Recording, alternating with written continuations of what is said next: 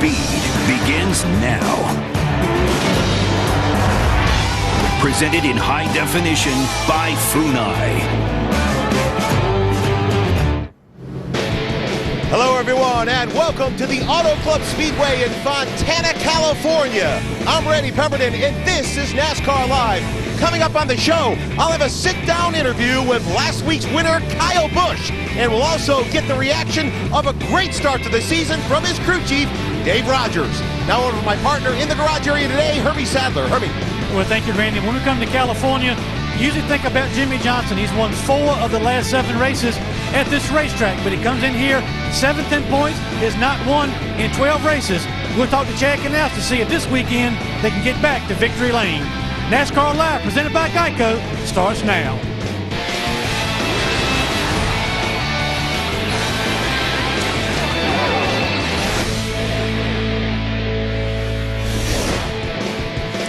Welcome, everyone, to NASCAR Live, presented by Geico, coming to you from the base of the snow-capped San Bernardino Mountains here at Auto Club Speedway as we kick off yet another full weekend of NASCAR coverage here on Speed. You know, whoever said it never rains in California didn't come here this weekend. A little bit of rain in the area, but that has washed away, and therefore we have moved under the comfort of the speed stage for now. But the blue skies have come out, and we're getting ready to see some Sprint Cup cars on the racetrack very shortly. But right now, let's take a look at the menu, see what's coming up today.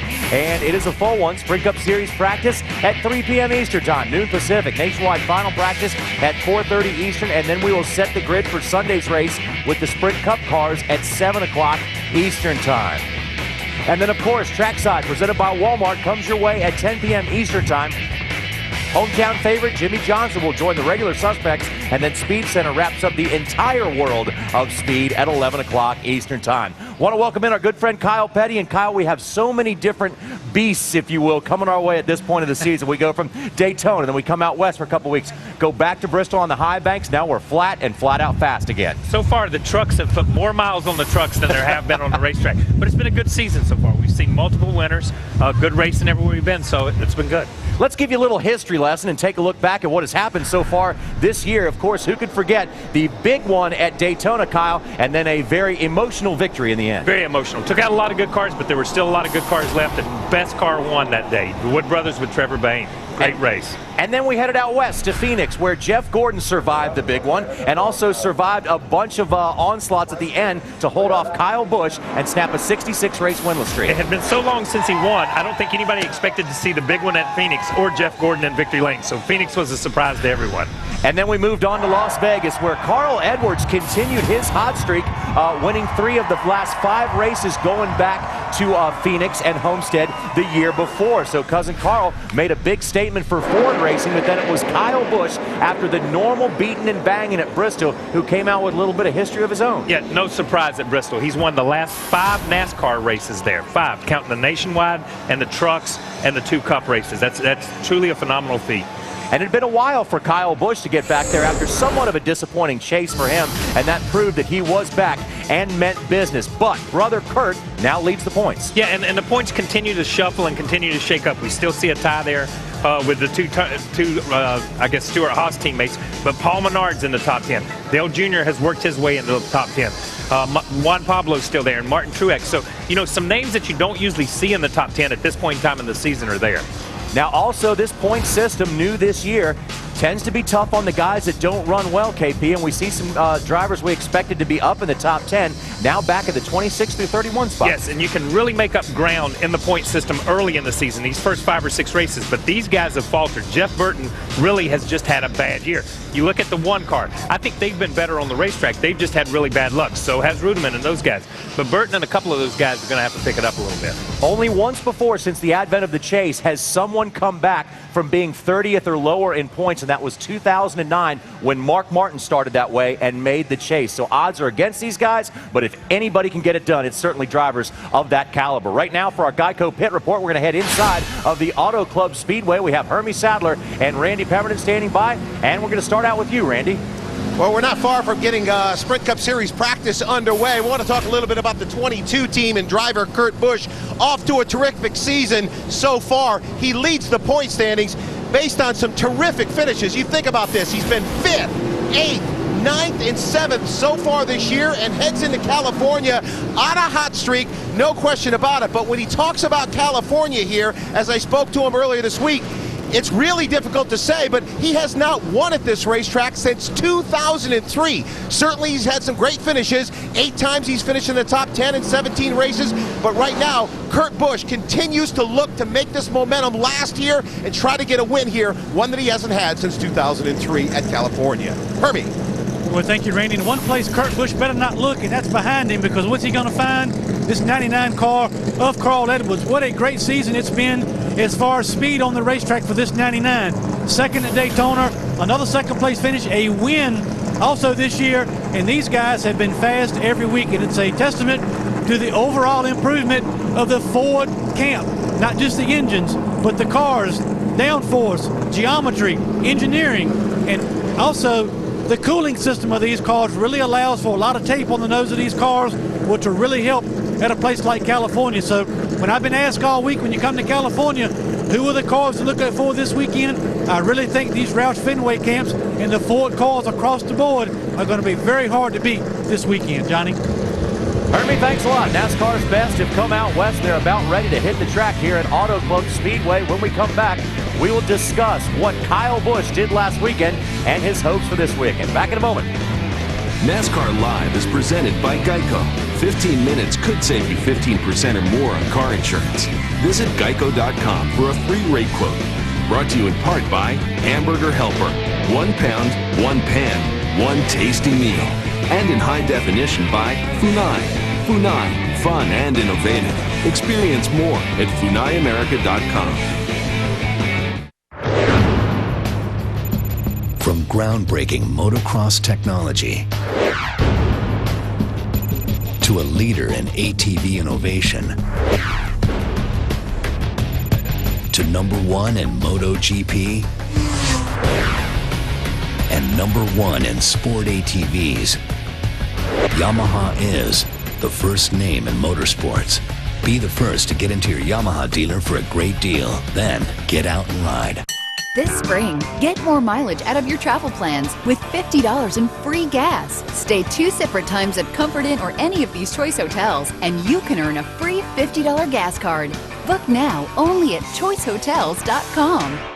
Welcome back to Geico Radio. It's savings on the radio. Hello, George and Linda. Hello, Mr. Gecko. So we're such huge fans of yours, and would be really honored if you would marry us. Me? Yeah, you just seem so smart and so British sounding. I'm not really qualified to speak on matters of the heart. Look, I'll tell you this. When you insure more than one car with Geico, you could save even more with our multi-car discount. I now pronounce you thrifty. Geico. 15 minutes could save you 15% or more on car insurance. Okay, guys, what sounds good for dinner tonight? I don't know, something. Mexican. Thinking Mexican tonight? Hamburger Helper has 5 festive flavors like Crunchy Taco. Hamburger Helper, 1 pound, 1 pan, 1 happy family. Once Trevor and his co-workers experienced the sheet metal strafing intensity of NASCAR, their business trips were never the same. Hey, she's a little loose coming out of the turns, but overall, I think we had a great car today. You guys did an awesome job. Forfeiting their preferred status was worth discovering that if everything was more like NASCAR, everything would be more awesome. I thought our boss was going to need a wrecker, but looks like he made it back.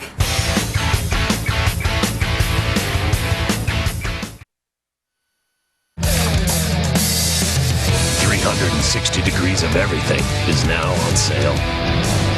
Visit NASCAR.com/tickets today.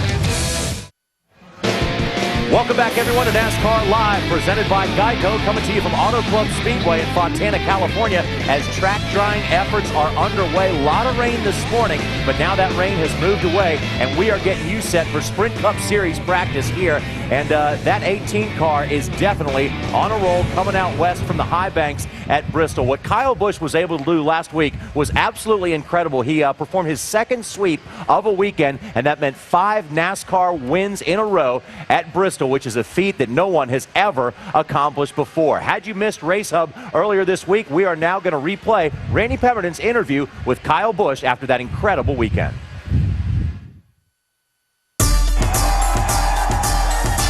Bristol's a tough place in general for some people to get a win, period. But for myself, it's It's worked really well. I love the place. You know, I've loved going there since the beginning, even when it was the old surface. Lately, it's been really good since the repave. You know, I've really taken a liking to the racetrack. It's a fun place to race for me. It seems like there is a different you at this point in time of this year. Is this the new Kyle? Well, JD in particular, I guess. You know, he's been telling me to look at my ring. You know, I've got that people are saying that Samantha's a big changer, which she is. But with her and learning from Joe and JD a little bit more, all in all, you know, there's a little bit of different Kyle here this year, and rather than trying to be somebody I'm not, I'm just more comfortable with who I am, and I guess it's kind of shown a little. What is it about Kyle Busch that makes you go to victory lane as often? Any sports athlete or anybody that's really good at what they do, everything slows down to them. You know, a quarterback, the game slows down. You know, they're throwing the ball in 2.7 seconds. To them, it might feel like 6 seconds. You know, you're just doubling the time of everything. So I think maybe that's what it is about race car drivers a little bit. You know, we're running around Bristol in 15.5 seconds, 16 seconds. You know, to us, it doesn't feel that fast. You know, the game kind of slows down a little bit. So it's vision, it's feel, it's communication, it's slowing the game down a little bit. It's all of that. It's all incorporated within being a good race car driver or good at what you do. It's a little early to tell, but you feel like you guys are together enough that this could be your championship run? It's very early to tell. I mean, this is way earlier in the season to try to figure out championships yet. You know, we were just 14th in points, and now we're 6th. So we were worried about making a chase. Now we're in. Now we just need to solidify our stature in the top 10. I feel like we're on the right page. Well, myself and crew chief Dave Rogers sitting here watching that piece. Kyle talking about, you know, his calmness and his demeanor is just amazing how it's changed. Your thoughts about what you see as an individual now compared to before? Yeah, I think I described it best after the race last week. It's a peaceful Rowdy Busch. Just at peace with himself, at peace with the race scene, and everything's clicking right now. We're having a lot of fun working together right now.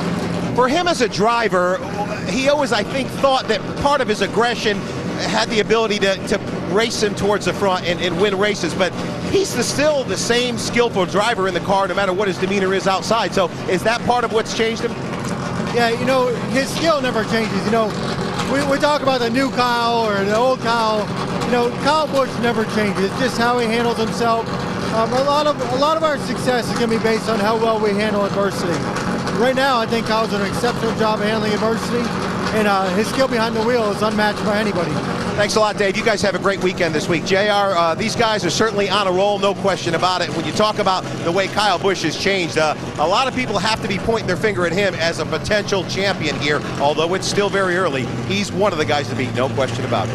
Yeah, and Randy, you know, Kyle said he loves Bristol, but he also has to love this place as well because he became NASCAR's youngest winner at the time when he got his first victory right here at Auto Club Speedway. We got to take a quick break, but when we come back, Jimmy Johnson will join us from the media center, but he will also be with us tonight on trackside. It's a homecoming party like no other as Jimmy Johnson stops by the speed stage for the wildest party in racing. Don't miss NASCAR trackside from Fontana tonight at 10 Eastern only on Speed. We'll hear from the five-time champion in just a moment. In 57 days. Have you ever? No, I have never. Don't miss the NASCAR Sprint All-Star Race live on Speed. You ready? Ready?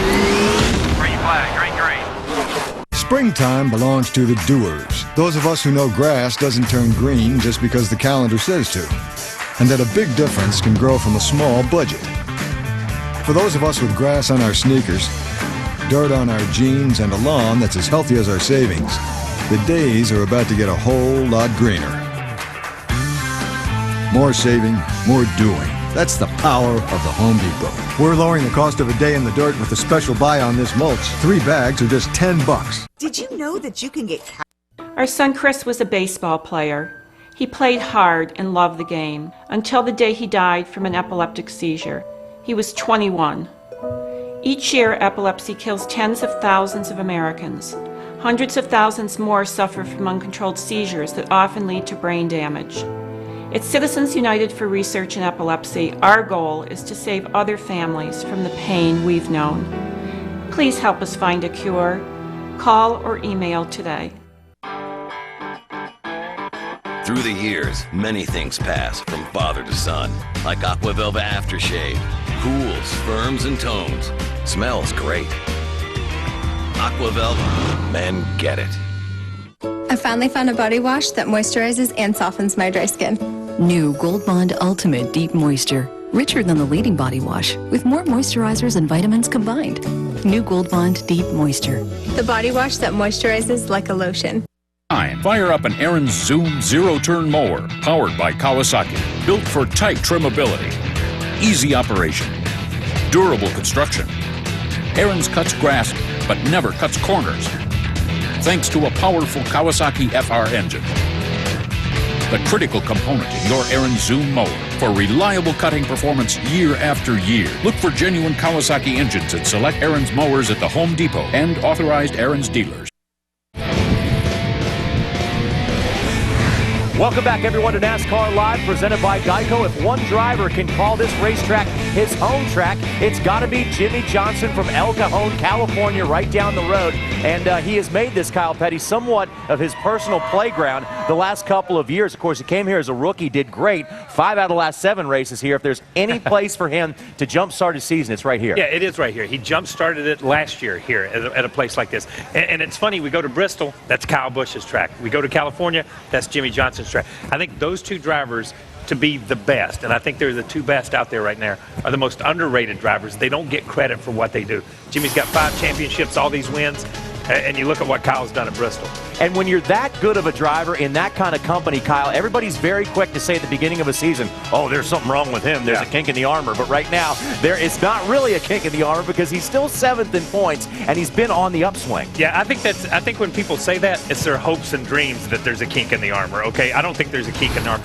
He was 4th. He's now 7th. I mean, he's right in the mix where he needs to be. Those guys I guess they really don't press until those last 10 races. I don't care where Jimmy is in the first 5 races. I don't care where Jimmy is in the first 15 races. Get me to that 26th race, and when he's in that 26th race, then the championship's in jeopardy. Yeah, and also one of the smartest guys in the business is on top of his pit box. That doesn't hurt either. And Jimmie Johnson always at home here at California, and he's also at home in front of the media. Let's check in with the media center. So Vegas was the first mile and a half, and we've had a couple weeks to work on some new ideas, and then hopefully we can get out and get to work today. Every lap is going to help us progress our cars.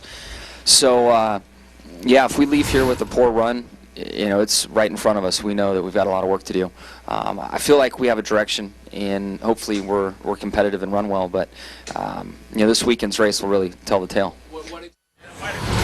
And what also tells quite a tale is the guy who is calling the shots for Jimmie Johnson in the pits, and that is crew chief Chad Knaus. Let's go to Hermie Sadler in the infield of the Auto Club Speedway. Hermie? Well, the 48 car is always in the news. If you're winning every week, we talk about you. If you hadn't won in a few weeks, we talk about you. Always talking about the state of the 48 team, so let's go to you, Chad Knaus, to get it from you.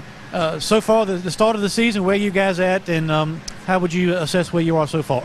I feel from a performance standpoint we're pretty good. We've led some laps. Obviously Bristol last week was really competitive for us. We had a good car in Las Vegas. It didn't turn out the way we wanted it to. We weren't able to maintain the track position we wanted, but the car was running well. Phoenix, we had a really good race car as well. Daytona, when you crash at lap 28, it makes it pretty difficult to recover from that. But we're sitting well in the points. Obviously would have much rather have had a win by now, but you don't know necessarily when that's going to happen. So what we need to do is continue to try to develop the foundation that we need for points, to try to get established after we get 5 races into this thing, and try to set up for the summer months and try to make a chase. And that's our main focus right now, and I think we're going down that path. And you guys are coming back to a place you've had a lot of success at, won 4 out of 7 here. Does that make any difference to you? Because so many things are different now with the car, but always good to come back to a place you've won at. Yeah, we really like it out here. Obviously, we got our first win here, and so it's close to Jimmy's hometown in El Cajon. There's a lot of cool things that he does out here, so it's nice to get out here. I think that it's a racetrack that kind of lends itself to the style of the 48. It's a very large racetrack. Horsepower comes into play. We know we got great Hendrick engines. We've got opportunities to work with mechanical grip, aero grip. There's a lot of neat things that you can do here. A lot of strategies that can play out for the race. So we like coming out here to Fontana, and we're really looking forward to it. Well, JR, these guys are definitely off to a good start, and they've got a lot of new people in this organization, especially on pit road they're working through. So these guys better be aware as the season moves along, this team's going to be back in championship form. Yeah, Harmie, although they haven't been to victory lane yet, they are 7th in points, and don't hold your breath because they could well be that team that's celebrating in victory lane. When we come back, we're going to talk about this Auto Club Speedway, where it fits into the schedule, and what impact it might have on a championship run. Stay with us, everybody.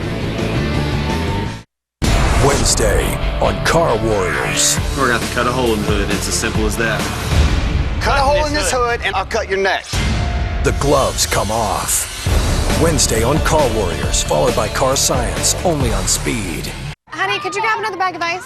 On it. Did you see that pass on turn 3? No, I had to feed the pony. The only ponies at this party are underneath the hood. Look, if I don't get this ice. Oh, if I don't get this ice. You got a 4G face melter in here, man. Let's do this thing. Okay, yeah, just one lap. One. Yeah, just do one. Yeah. How's that ice coming? Fuel your fan with the latest news, stats, and highlights on NASCAR Sprint Cup Mobile, only on the Now Network. Well, everything looks good.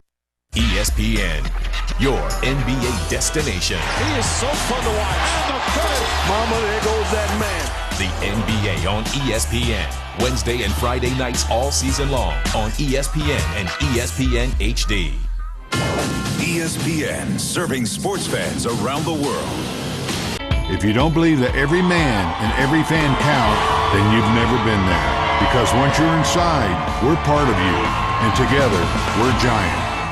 So at our company, we pay about the same, even though I'm a great driver and he's not so much. Well, for a driver like you, I would recommend our new Snapshot discount. This little baby keeps track of your great driving habits so you can save money. Amazing. It's like an extra bonus savings. He's my ride home. How much can the Snapshot discount save you? Call or click today. It's race time at Walmart. From official gear to snacks for race day, you'll find everything you need. Gear up, stock up, and save. Welcome back, everyone, to NASCAR Live, presented by Geico, coming to you from the Auto Club Speedway. Now, this racetrack is a different beast in and of itself. When Roger Penske built this track, a 2-mile oval, he made the backstretch higher so the people that are sitting in the front stretch could still see the action in the back. That makes it unique, but also it's one of these so-called intermediate tracks that we're going to see a lot of as we head towards a championship run. These tracks, the 1.5-mile tracks and the 2-mile tracks, make up the heart of the thing, of our season. You can take Daytona and Talladega and Pocono and the road courses. Bristol. Some of the short tracks, that's right, yeah. Bristol, some of the short tracks. But really, this is where it's at. And we heard Chad say, when we get into the summer months and we get into the grind, it's going to be the 1.5-mile and 2-mile racetracks. And I think that's what they're looking at. They're looking at those racetracks. Just as he said, we've got aero to work with, we've got downforce, or we've got chassis to work with, and we've got engines. And they think they've got a great package, and their package really starts here. And this is a different thing this year, a new kind of schedule we're looking at, because one trip out to Auto Club Speedway, kicking it off with Daytona as normal, but then instead of coming here second race, we went to Phoenix. Yeah, if we had a road course in the first 5 races, then that would be a mini season. In all reality, you've got a short track, you've got 1.5 miles, you've got a mile, you've got a 2-mile, you've got all that right there. So, you know, that really establishes which teams are going to run good on these racetracks, because the guys that ran good at Daytona are going to be good at Talladega. The guys that ran good at Bristol, God only knows where they're going to be good, because that's a whole other thing. Yeah. But when you look at Las Vegas and some of these other racetracks, it transfers to a place like this. All right, so we're seeing just about everything that NASCAR has to offer in the first 5 races of this season. But right now, we're going to send you back up to Charlotte. Adam Alexander, AA, in the Speed Center, has the rest from the world of motorsports. Take it away, AA. Thank you, JR. We're back to California in a moment. We begin down under. Formula One getting set for the season opener. It's the Australian Grand Prix. You can see it Sunday morning at 1:30 a.m. Eastern Time. Set your alarm clock. McLaren topped the second practice session under race conditions. I'm talking about teammates Jenson Button and Lewis Hamilton. Fernando Alonso also quick in third. Qualifying can be seen in the morning at 2 a.m. All right, how about round 12 for Monster Energy Supercross in Toronto this weekend? And it's going down to the wire. Last week, point leader Ryan Villopoto missed the main. James Stewart couldn't close the gap, and now the title chase wide open. Supercross coverage Sunday, north of the border, 5 p.m. Eastern Time on Speed. World Rally Championship, round 3, Portugal. This is outrageous. American Kim Block over. This happened during a shakedown practice. 5 flips. The car destroyed. Block and his co-driver are doing just fine. Thank you very much. We're doing good here at Speed as well. Cut practice coming up. More NASCAR Live after a break.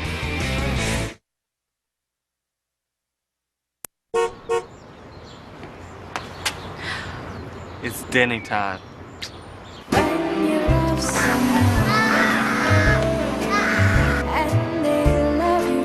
You drive like my mom. Find your little ready. What would you do with your favorite driver? Enter your design at toyotaracing.com. This spring, get more mileage out of your travel plans with $50 in free gas. Stay 2 separate times at Comfort Inn or any of these choice hotels, and you can earn a free $50 gas card. Book now only at choicehotels.com. Pennzoil Ultra, a revolutionary synthetic oil that takes clean where it's never been before. Nothing keeps your engine closer to factory clean.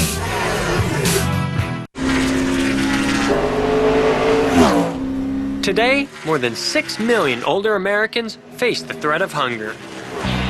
In just 2 years, the number of people suffering has more than doubled. With your help, we can make this problem disappear. That's why I've teamed up with AARP and AARP Foundation in the Drive to End Hunger. Join us by visiting drivetoendhunger.org. Any Pizza Hut pan pizza is now just $10. So before they come to their senses, we're stocking up. This is our best idea ever. Pizza Hut's world-famous pan pizza is now just $10. Any pan pizza, any size, any toppings, only $10. Add Pepsi and breadsticks for just $5 more, only at your Pizza Hut. Of all the things you've ever ridden, it's most similar to none of them. The Can-Am Spyder Roadster. Its unique 3-wheeled stance makes hitting the open road easier than ever. Now you can take your motorcycle license test on a Can-Am Roadster and be riding the next day. Discover what thousands of riders already know at canam.brp.com. It's riding reinvented. NASCAR Live is presented by Geico. 15 minutes could save you 15% or more on car insurance. Visit geico.com for a free rate quote. Brought to you in part by Roundup Extended Control Weed and Grass Killer Plus Weed Preventer. And in high definition by Funai. Funai, fun and innovative. Experience more at funaiamerica.com. Welcome back, everyone, to NASCAR Live, presented by Geico. We are just moments away from Sprint Cup Series practice here at Auto Club Speedway. There was some rain this morning, so the track is clean and green and also cool as well. With that in mind, let's go inside for final thoughts from Hermie Sadler. Hermie? Yeah, thank you, JR. And I think it's going to be interesting to see how this practice plays out when these guys get on the racetrack, because although we're at Vegas a couple of weeks ago, a high-speed mile-and-a-half racetrack, this is a 2-mile racetrack with much less banking in the corners. So the challenge is, this is the first time we're going to have these kind of speeds going off into these corners and not as much banking to help the cars get turned. So it's going to be interesting to see how practice shakes down and who has their stuff together when you get on the racetrack for the first time. And also something else to follow this weekend. This race this weekend is 400 miles instead of the usual 500 miles. I'm anxious to see how, if any, that makes a difference in practice and how these guys prepare for this race. Johnny? Oh, over to Randy. Randy? Yeah, Hermie, no question about it. I agree with you. This practice session will be interesting. And as Johnny just mentioned, it rained all night here in Fontana, California. You can see the front stretch here. You can see the weepers. It's a little bit wet there on the front stretch. The jet dryers are currently out there working on the corners and the back stretch at the moment. The bottom line here is it's about 55 degrees. The winds are blowing about 15 miles an hour. The sun is peeking out, so the track should be dry here momentarily. But the bottom line is, let's not forget about the new qualifying procedure that we have here, and that is the fact that the fastest guys in practice, one practice session today, will go out last in qualifying. So it should be interesting to see who gets, the break, so to speak. Guys going out late or guys going out early. Johnny? And yeah, Randy, let's not forget, they think about it. These are smart guys, Kyle. They might not want to show everything they have in practice sometimes so they don't go out late, but maybe now you do. Yeah, maybe now you have to show what you have, because I'm going to tell you, qualifying is important here. I think track position is important. When you can start up front, you're going to stay up front. It's going to be tough to come from the back. All right, that's the nature of the beast here at this racetrack. Track position is king, and also speed or horsepower under the hood doesn't hurt anyway. We've seen a lot of surprises on the racetrack so far this season. Could be another weekend full of surprises here at Auto Club Speedway. But now for Sprint Cup Series practice, let's send you high atop the racetrack and join Mike Joy and company. Guys, take it away. Thanks, JR. Hello, everyone, and welcome to NASCAR Sprint Cup practice in trying to be sunny Southern California. Well, the kids get a chance to play and don't need their hearing protection just yet because there's no cars on track. You saw those flags in the breeze on the high clouds. That is moving out of here. Heavy rains last night and quite a wash down this morning. So the track right now is in the final stages of track drying. So we are going to practice. We're going to be just a little bit delayed. It won't shorten the day, but what is going to shorten is Sunday. Hi, everybody, with Darrell Waltrip, Larry McReynolds, I'm Mike Joy. We got a 400-mile race instead of a 500-mile race to look forward to on Sunday, Darrell. And when they changed last fall's race to 400 miles, a lot of folks felt the whole day seemed racier. Well, and the intensity has to pick up. I mean, you have less time to get it done. And so if you look at 400 miles versus 5, I think it made a lot of sense. This thing drags out a little bit, keeps everybody a little bit more focused, and I think it makes for a better race. And the fall race here was really good. I think we'll see the same thing here Sunday. So we're going to have a green racetrack to practice on, Larry. Right now, the track is mostly dry. There are a few wet spots. There is a concern about some weepers, water coming up through the asphalt near the wall and other places, but a green racetrack at California. Well, it is, and I think they'll kind of approach this kind of cautiously. You know, they do have 5 sets of tires to work with today and tomorrow. The forecast for tomorrow looks great. This is another one of those racetracks going back to like Las Vegas Motor Speedway. That driver's going to be driving off in these corners over 200 miles an hour. It seems like the seams here get more pronounced every time we come here, and a lot of drivers complain about the car wanting to really wiggle as you go across those seams. You see them right there getting out in the corner. But yeah, I tend to believe that they'll maybe make some short qualifying practice runs, probably try to get at least one race run in this hour-and-a-half practice. But the big thing, shorter race, you want to start up front, so you want to make sure you qualify good. 43 cars here for 43 spots, so nobody has to worry about going home. California is now home to more NASCAR Sprint Cup drivers than any other state. Robbie Gordon and David Gilliland both live within, or both are from, within 20 miles of this racetrack. But home field advantage, that probably goes to the fellow who's with Dick Berggren. And that's Jimmy Johnson. He surely has home field advantage here. In 2002, he came to this racetrack for the first time ever in a Sprint Cup car, won the race. Since then, 4 more wins. That's more than anybody else has got in that division, and led more laps than anybody else. But you've got a raw racetrack. There's no rubber down there now at all. A brand new car. How do you make the best use of your time today to get a good starting spot on Sunday? It really boils down to smart laps and laps that I know I can repeat so that we're adjusting and do the right things, the right conditions. So we've got a great plan in place if and when we get on track. I know that the weather seems to have moved out now, but this track has a history of weeping a lot, and it looks like we have some of that out there now. So we're waiting and eagerly waiting practice and it to start. But we hope to get on track today, and then obviously tomorrow get to work again. This racetrack also has seams in the corners, and some drivers tell me that those seams really upset the race car. How do you stay out of that stuff and still have the fastest possible line? Yeah, the older tracks really do that. The asphalt seems to separate where the paving machine goes through, and they put down this tar or something in those strips, and it's very difficult to cross the strips, even if you're coming down over them or if you're sliding through the center of the turn, crossing back over them on corner exit. You lose traction for a split second while you're on top of that seam. In some cases here, it'll just keep you from getting to the bottom, and you'll see a lot of guys turn into turn 1, get almost to the inside lane, and the right side tires get stuck on the seam, and the car will never get to the bottom. And it'll kill 3, 4, 5 tenths just getting stuck on a seam. So we see that here. We see it at Michigan. Texas is kind of coming that way. Kansas, when the asphalt gets a little older, that crack develops, and they have to fill it in with tar, and that's what really messes things up.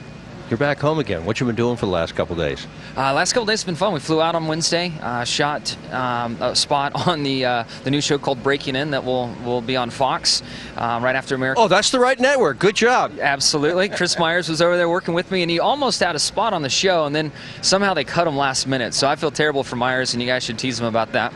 But it was a great time. Christian Slater and that whole cast was very welcoming. I had a great experience with it, and I hope I don't look like a fool when that thing airs on April 20th. I'm sure it's going to be just great. Thank you, Jimmy. Right on, thanks. Chris Davoda.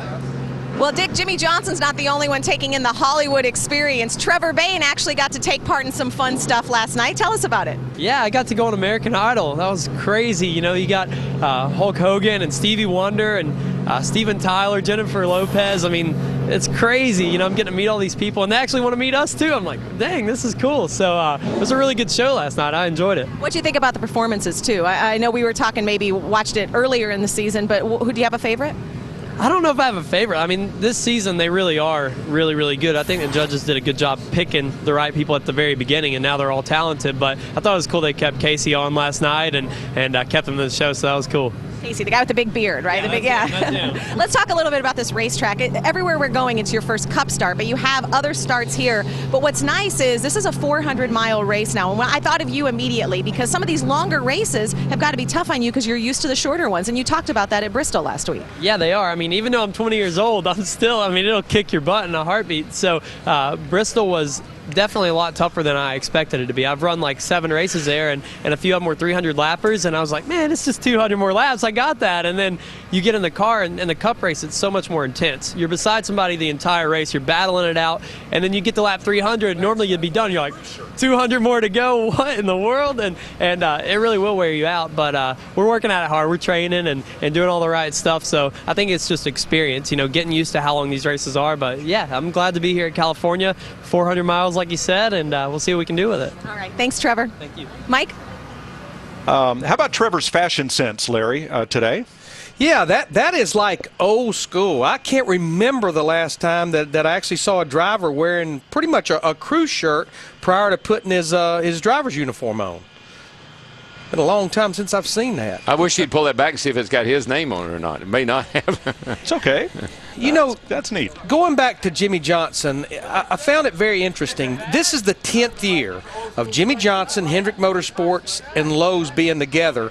And a little over 10 years ago, when Rick was selling Lowe's coming on board, Lowe's wanted to meet with Jimmy Johnson.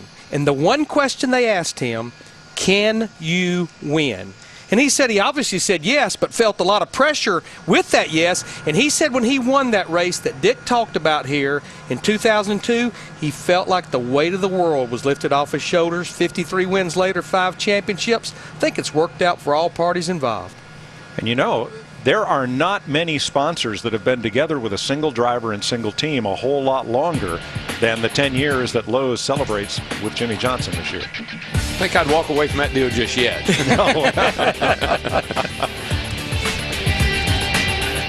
Honey, could you grab another bag of ice? On it. Did you see that pass on turn 3?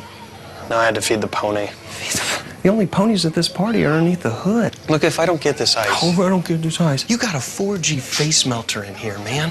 Let's do this thing. Okay, yeah, just one lap. Yeah, just do one. Yeah.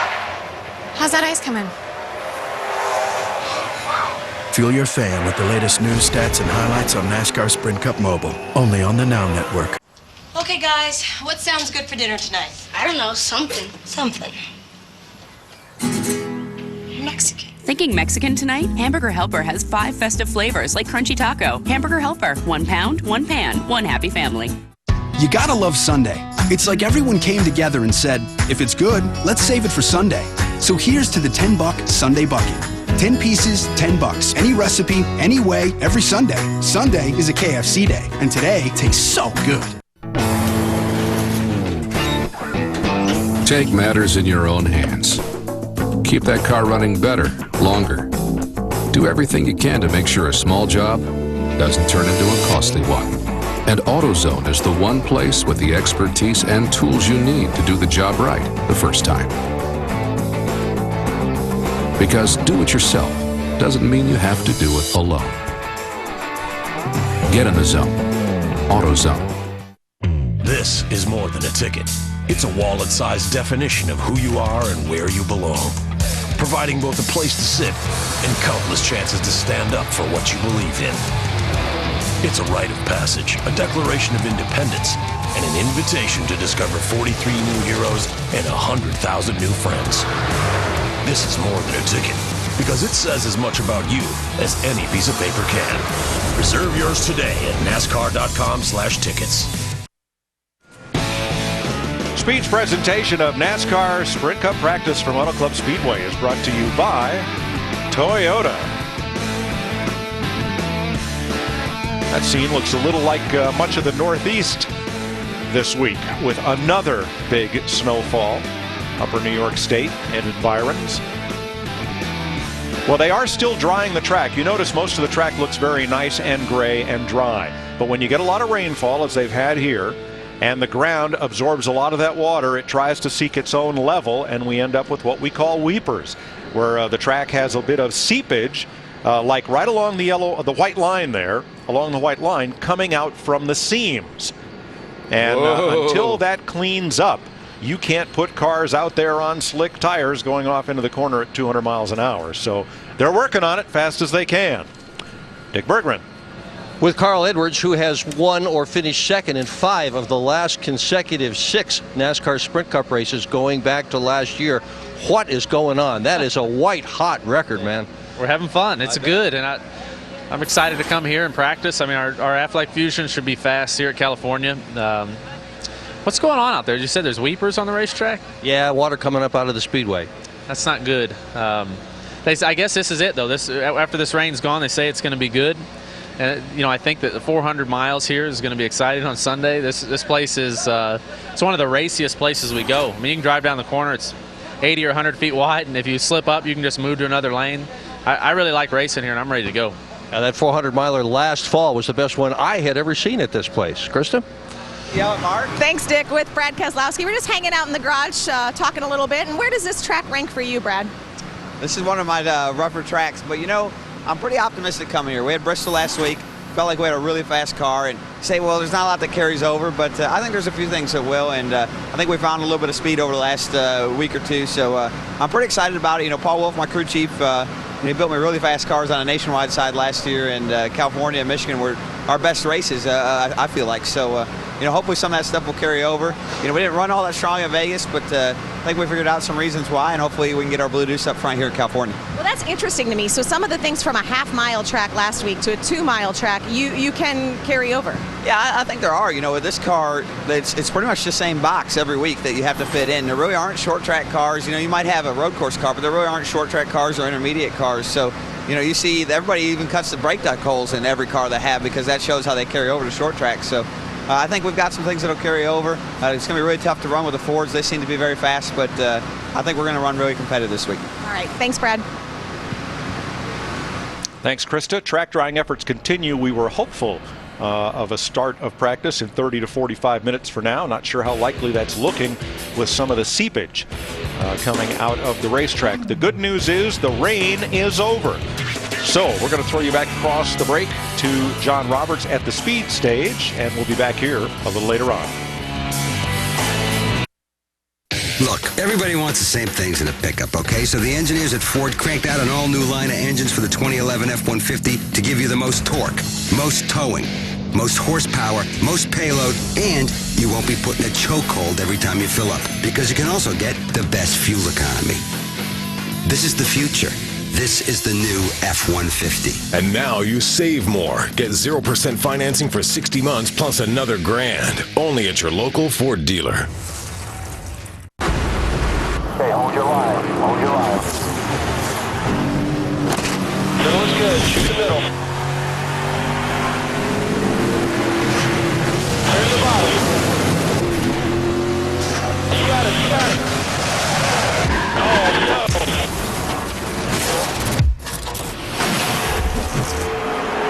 NASCAR The Game 2011. Okay, buddy, you okay? Yeah, I'm okay. Rated E for everyone. You don't have to go bald. Attention Medicare recipients. The following is important news from Hoveround. With Medicare and your supplemental insurance, a powered chair costs you little or nothing out of pocket. That's true for most powered chairs. But when you choose Hoveround, you get a better powered chair. How is it better? Just ask these questions. Is it round? Hoveround is the only round powered chair. That makes it easier for you to get around the tight spaces in your home. I love how easy it is to maneuver. Is it reliable? At Hoveround, we make your chair, deliver your chair for free, and service your chair right in your home. No one else can say all that. Last question. Is it affordable? Here's what most Hoveround customers pay. Zero. I paid nothing for the unit at all. Call Hoveround today and you'll receive a free phone mobility consultation, a free DVD information kit, and free delivery to your home.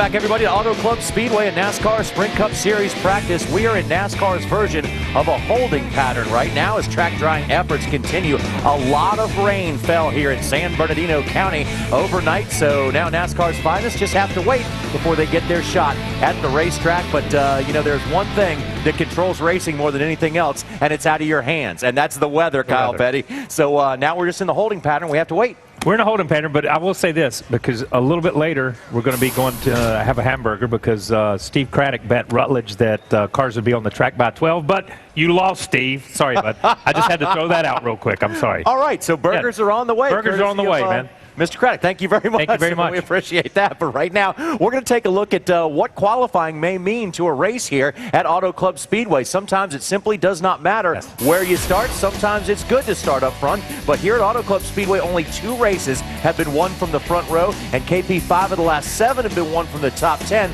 But also, those top 10 and 5 of the last 7, those are all Jimmy Johnson. They're all one car. And you know, we did see Tony Stewart qualify 42nd or so out here. It's all about track position and getting that track position. If you're a good team, you make it up on pit road, you make it up on the racetrack. We saw Tony pass a lot of cars, but at the same time, we saw his pit crew pick him up 7 or 8 positions every time he came down pit road. It shakes itself out early in the race. And the advantage was this was a longer race. Now it's a 400-mile race, so it'll be a little bit different. So, in other words, race fans, if your favorite driver starts in the back of the pack, don't write him off just yet because he could make his way up to the front before all is said and done. Now with the schedule update, let's go inside the track, check in with Randy Pemberton. Randy? Yeah, as you said earlier, Johnny, the Sprint Cup cars should have been on the track, but due to the inclement weather that we've had here over the evening and track drying procedures going on right now, the cars are still unable to get out there. So here's the story. I've just been handed the new track update here as far as the schedule goes.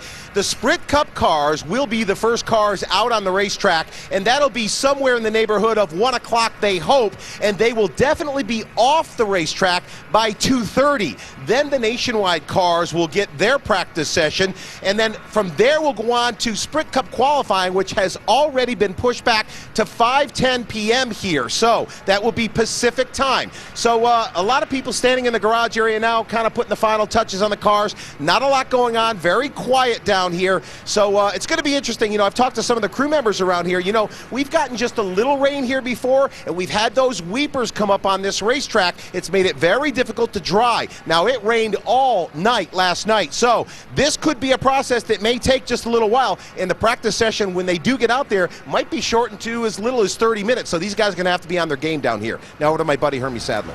Well, thanks, Randy, and catching up with Brian Vigas, the Red Bull car. I know you're ready to be out on this racetrack. We've got a little bit of a delay here, but talk about coming out to this racetrack, 500 miles back to 400 miles. Have you guys talked about how to approach the weekend any different?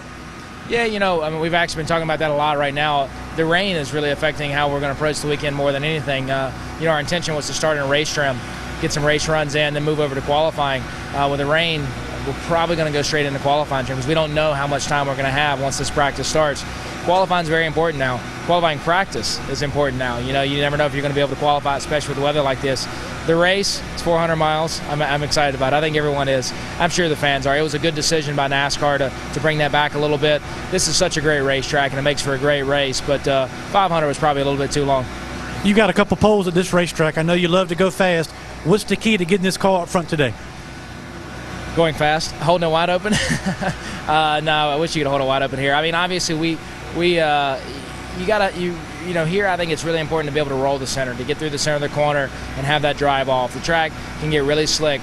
Unfortunately, I don't have the experience on the new set of tires. You know, I heard a lot of guys say that Goodyear brought an amazing tire here in the fall last year. I was not in that race, obviously, for health reasons, but everyone said just had great grip, made for great racing. So for me, it's going to be learning this new tire a little bit, making sure the car is rolling through the center, making sure we get a good starting spot today. All those are going to be key factors to having a good race on Sunday.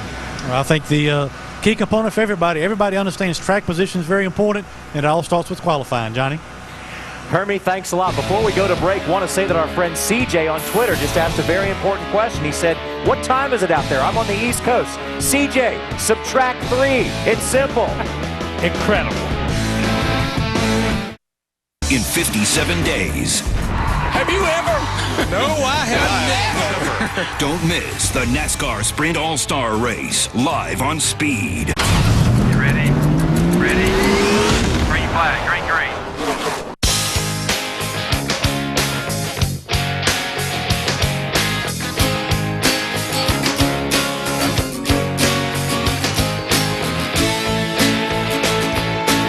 125 years, Sunoco's been fueling victories on and off the track.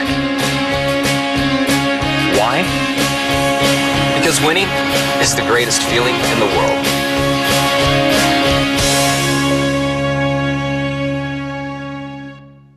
Now at Best Western, stay 3 separate times and earn a free night. It should be easy. They're the biggest hotel family in the world. You see, with 3 types, you can always find the one that's right for your trip. And since each hotel is independently owned, there will always be someone there who cares and rewards you for your loyalty. Best Western, the world's biggest hotel family. Springtime belongs to the doers. Those of us who know grass doesn't turn green just because the calendar says to. And that a big difference can grow from a small budget. For those of us with grass on our sneakers, dirt on our jeans, and a lawn that's as healthy as our savings, the days are about to get a whole lot greener. More saving, more doing. That's the power of the Home Depot. We're lowering the cost of a day in the dirt with a special buy on this mulch. 3 bags are just $10. Welcome back, everybody, to NASCAR Sprint Cup Series practice at the base of the snow-capped San Bernardino Mountains. Sits Auto Club Speedway, and we sit in a holding pattern right now as we're basically pushed back an hour on today's schedule for the Sprint Cup Series as we get ready to practice and qualify. And, of course, because of NASCAR rules, when you go out there and practice, the fastest cars in practice will qualify last. So we might be looking at, 8 o'clock Eastern time by the time we get the field set. Let's go to Randy Pemberton. Yeah, a lot of times us guys in the sport, we like to talk about like the Motorhome 500. That's when all the drivers get together out in the coach lot and do a lot of talking. Well, this opportunity here with the rain has given us a lot of drivers some time to chat. And, I don't know if that's always a good thing or a bad thing, but they get to compare notes and talk about their cars. And everything's a little, little laid back right now in the garage area. So everybody just taking their time, ready to go out. Joey Logano been signing some autographs, and you got Juan Pablo over there talking with Jamie McMurray, Greg Biffle standing around. So everybody just hanging out and getting ready to practice, guys. What can you do at that point? Let's go to Hermie Sadler. Yeah, Johnny, you want to keep an eye on the 71 car this weekend. We always talk about the top guys, but everybody has got stuff going on within the race team. Jay Guy left this team after the Bristol race last weekend. Paul Clapperud is the interim crew chief. He'll be helping Andy Lally try to get this car a good finish this weekend. They are on the verge of not being locked in the top 35, and they need a good run this weekend. And personally, I'm pulling for them, Johnny, because I'm driving this car next week, and I'd like for it to be locked in. All right, I can see that. Hermie, look forward to that as Hermie gets ready to jump back behind the wheel. But, sometimes making a wager on what happens with Mother Nature, Kyle, can be very dangerous. Yeah, I don't know what Craddock was thinking this morning. I think I learned here at the racetrack. I think I learned during the break that he's buying burgers and fries and milkshakes for the whole crew. So that was I think that was a nice deal. of him to step up on that. I think that was a deal. So right now, in terms of NASCAR, we're going to push everything back today about 1 hour in time.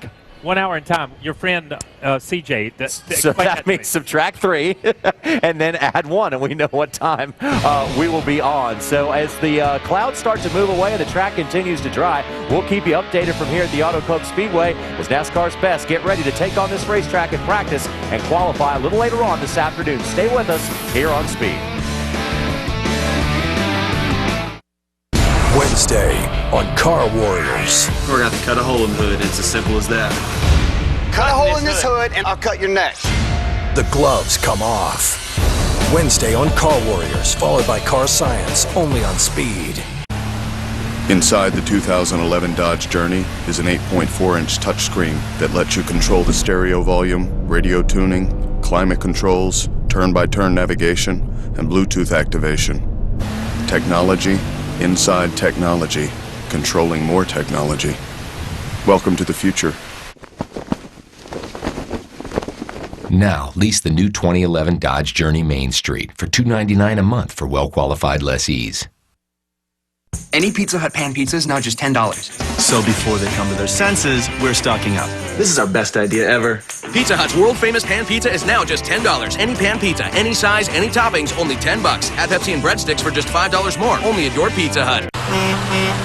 Now we're hitting the road with the Pro Glide Challenge. Yo, Come on down here. What razor do you use? Disposable. Why the disposable? This is really quick and convenient. We have a face-off between disposable and ProGlide. Fusion ProGlide is engineered with Gillette's thinnest blades ever, so it glides for less tug and pull. Wow, this is remarkable. I feel sexier already. Yeah! Take the ProGlide challenge. And for enhanced glide, try new Fusion ProGlide Shave Gel. The weekend is coming!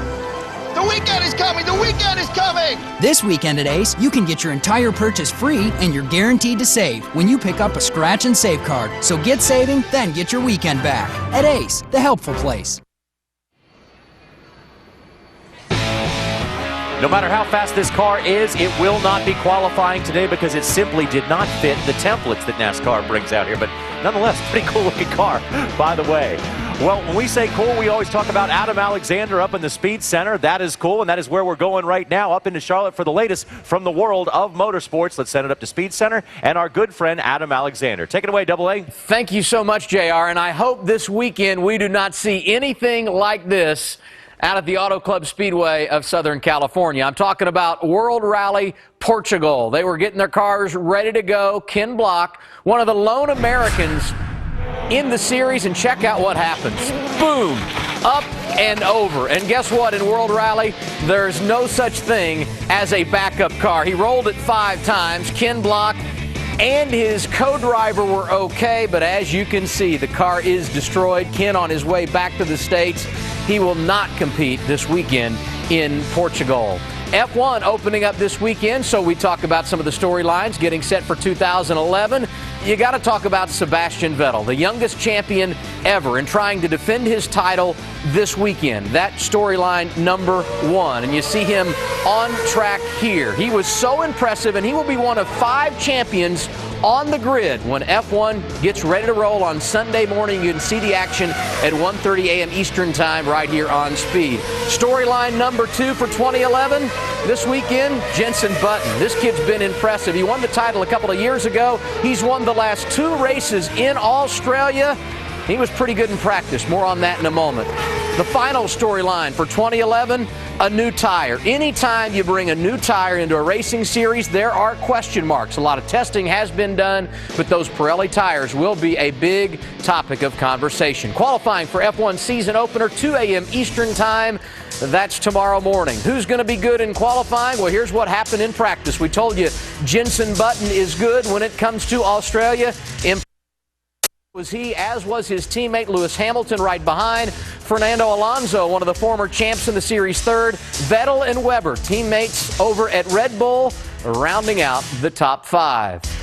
On now to the IZOD IndyCar Series, and of course they open up this weekend as well. They are on the streets of St. Pete on Sunday afternoon. So when you talk about the IZOD IndyCar Series, you have to talk about one guy of late. I'm referring to Dario Franchitti. This guy has been incredible, winning the championship the last 2 years. And certainly when you look at the storylines for this season, he is at the top of the list. Second, Penske. They've not won a championship since 2006. They're trying to get back on track after recording 9 wins a year ago. So who's going to knock off either Ganassi or Penske?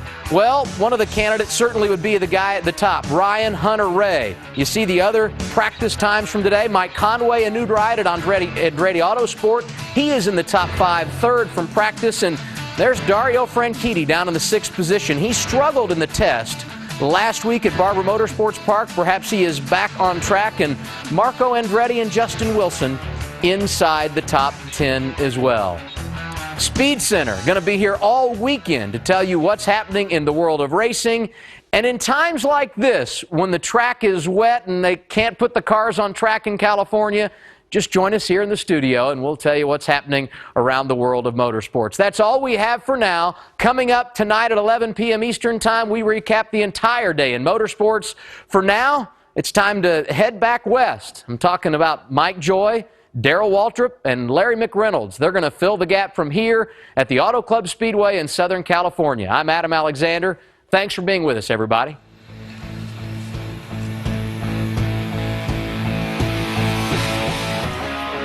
Welcome back to Auto Club Speedway, east of Los Angeles, in San Bernardino County. where the track continues to work with handheld blowers and jet dryers with the weepers coming out from the seams on the racetrack. Now, Sprint Cup practice will be held once the track is dry, then nationwide practice, and Sprint Cup qualifying has been rolled back to 5:10 local, 8:10 p.m. Eastern time, and you will see that live right here on Speed. So the bad weather has moved out. As soon as the track is dry, we'll be right back here with coverage of NASCAR Sprint Cup practice. For now, we're going to send you over to NASCAR Hotwire with a replay of last year's Sprint Cup race here in Fontana, and we'll be back to the track live when the track is dry and the Sprint Cup cars roll out for practice. 500 laps. We're going to make them all today. Nobody better around here than you, man. Green, green, green. Some guys will hit it, some guys will miss it. Hey, this is fun. Need a leader? Yes, sir. That's the leader. Well, there he goes. I can put the hammer down. Woo! That wasn't as good as us. As long as I've been in the sport and been a part of those wins and the championships, is what separates you from winning and what separates you from being a champion is so small. Especially when you're at Hendrick Motorsports and you have the resources and the people surrounding you that we do. Hendrick Motorsports is the only organization featuring 2 4-time champions, both racing well in the chase and hoping to capture their 5th title. El Cajon's Jimmy Johnson, Bakersfield's Kevin Harvick, the 2 California kids are going to go at it here with 3 laps to go for the win. Checkered flag in the air, and for the 5th time, Jimmy Johnson is a winner at the Auto Club Speedway. Well, they're really good, but they're really, really lucky too. They have a golden horseshoe stuck up there, so it's, I mean, there's no way to get around that. Luck didn't have us lead 101 laps. Luck didn't hold off the 29 car. Luck put us in position. They know this 48 team is the real deal. I don't know, man. Not much you can do about the 4 tires, though. We gotta give it everything we got. I'm with you. Just use the air the best you can. If it's tight, shut that right rear tire blower off. Now it's bumper to bumper. Jimmy looking on the inside down the back straightaway. They head into 3. Jimmy Johnson now side by side with Jeff Gordon. Johnson has the advantage as they head into 4. Johnson now takes the lead. Jimmy Johnson will secure his 49th career win as he takes the checkered flag here at Las Vegas Motor Speedway. Guys, great job in the pits. Jimmy, great work out there, buddy. No luck involved in that one, my friend. A 2nd win in a row proved that more than just luck was at play in the success of the 48 team. A lap and a half to go. Matt Kenseth in 3rd, Newman 2nd, Gordon trying to win his... Kyle Busch is sideways. One more time. Caution's out.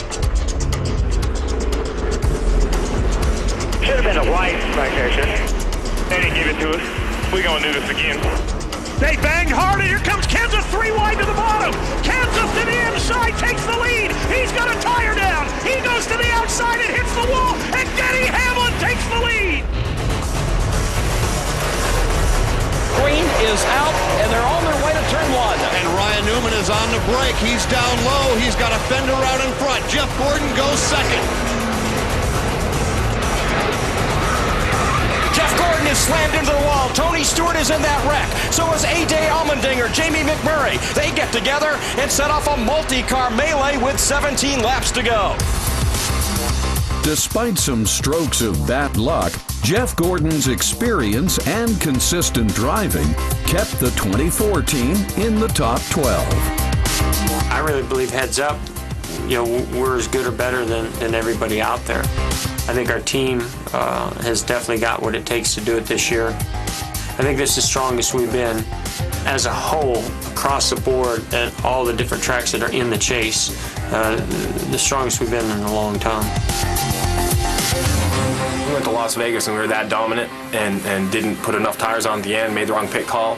When you leave there, you're very deflated because you never know if you're going to be that good again. So when we went to Texas, and in my opinion, we're as dominant as we were at Las Vegas, that to me proved the point that we can have a car that we don't need to get lucky, we don't need to get rain, we don't need to beat them magically with some trick pit call. We can line up car against car, team against team, and go for wins. And I think that gives us the confidence.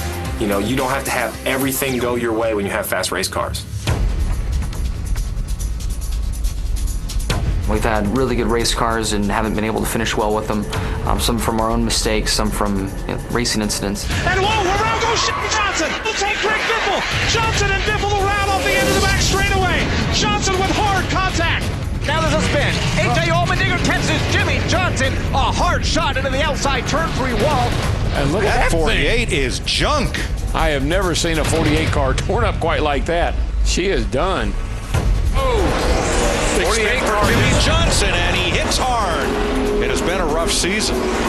The first 6 races this year, 3 wins. In the last 6 races, no wins, 2 DNFs, and an average finish of 19th. It's incredible how many times this car has been wrecked this year, which is highly unusual for that 48 team. At the end of the day, the thing that really matters is the championship and how competitive we are in the chase. It's chase time, and Jimmy Johnson and the Lowe's team are going to victory lane. That's how they roll. Jimmy Johnson's going to win chase race number 2. Nice work, brother. Nice work. Maximum points today, buddy. Thanks, guys. Let's enjoy this. Take a deep breath. Absorb it. Come back and do it again next week. Jimmy Johnson's win at Dover, followed by a second-place finish at Kansas, shot him to the top of the standings, with Jeff Gordon fitting in at a strong 5th.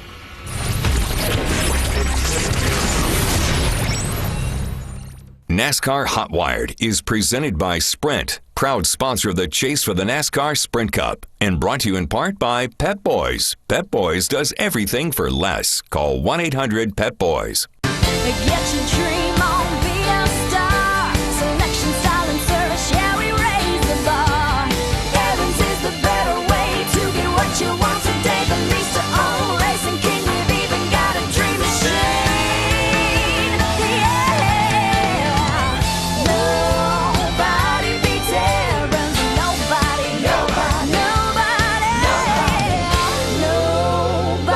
beats Evans. Nobody. If you had a choice between Car owners, does your vehicle have less than 120,000 miles on it? Is it less than 10 years old? Is your current auto warranty about to expire? Well, Cover America Auto Care has a very special offer just for you. With current economic conditions causing bankruptcies and a downturn in new car sales, Cover America Auto Care now offers inexpensive mechanical breakdown coverage direct to the public. You can save thousands of dollars on auto repairs. A toll-free line has been made available so car owners can call and get a free no-obligation quote. This auto protection is backed by an A-rated insurance carrier. Plus, you get a claims department that has an A-plus rating from the Better Business Bureau. 24-hour emergency roadside assistance is also included. You will be amazed at how much you can save on future car repair bills. So call for your free, no-obligation quote now. Do not wait. Get covered today and rest easy tonight.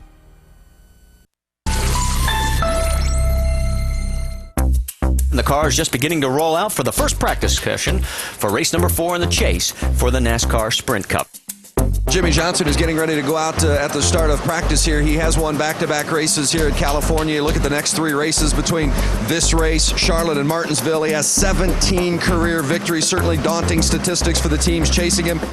Steve Letarte, Jeff Gordon's crew chief, says you can't be afraid of Jimmy Johnson and company, though. You cannot wait for the 48 to fumble the ball. You got to go out and beat him on the track. That's a 39.63. Good job, bud.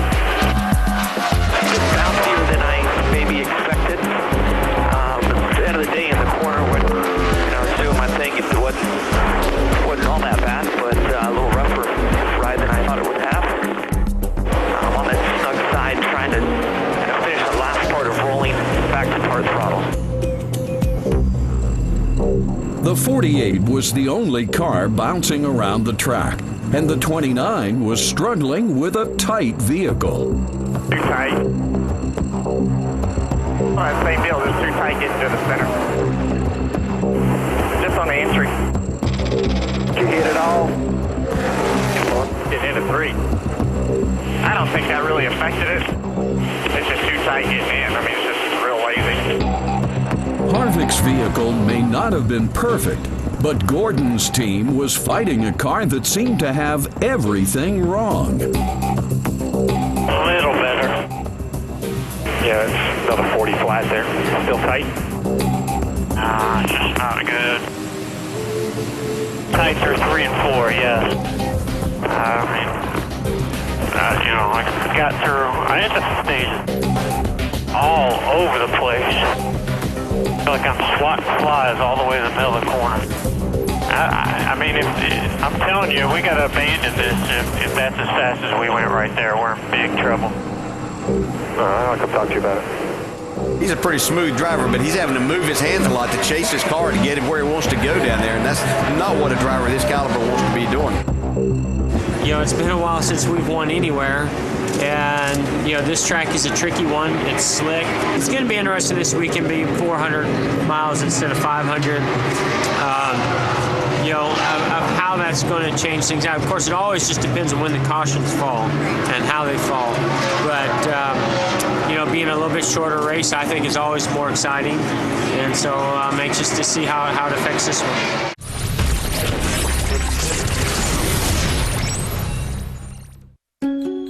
Hi, I'm Dan Hesse, CEO of Sprint. The other day, I looked up the word unlimited in the dictionary. Nowhere in the definition did I see words like metering, overage, or throttling, which is code for slowing you down. Only Sprint gives you true unlimited calling, texting, surfing, TV, and navigation on all phones. Why limit yourself? Sprint, the only national carrier to give you true unlimited. Find out more at sprint.com. I'm Jimmy Johnson. Everywhere I go, guys want to know if Extends really works. Well, it works for me. With over 1 billion tablets of Extends taken by men of all ages, I was sold, and you should be too. Extends is designed to maximize what you already have. It's not about not being enough, it's about being more. Extends does things only one way, really, really big.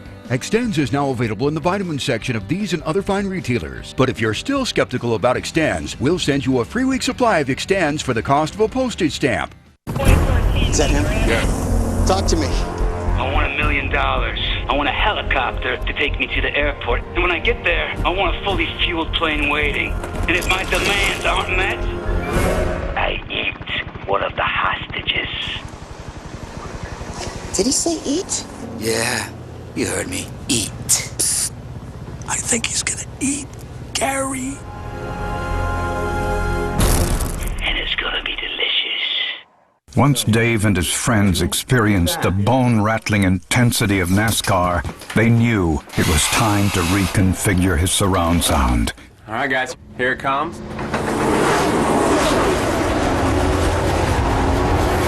15,000 watts later, they realized that if everything was more like NASCAR, everything would be more awesome.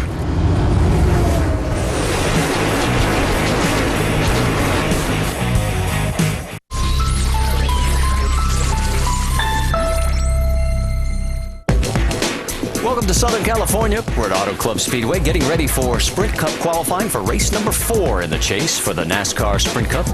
It's Jimmy Johnson's backyard. And oh, by the way, he happens to be pretty good here. He's won 4 of the last 6 races here. 3-time race winner Jeff Gordon was 21st fastest in the only practice session they had. The car was very comfortable to drive, had a lot of good balance, but was just, as Jeff put it, slow, which means it may not qualify well, but may mean very good things for them on race day. Well, next up will be Denny Hamlin, who's second in the points. He was the pole sitter here last year. Only chase driver that hasn't led a lap in the chase so far. They're not going to be too happy with this lap. No, not at all. 72. I got caught over that damn straddle in 1 and 2 in between lanes. It wouldn't let me pull the car down. This isn't going to be a pole run. He looked like he had bees in there he was trying to get out, swatting around. Man. And I'm 39.86. P40. Who do we have to thank for that one? Well, he's 0.2 slower than his best time from practice. So for the second car in a row, both of them chase contenders. They are not going to be in a very good starting position.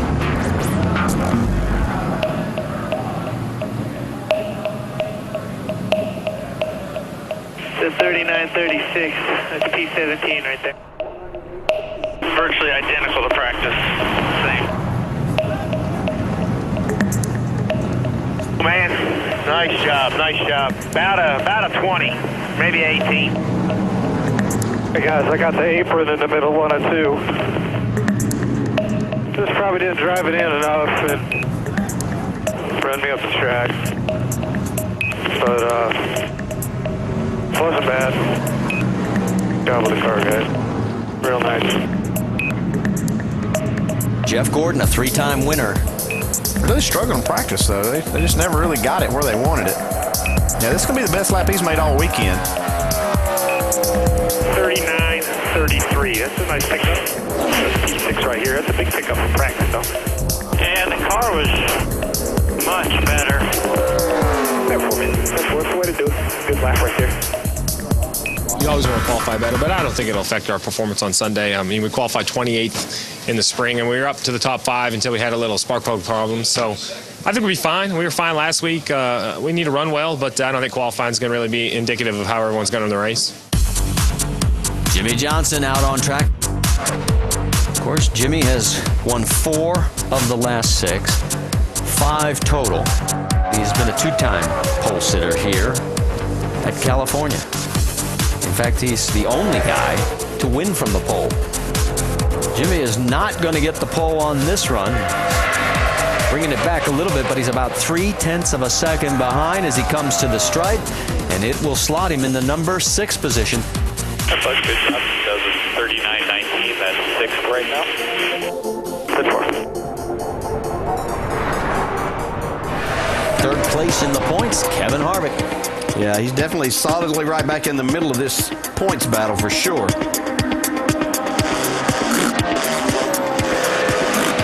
Not the kind of run Kevin was looking for.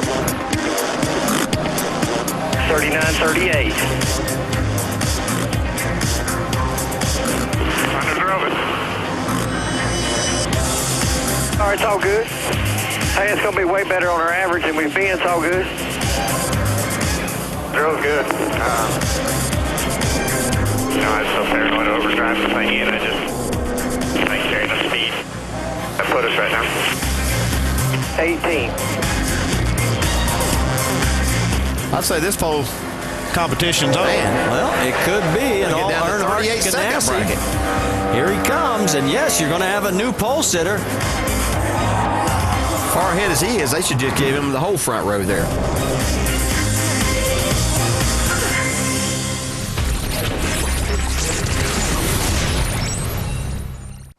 Okay, guys, what sounds good for dinner tonight? I don't know, something. Something. Mexican. Thinking Mexican tonight? Hamburger Helper has 5 festive flavors like crunchy taco. Hamburger Helper, 1 pound, 1 pan, 1 happy family. You don't have to go ball.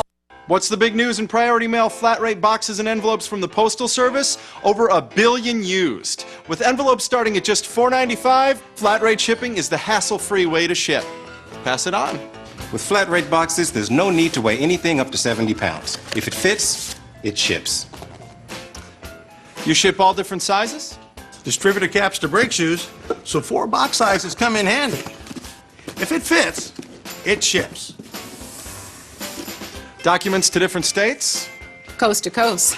With flat rate envelopes, I ship anywhere in the country. International, too. For a low flat rate. Now we'd like to pass on this offer to you. Call or go online to order your free flat rate shipping kit. You get free boxes, envelopes, and our helpful shipping guide. I'll even deliver them to your door for free.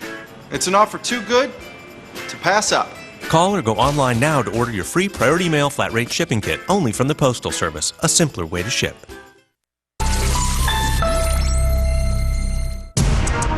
Cars of fans lined up to file into the Auto Club Speedway as the sun beamed down on a track ready for action.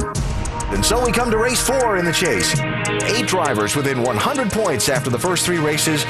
What will this week's wrinkle be in this most wide open of contests? The first 3 races have each offered unique and interesting storylines. All week long, this entire field has heard nothing else except Jimmy Johnson. It's everybody against Jimmy and Jimmy against everybody else. As the pre-race pleasantries came to a close, the 2 teammates prepared for a combat of speed and persistence. A lot on the line here in Southern California. Green is in the air.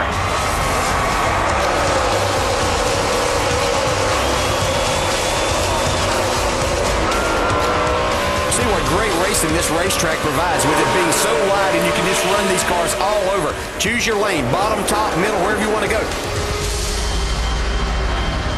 We got temperature issues. Yeah, it's a big piece of trash. Back it off. Back off and get behind that 33. Let them know we're coming back, Jefferson. Those temps. 260, just over 300 on oil. Debris, definitely a bit of concern for Chad Canals. But I don't think it's going to come off. If it gets any hotter, bud, we're probably going to have to pit.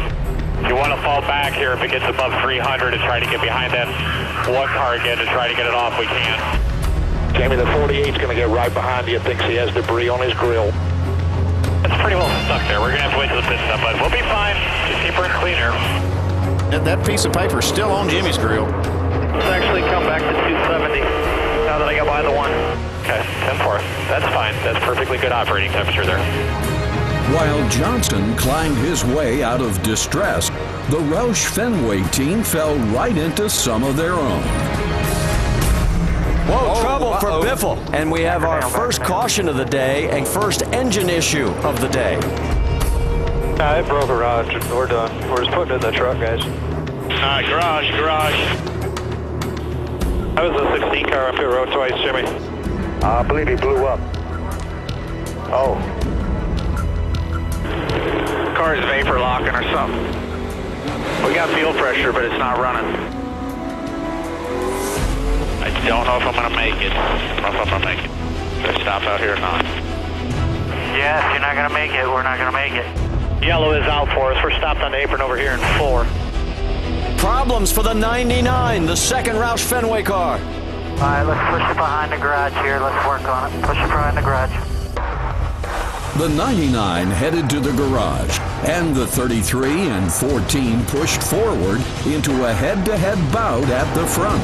Battle for the lead. Clint Boyer took it from Tony Stewart coming off of turn number 4. Now he's going to try to drive away from him. Tony's not going to have anything of that, but he pulls even midway down the back straightaway. Right back to the inside, side by side for the lead once again.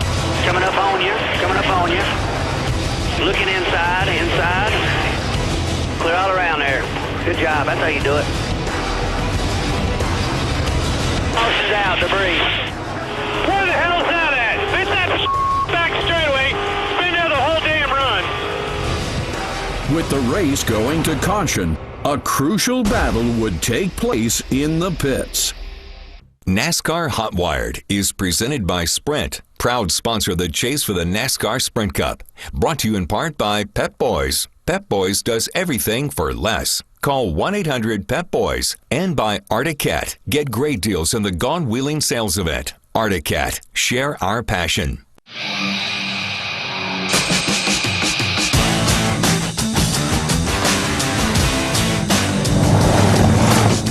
On the road of life, there are many paths. The secret is not being afraid to pave your own. Star Motorcycles. We build it.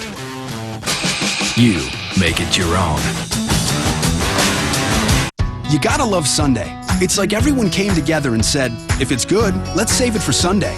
So here's to the $10 Sunday Bucket. 10 pieces, $10. Any recipe, any way, every Sunday. Sunday is a KFC day, and today tastes so good. Take matters in your own hands. Keep that car running better, longer. Do everything you can to make sure a small job doesn't turn into a costly one. And AutoZone is the one place with the expertise and tools you need to do the job right the first time. Because do it yourself doesn't mean you have to do it alone. Get in the zone. AutoZone. It's how might becomes mightier. How will finds a way. It's the kind of strength that only comes in numbers. Ram 3500 Cummins, now with 800 foot-pounds of torque, a 5-year, 100,000-mile powertrain warranty, best-in-class trailer towing, strength in numbers. Now, at Ram Truck Month. Right now, get $1,000 bonus cash on 2011 Ram heavy-duty diesel models. Ram. When you think about NASCAR, you think performance. So for your own car, look for the NASCAR Performance family of automotive brands.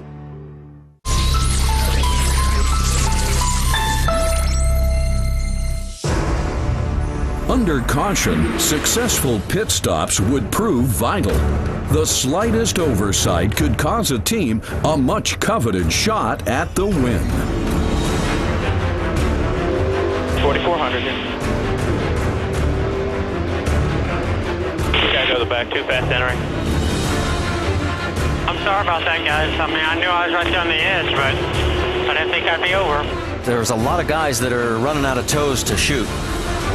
Be ready. Go, go, go, go, go, go. Get to the wall, get to the wall. One coming outside hard. Go, go, go, go, go, go. That's your mark now. Oh, this is going to be ugly. I do feel like the 98 is a better car. I think that you've got the proper lane selection there, but do watch for 3 wide. Green flag is back in the air, and Menard trying to get a break.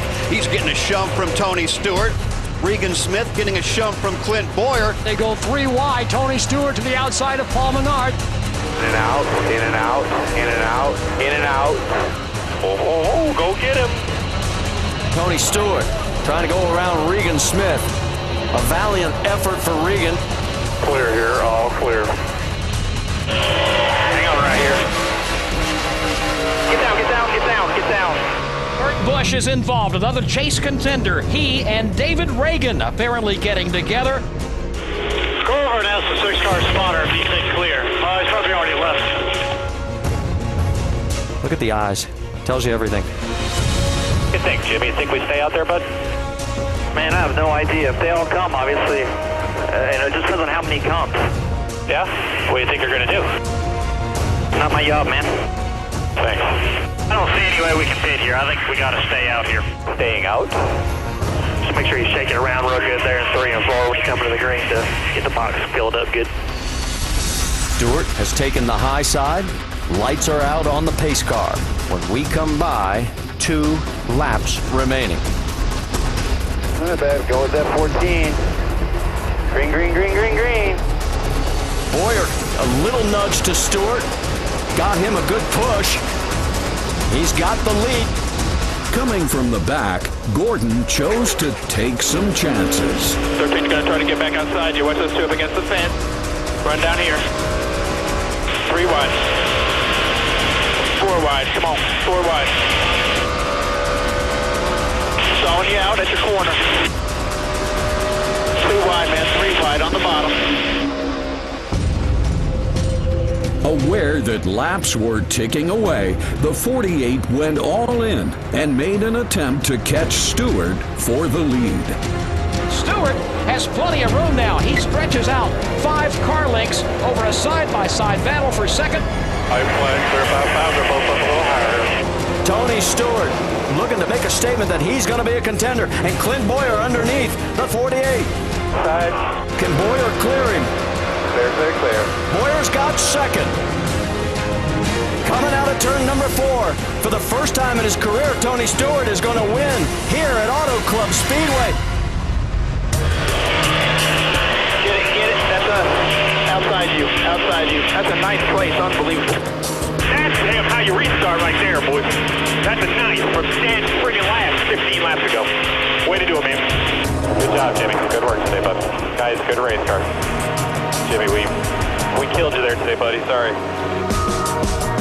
Yeah, man, I'll take third. That works.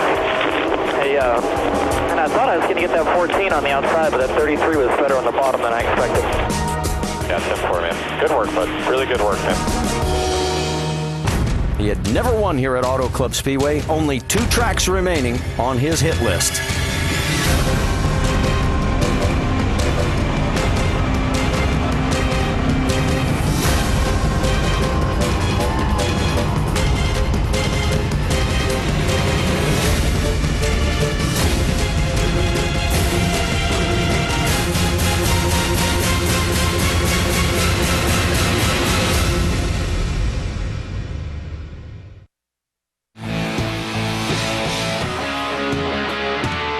Welcome back to Fontana and hoped for Sprint Cup practice. You see that in several areas of the racetrack, they are still working on the weepers. And you'll note right there, Denny Hamlin and John Darby, the Sprint Cup Series director, having a look over the end of, I thought they were down toward turn 1, but they're not. There are several areas that they're working on here. I think they're over on the back over there, turn 3 maybe. Okay. Turn 1? No, there they are. in turn 1. Yeah, there they Thanks. are. Like you said, they're all over the place. Well, Darrell, let's talk about why this track has such a problem with weepers. It doesn't rain that often here, but when it does, it's a problem. Yeah, man, it pours. There's a song. Doesn't rain in California, but man, when it does, it pours. But this track was built on the site of a World War II steel mill. They built victory ships and other things here. The EPA declared it a brownfield site. So they had to either remove contaminated soil or encapsulate it before they could build a racetrack. There's the remains of the mill off the back behind the front straightaway. Still some activity goes on there. But for that water to get through the soil, well, it can't. It's just not able to. Yeah, and one of the things that happened here, remember last time with some of these weepers was the cars hit them, and before NASCAR really realized that they were having an issue, I think somebody, I don't remember who it was, had a pretty serious wreck. Including that guy that's out there looking at it right now, Denny Hamlin. It may have been him, yeah. So working on the weepers. Let's check with Dick Berggren. And I'm with Tony Stewart, who won the race here at Auto Club Speedway last fall. And I'm wondering if you like this place at this point. Twice you've had a chance to win here, leading lots and lots of laps, and the motor has let you down, but you did win here last fall. Do you like this place? Do you not like this place? No, I like it. It's a driver's track. I mean, you can move around and you literally run from the apron all the way up to the top of the wall. So it's a place that we like, but it's a place that we've also had a lot of bad luck at too. So it was nice to come out here last fall and get that first win here, and have Gene Haas from Haas Automation, and thank him and his people. We got to go out to up there a couple days ago to the plant and see how they make all the Haas CNC machines. So it's been a pretty cool week. It's been like a kid in a candy store for us. Pretty fast racetrack. You guys are running right around 200 miles an hour at this place. Can you feel the speed? If you're only running 200 miles an hour, somebody's sucking the decals off the side of your car when they drive by, because we're running about 210 going into 1. So it's a fast place. You know you're running pretty quick when you get to the end of the front stretch. All right, thanks. We wish you well this week, Tony. Chris Devoda. Dick, a lot of drivers in their car ready to go when they get the call, including Jeff Burton. Jeff, I know this is a track high on your list, and I know there's a lot of ones. Sometimes you think of the ones that got away. Is that how you think back to this place from last year?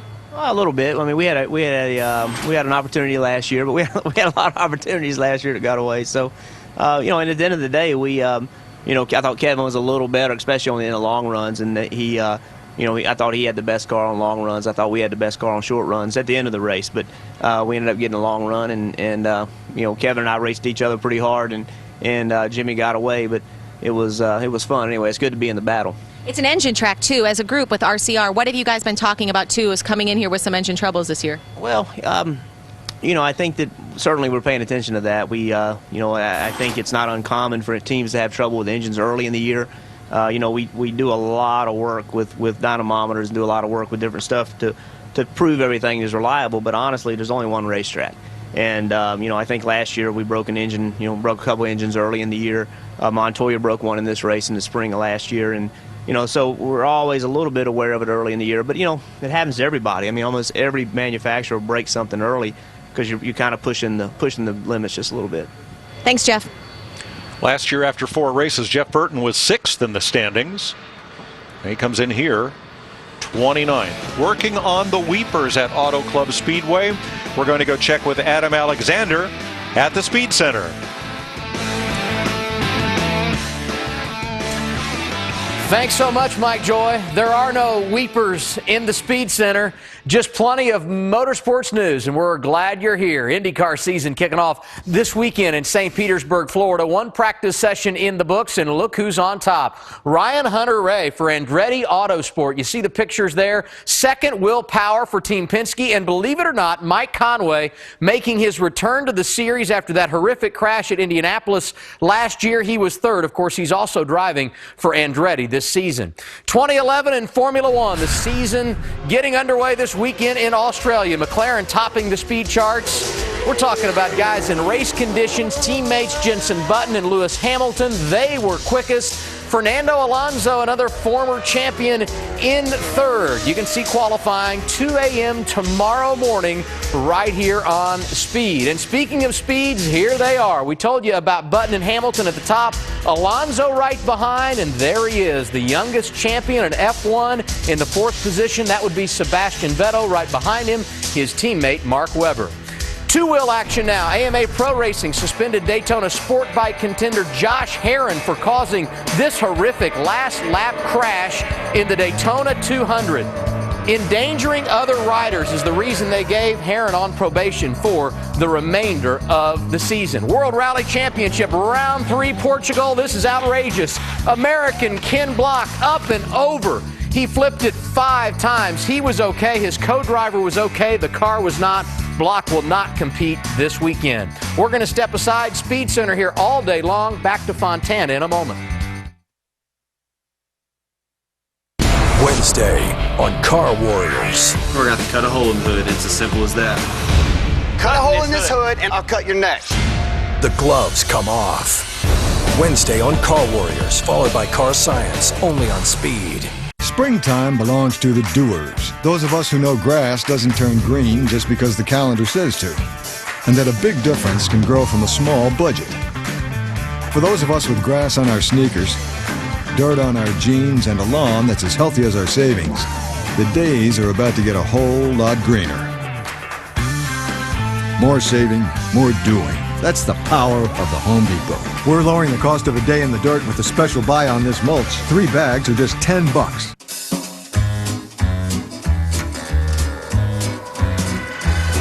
Hit the road, Jack, and don't you come back no more, no more, no more, no more. Hit the road, Jack, and don't you come back no more. Want your weeds to hit the road?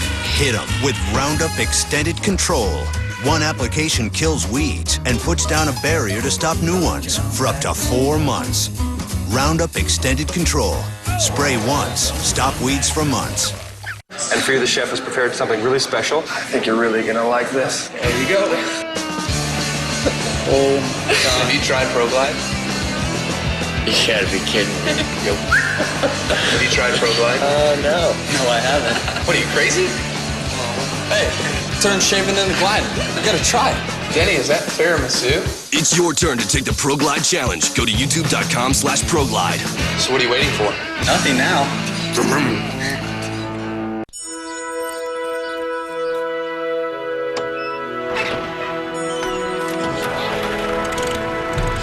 Introducing a renewable energy solution that will forge new opportunities for the American worker, as well as advance our nation's energy independence. American ethanol.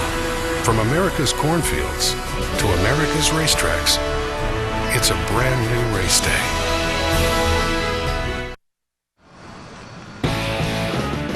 Denny Hamlin looking it over as the seepage or weepage, the weepers, continue to be addressed down in turn number 1. You see the water coming up through that seam, water that's been trapped underneath there and under pressure, looking for a way to get out. They're making a lot of saw cuts perpendicular to the racing groove to try to address some of that and give that water a place to flow down off the racetrack. Yeah, basically, I think what I see them doing here is trying to cut almost like a ditch, a trench, and the water comes out of that seam. You can see where the guy with the blower there is. Water's coming out of that seam. They're trying to give it a groove to run down to the apron instead of come up and sit on top of the racetrack.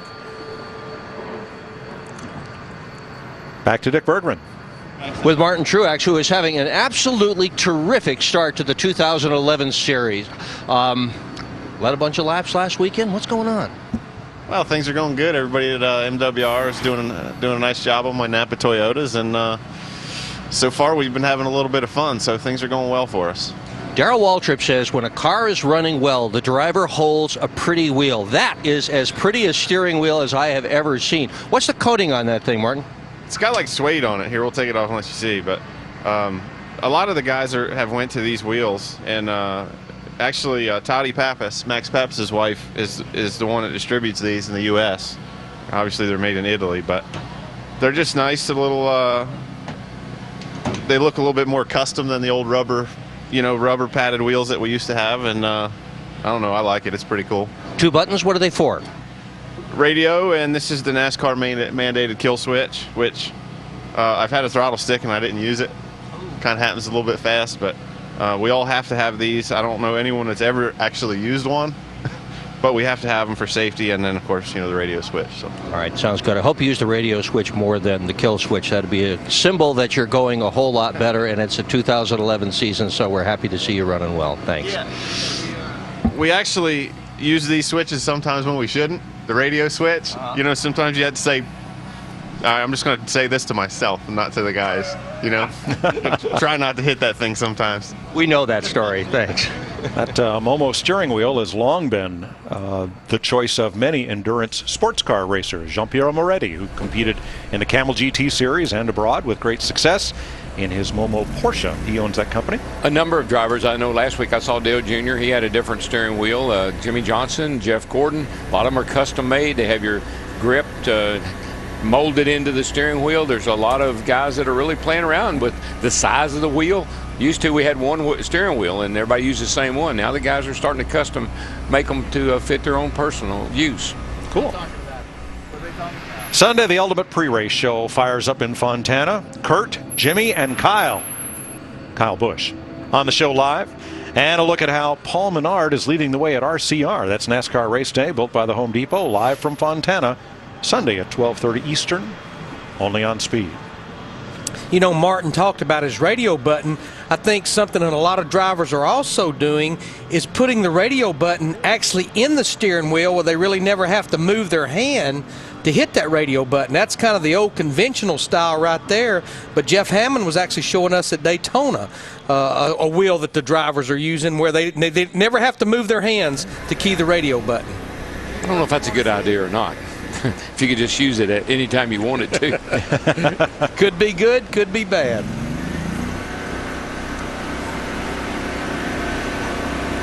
Coming up is Inside the Headsets on Speed, and we'll update you further from Fontana, and when they open the track for Sprint Cup practice, we'll be here.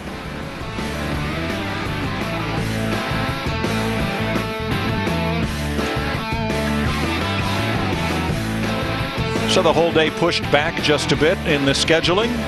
Keep it right here on Speed. We'll keep you posted, and we'll have all the on-track action for you live. Now, enjoy Inside the Headsets. 500 laps. We're going to make them all today. Nobody better around here than you, man. Green. Some guys will hit it. Some guys will miss it. Hey, this is fun. Need a leader? Yes, sir. That's the leader. Well, there he goes. I can put the hammer down. Woo! No one's as good as us.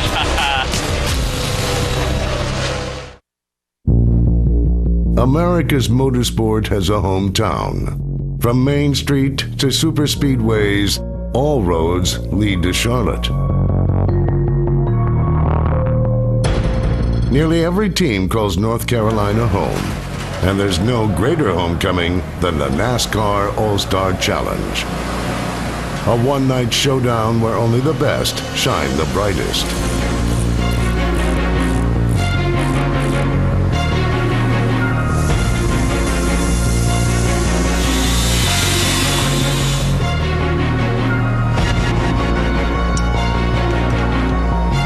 This is where the fans start really getting their nickels worth down there. A huge stage has been rolled into place where they will introduce the drivers and their teams. The lights are flashing. It's pretty spectacular.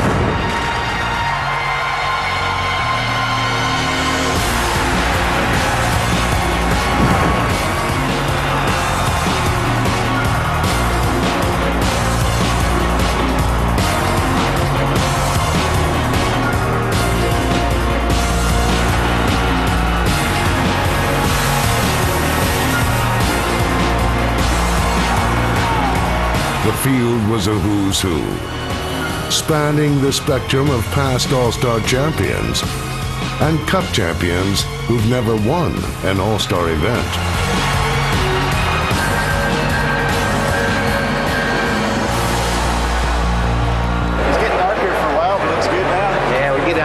this thing done. What are they doing? They're putting air in the tires. Oh, your team is? Yeah. At the end of the first segment, we'll probably pit for 4, and that'll probably be the last time we pit, unless we're way back or something like that. I think every segment this thing is going to be exciting, but the big prize, that $1 million, we're going to see a real dogfight. The crew is brought into play as well. A couple times they're going to have to come down the pit lane. All right, guys, it's the All-Star race, so what that means is it doesn't mean no points, no pressure. It's just a pit crew competition. It's wide open all night. Going for the $1 million. We want $1 million on 3. 1, 2, 3. From a wish for luck to a wish upon a star, the 100-lap main event promised fireworks from start to finish. No championship points to worry about. This is an all-out dash for the cash. It's a total of 100 laps broken up into 4 segments. The first segment will be 50 laps. Second segment will be 20 laps. The third segment, 20 laps. And then the money segment, the final 10-lap run. The points are out the window, so guys are not racing worried about a point or anything. They'll take a chance on getting a position. It makes it exciting for everybody coming in. All right, guys, have some fun. The All-Star race. Let's enjoy ourselves. All-Star night. Let's leave it all with track. Let's have some fun. Race hard. Yeah, thanks, guys. Y'all are the all-stars to be. All right, boys. Tonight, how we start is how we finish. I want y'all just to think about how to be number 1. Let's do it. 10-4, bud. Wouldn't rather have anybody else holding that steering wheel for me tonight. Let's get after them. And here they come, $1 million to win. Steer ready. Finger green. The green flag fell. The $1 million battle began as a beer wagon harnessed to 900 horses charged ahead. Kurt Busch selected the outside lane for the start. He made the right choice. He surges around Joey Logano to the lead. All clear. Hit your marks. One's coming with you. The guy that finishes second, nobody remembers him. Everybody's hammered down and really not thinking about the consequences. It's all about risk-taking, and a lot of sparks usually fly. In the wall. I mean, he knocked the fire out of it. There is damage to the DuPont Chevrolet. I nailed the freaking wall. 10-4, just take care of it. Got to get through this first 50. Just lucky dogs and wave bys. We got all night. We can get it better. Top 4 guys pretty much put them in a blender and press the puree button. They've been swapping positions every lap. But that 48 Chevrolet of Johnson is the fastest car on the racetrack. The turn's fast once the wide open throttle. Later around the turn, everything before that's tight. Jamie Johnson like a snake laying in the weeds, waiting to strike. Which lane does he take? Side by side for the top spot. Clear, clear, clear, clear. Great job, man. Keep whipping that thing, get as big a lead as you can. Remember, we do have to pit under green, so any cushion we can give will be helpful. Now we'll be coming to complete lap 25. All 21 cars will be on pit road next time. The first round wound down, with teams gearing up for the first mandatory pit stop. Who would rise to the challenge? Could switching to Geico really save you 15% or more on car insurance? Do dogs chase cats?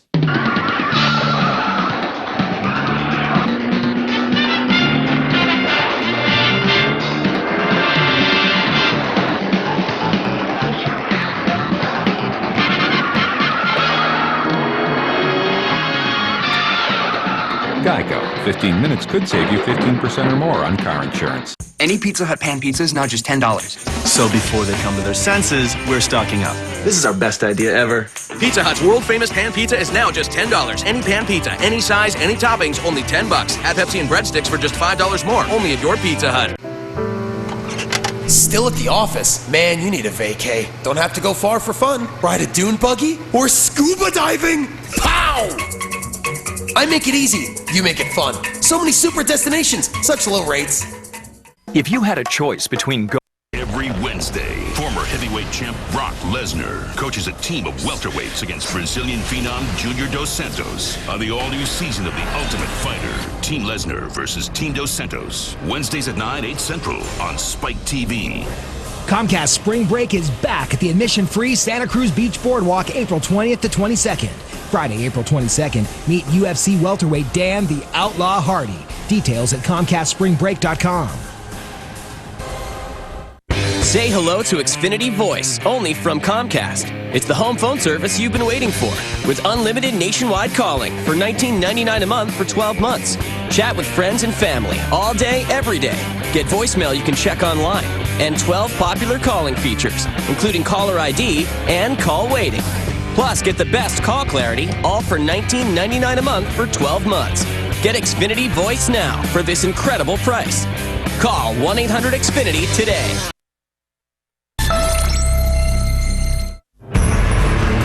On lap 25, crews assembled on pit road, driven to give their drivers an all-star lift. That 48 Chevrolet of Johnson is the fastest car on the racetrack.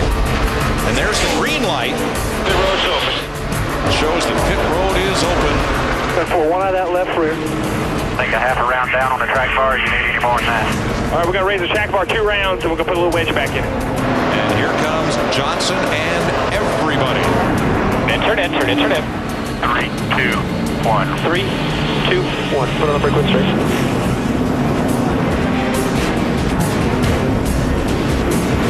A lot of trouble on the right front for that 48 car of Jimmy Johnson. Yeah, it looked like he dropped a load. The right front tire changer did. See, he had trouble getting the right front off, and I think that threw his rhythm off. A lug nut failed, or NASCAR official right there. He picked it up, went ahead and put it on, but while he was doing that, of course, everyone else was finishing their pit stop. Rev it up. Rev it up. Go, go, go, go, go, go, go, go, go, go, go. Straight out, straight out, straight out, straight out. Go, go, go. Hard outside one. It's outside you still. Two Busch brothers, they're going to win the battle off pit road. Dig hard, man. Apron to 2. It was great to have that feeling of us running against each other and, racing each other hard and racing each other clean. And, I gave him a little nudge down the back straightaway, let him know that we were in this ball game. Don't forget 2007 when the Busch brothers crashed here. Boy, Kurt Busch in that 2 got such a run through the middle of 3 and 4. He's going to take second spot away from Burton. Here comes his brother Kyle to the inside. And almost wrecked it. I told you. Oh, my gosh. How'd you like to be the referee in that family? This is what $1 million will make you do right here. The 2 car has chased the 18 back down, and I'm telling you, he's all over him again. Yeah, and they didn't speak to each other, and 6 months later, their grandmother sat them down and said, look here, boys, you are not screwing my Thanksgiving up. Get your act together. I've had enough of this. The 2 car has really got that high line working. He is rim riding around this racetrack. Will this be a winning move? Watch 50 this laps from now. Watch this right here, Mike. Watch how he gets right. I mean, I don't know how he's staying off that wall. He's so close to it. But look at this run he gets off the corner. Woo. He's been doing that this whole first segment. Breathtaking right there. 2 to go to the competition yellow. Which Busch is got to be out front? Kurt's got him. He got him off a 2 over there. That high line is prevailing, baby. Clear. All clear, bud. All clear. New leader bends at 2. One more turn. We were able to chase him down and actually get by him to win the first segment. And that's when I knew we were going to have a good night. Kurt Busch, the leader at the end of segment 1. Now, folks, at home, don't get all excited. That race there is at 50 laps, and now we're going to have the exciting part. Yeah, no more long runs. No more long runs now. It's man against man now. The world's biggest pre-race show rocks Fontana. Kurt, Kyle, and Jimmy join us live. Plus, we'll look at how Paul Menard is leading the way at RCR. NASCAR Race Day, built by the Home Depot. Sunday at 12:30 Eastern. Live on Speed. Inside the 2011 Dodge Journey is an 8.4-inch touchscreen that lets you control the stereo volume, radio tuning, climate controls, turn-by-turn navigation, and Bluetooth activation. Technology inside technology, controlling more technology. Welcome to the future. Now, lease the new 2011 Dodge Journey Main Street for $299 a month for well-qualified lessees. Now at Best Western, stay 3 separate times and earn a free night. It should be easy. They're the biggest hotel family in the world. You see, with 3 types, you can always find the one that's right for your trip. And since each hotel is independently owned, there will always be someone there who cares and rewards you for your loyalty. Best Western, the world's biggest hotel family.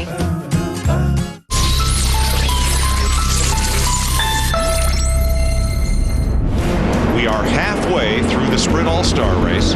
Pit road will be open again. This is just a normal caution. Your call. Number of people talk about 2, but for track position, want 2 or 4? Whatever you think, man. 4 tires, 4 tires. Everybody's talking 4. Let's stick with 4. 10-4, I agree with that. Do 2 on the next one, maybe. Yeah. All right. 3, 2, 1. 4 tires and fuel gas.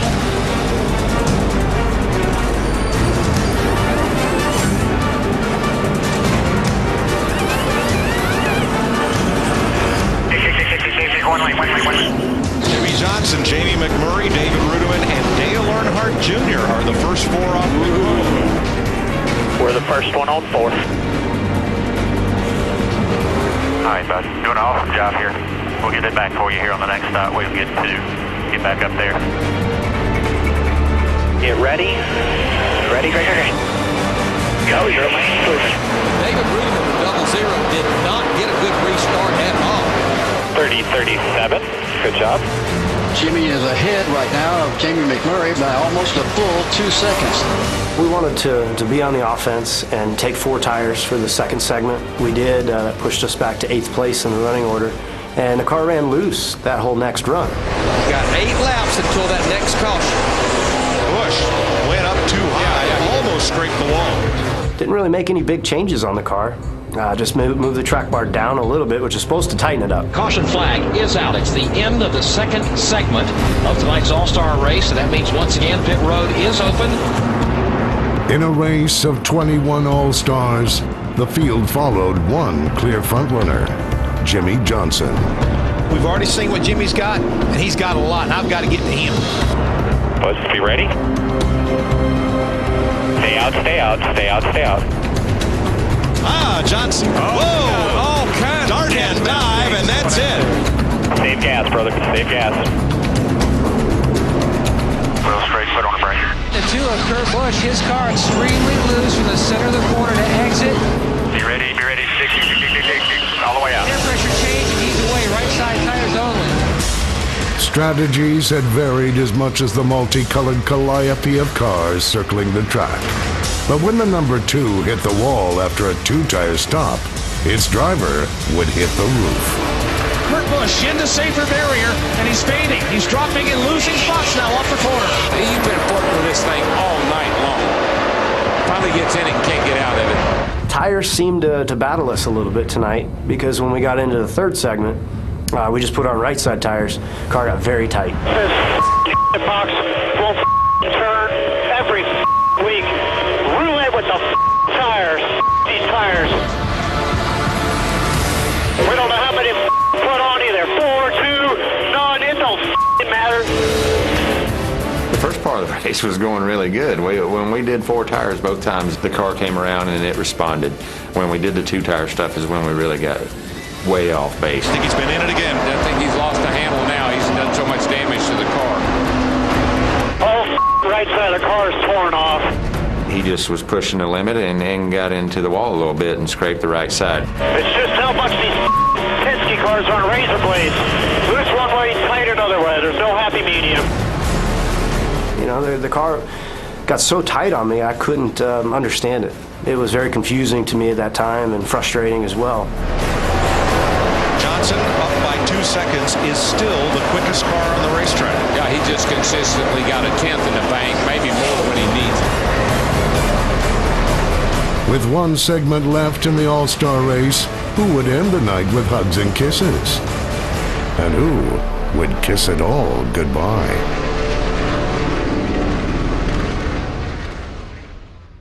Speed drops the hammer in Fontana as NASCAR's best push it to the limit with Sprint Cup qualifying.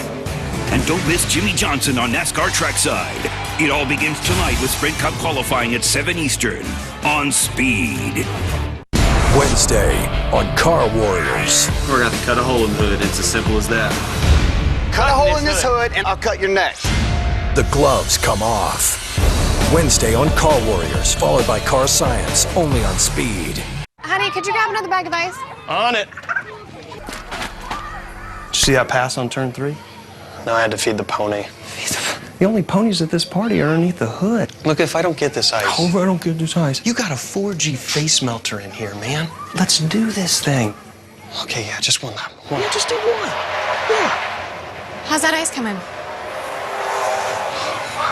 Fuel your fan with the latest news, stats, and highlights on NASCAR Sprint Cup Mobile, only on the Now Network. The weekend is coming! The weekend is coming! The weekend is coming! This weekend at Ace, you can get your entire purchase free and you're guaranteed to save when you pick up a scratch and save card. So get saving, then get your weekend back. At Ace, the helpful place. Okay, guys, what sounds good for dinner tonight? I don't know, something. Something.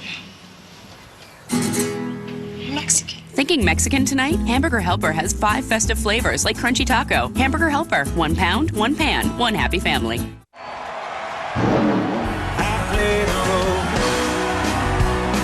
And the highways are song.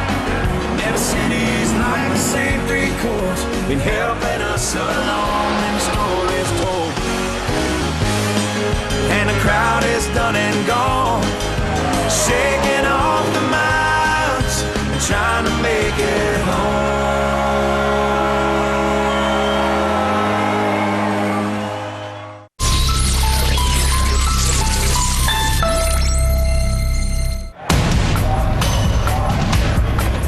The final mandatory caution was called, with a 10-minute intermission before the curtain rose on the final act. Some teams were satisfied with the hand they were dealt, while others asked for wholesale changes. When we came down for the 10-minute break, the toe and everything was still good. We just kind of pulled the bodywork back out a little bit. They're working feverishly, repairing the right side damage. Everybody on pit road where they can do anything they could do on a normal pit stop except change tires. Just suck it out of the turkey baster and get as much pulling as you can. 5 minutes, guys. 5 minutes. We got 5 minutes. Before the final segment, there would be a required pit stop. How quickly crews could change 4 tires would determine where the cars lined up. Come to pit road for a 4-tire change. The way they come off pit road is the way they start the final 10 laps. You know what you're up against. This is for the $1 million. Jimmy Johnson will lead them down for the final stop of the night.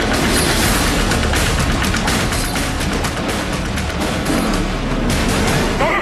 Straight out to the wall. Stay out to the wall. Go. You're out. All clear. Looking outside. All clear. So Joe Gibbs Racing front row for the final 10-lap run. Here's the race off pit road. Hamlin, then Busch, then Jimmy Johnson.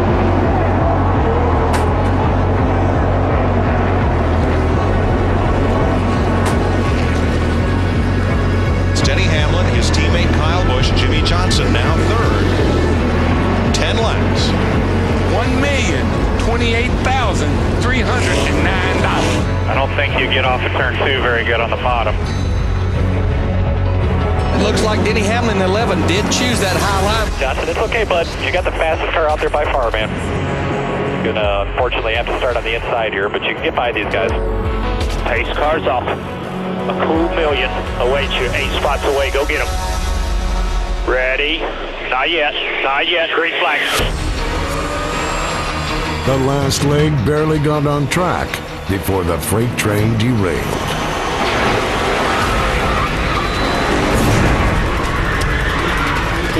Keep it straight.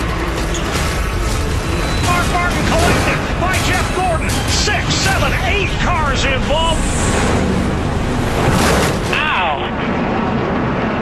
Ooh, I got tore up. Yeah, that just cut the field in half. One slip and all-star cars were reduced to spare parts. But for one contender, troubled waters had parted. Watch him. Clear high. Keep digging. Clear. Awesome work. Suddenly, there were only 5 cars between Kurt Busch and $1 million payday. Can Denny Hamlin or Kyle Busch win it, or Jimmy Johnson? 10 laps to go. Let's find out. Green flag. Hamlin spun him again, Larry. Same thing. Saw the car get a little tail happy on that restart. But happy days would turn to a darker night as one turn turned the course of events. Hamlin is good on the bottom, but that 18 is good on the top, and he blocks him. Oh, he put a block on him in the wall. He put him in the wall. I was underneath the 48 car, and I did see some sparks and paint flying off the wall. Kyle lost all his momentum. I was able to get to the inside of Denny and race him down into turn 3, and I said, this is the moment. Just bury it in there, step on the gas early. This bad boy sticks. You're going to have a good shot at winning this. And it did everything I asked it to do. Hamlin almost gets the wall. Here comes Kurt Busch for the lead. On one lap, teammates turned to rivals, and sibling rivalry turned to opportunity. The Miller Lite team led, but would victory come down to one lap? Springtime belongs to the doers. Those of us who know grass doesn't turn green just because the calendar says to, and that a big difference can grow from a small budget. For those of us with grass on our sneakers, dirt on our jeans, and a lawn that's as healthy as our savings, the days are about to get a whole lot greener. More saving, more doing. That's the power of the Home Depot. We're lowering the cost of a day in the dirt with a special buy on this mulch. 3 bags are just $10. Inside the 2011 Dodge Journey is an 8.4-inch touchscreen that lets you control the stereo volume, radio tuning, climate controls, turn-by-turn navigation, and Bluetooth activation. Technology, inside technology, controlling more technology. Welcome to the future. Now, lease the new 2011 Dodge Journey Main Street for $299 a month for well-qualified lessees.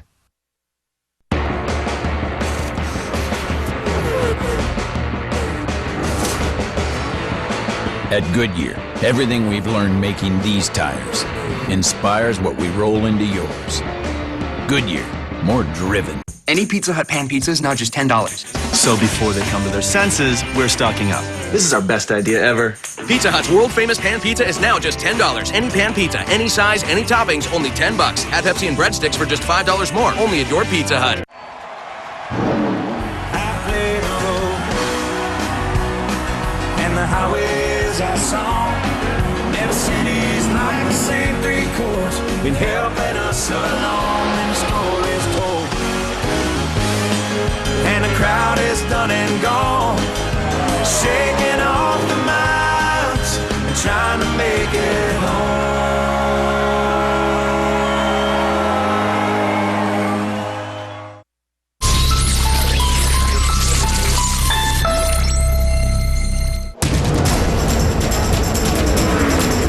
With Kurt Busch leading the All-Star race, Jimmy Johnson battled for second, even as first seemed to be driving further away. The race is on for second place. Here comes Johnson back in that 48 car. Once they get singled out of 48s, he'll get them. I guarantee he is bad. He's just too fast not to be able to. But catch your breath, bud. You got plenty of time. I was able to stretch out a little bit of a lead during those final 10 laps, but I told myself, hey, there's going to be restarts. Start getting prepared for restarts. Oh, trouble. Car in the wall. 2 of them hard. Wreck behind you. Wreck behind you. Caution is out. Caution is out. This changes everything. Everything. To Kyle Busch, the end of his night began because of his teammate. Somebody better keep me away from Denny Hamlin after this race. I swear to God, I'm going to kill that motherfucker. All his motherfucking fault. I had this race won. It was won. I know, bud. We're saying the same thing, bud. I'll meet you at the car. Just drive back to the truck. There's Kyle Busch climbing out. This is going to be a very unhappy young man right here, by the way. That's actually the 11 hauler he's walking up into. Kyle. Green flag. 3 laps to go. The last thing I would want to do is give that 48 a second chance. And he's got his second chance. Get it. Yeah, buddy. Go get him, brother.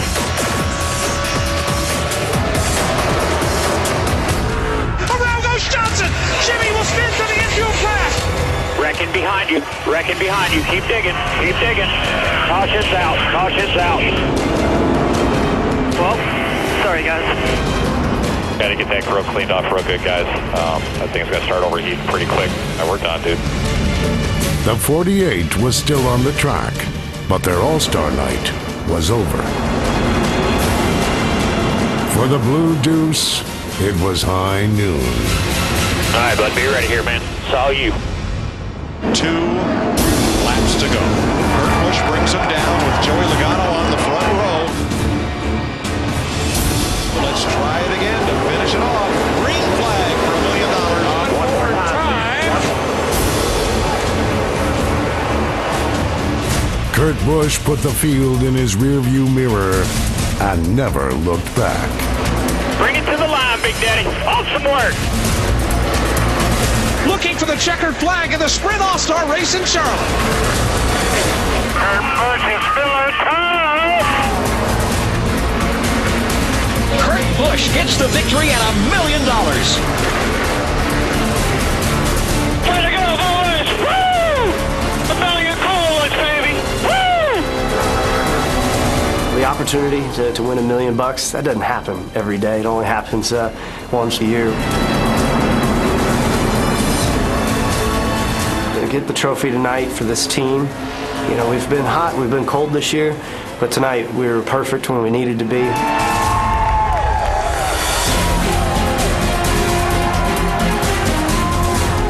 Come here and do it, and the respect I have for Kurt Busch as a race car driver, to get it accomplished with him is really big for me personally, that he was driving the race car that we won this race.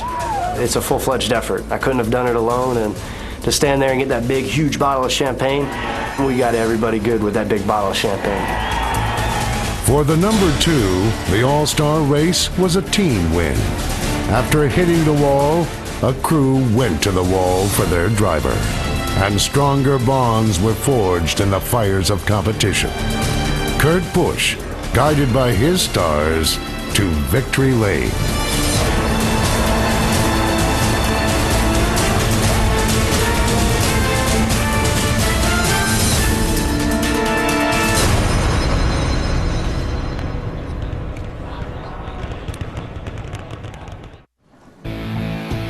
Welcome back to the anticipation of NASCAR Sprint Cup practice at Fontana, where we are making progress. Now, rain has not fallen since 9 this morning, and the area of attention has shifted from turn 1 to turn 3.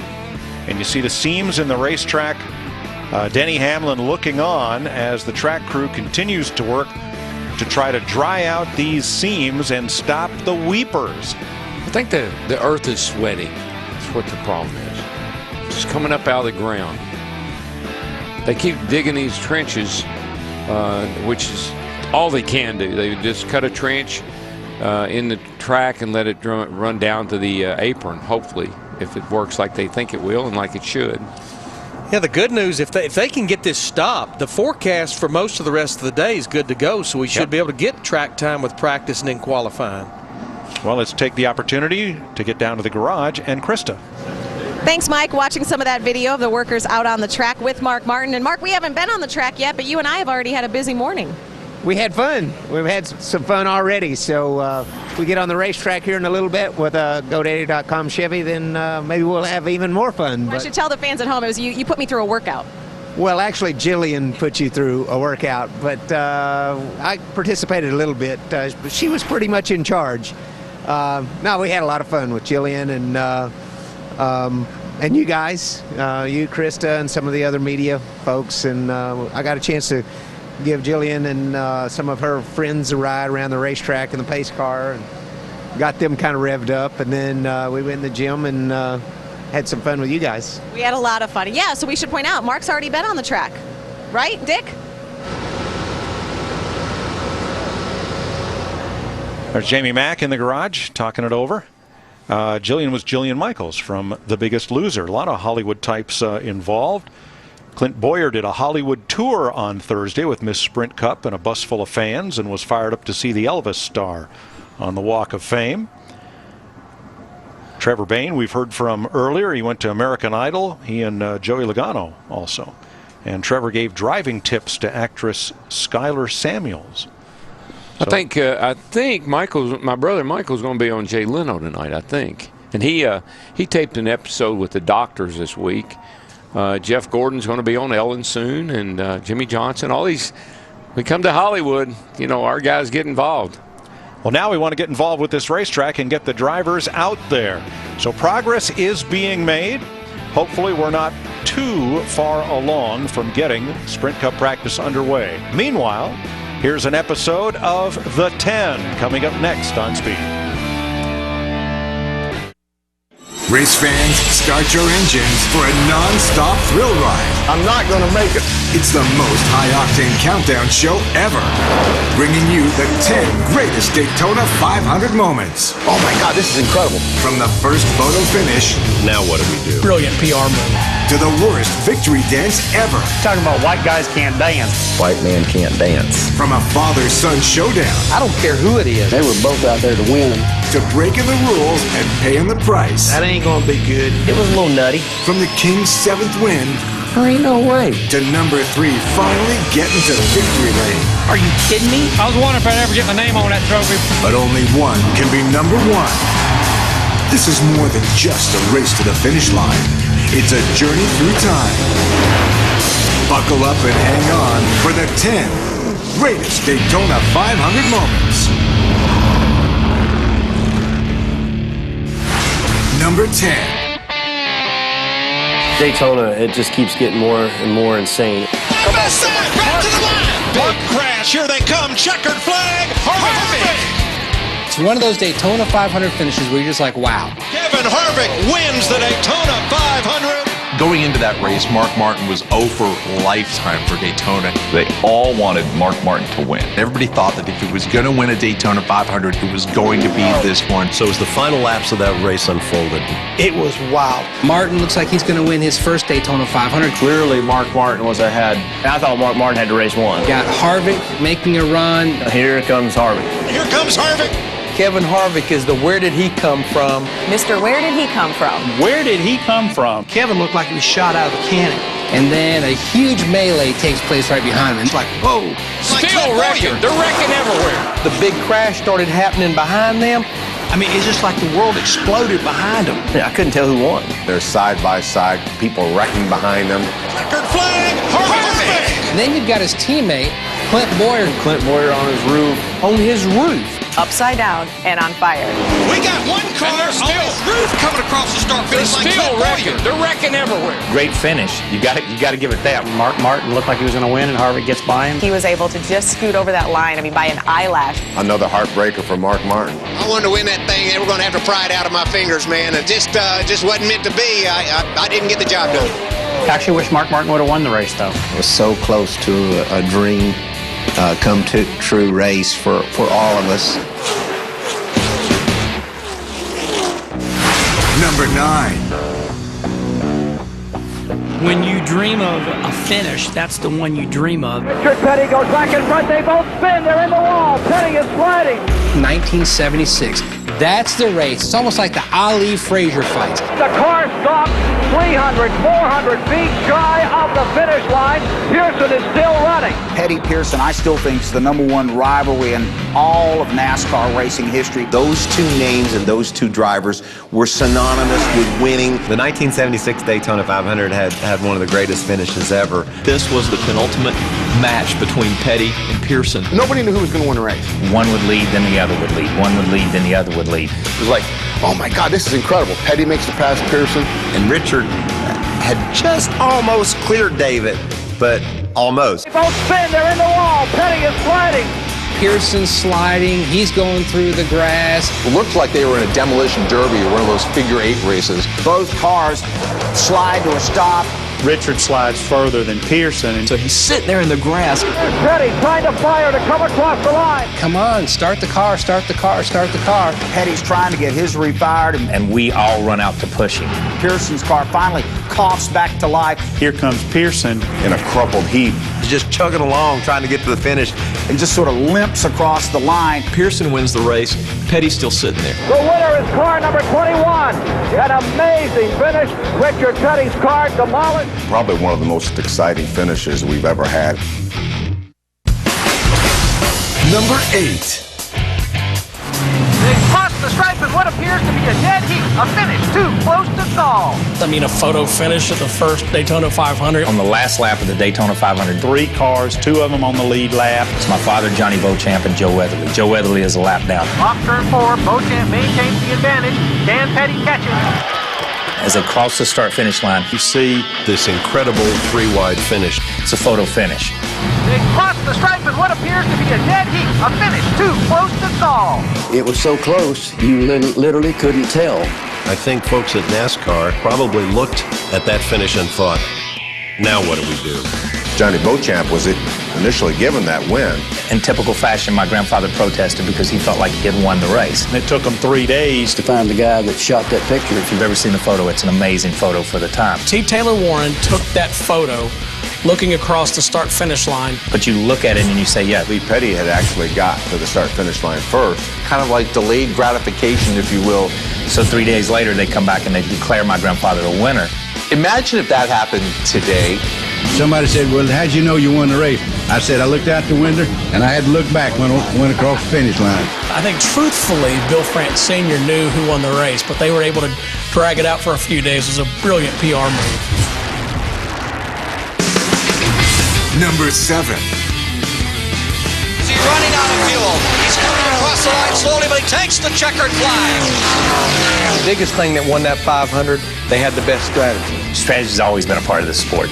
2 tires, 4 tires, gas and go. What are you going to do? Petty was running a good race. Wasn't dominant car. Didn't lead a lot of laps. That win came with a call that his crew chief made. When Petty came in to make that pit stop, Dale Inman makes the call. When everybody else was changing 2 tires and 4 tires. Made a great pit call. let's just take gas. They're only adding gasoline and he's away. A very quick pit stop. Come in, gas only, gets him out in front of the rest of the pack. Gets back out on the track in the lead and never looks back. A brilliant maneuver by Dale Inman and Maurice Petty. We were fortunate enough to make the right decision on gambling right at last, and then our luck worked out. So couldn't have been planned any better. And Richard wins by a pretty hefty margin. Wins his 7th Daytona 500. Takes the checkered flag.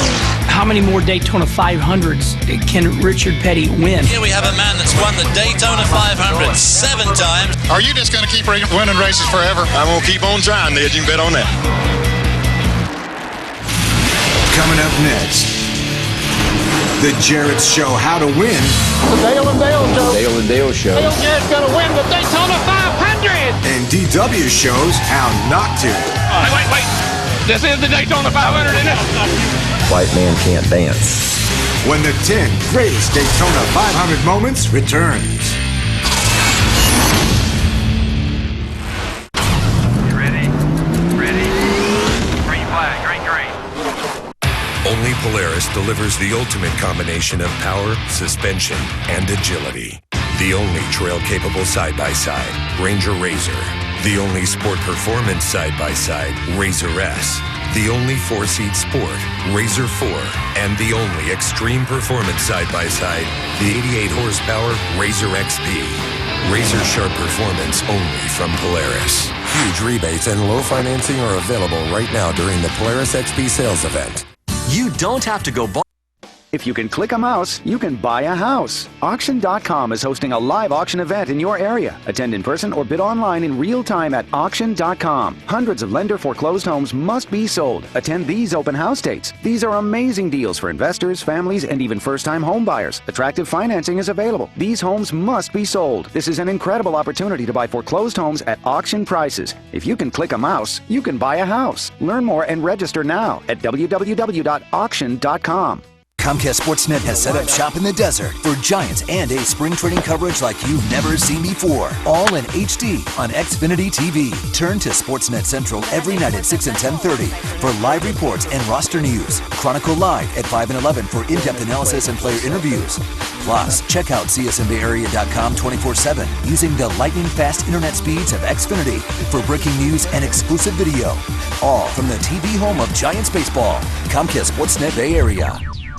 That just missed the 10 greatest Daytona 500 moments. Rusty Wallace, 20 feet in the air, spinning, crashing. It was certainly an interesting sight, seeing a car flying through the air while you were going down the backstretch. Derek Cope drives off to victory. Earnhardt's got a flat tire. One of the most unbelievable things that I think's happened in the sport. I don't think I've ever seen a car come apart as much as his car came apart. The car went one way, the rear end went another way, body parts were going another direction. Number 6.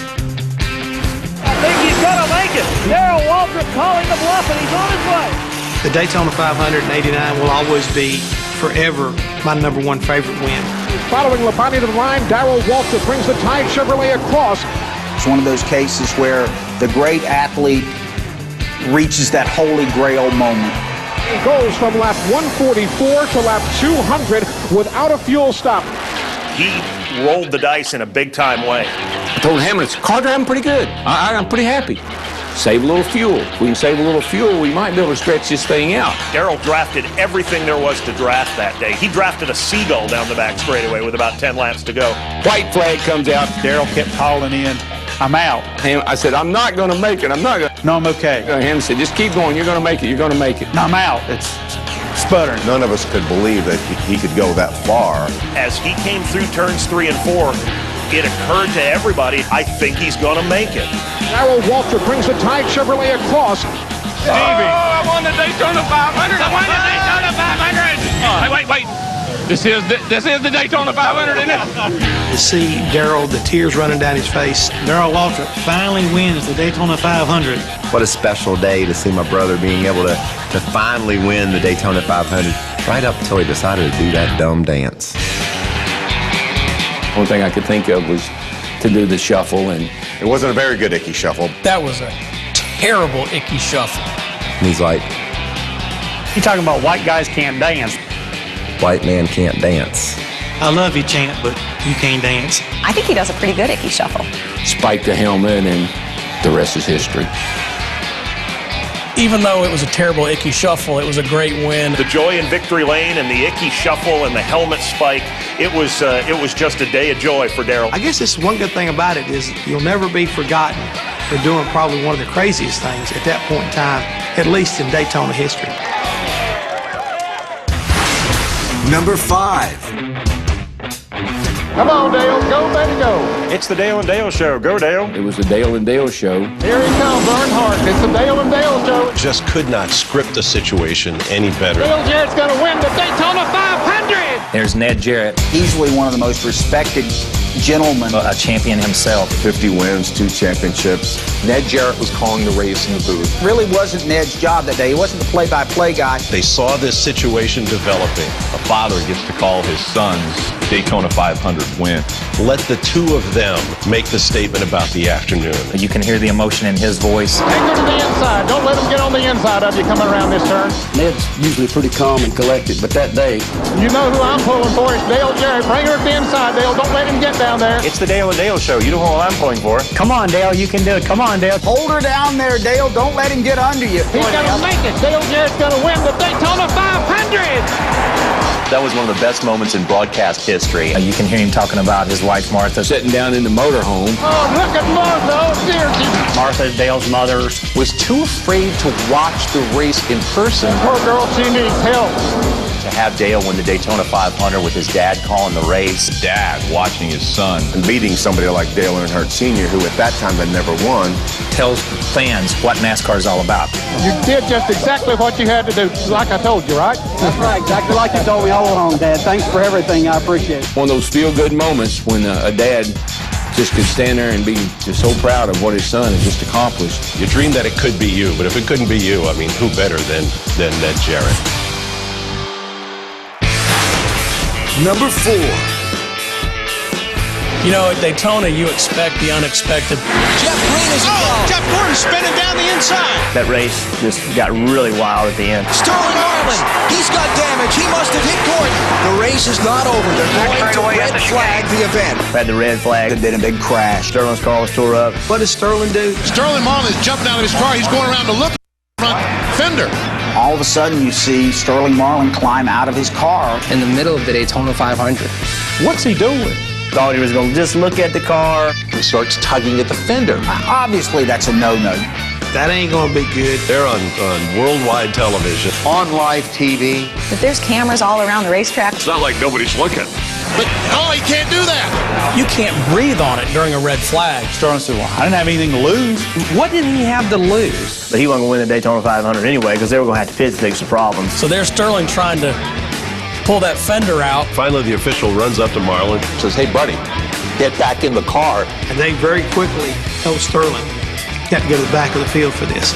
Ward Burton, who gets his biggest win ever on one of the strangest Daytona 500s ever. Ward is like, thank goodness he got out to fix his car. Thought it was a great gamble, but obviously NASCAR didn't think too highly of it. Oh, Sterling, you can't touch the race car, but that's part of why we love Sterling Marlin. Coming up next, the Allisons battling. Allison and Allison 1-2. Oh, Dad, man, you're the greatest. And Earnhardt celebrating. I mean, everybody came out on pit road.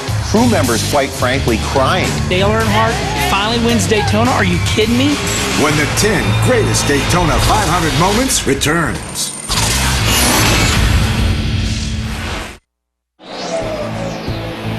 Welcome back to Fontana, California, and NASCAR Sprint Cup Series practice. Where that loud noise in the background is cars on the racetrack.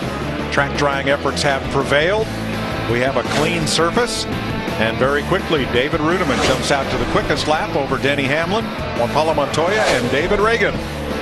We have made one lap around this racetrack, and we are already within 4/10 of the track record. I think she will definitely fall. That track record was set back in 2005 by Kyle Busch's first career pole in Sprint Cup. These cars this year are just really, really fast. I mean, the nose change that was done in the offseason, the spoiler, the way these guys cock these things and run them down their straightaways sideways. They just got a lot of downforce. They're making tons of power, 850 horsepower.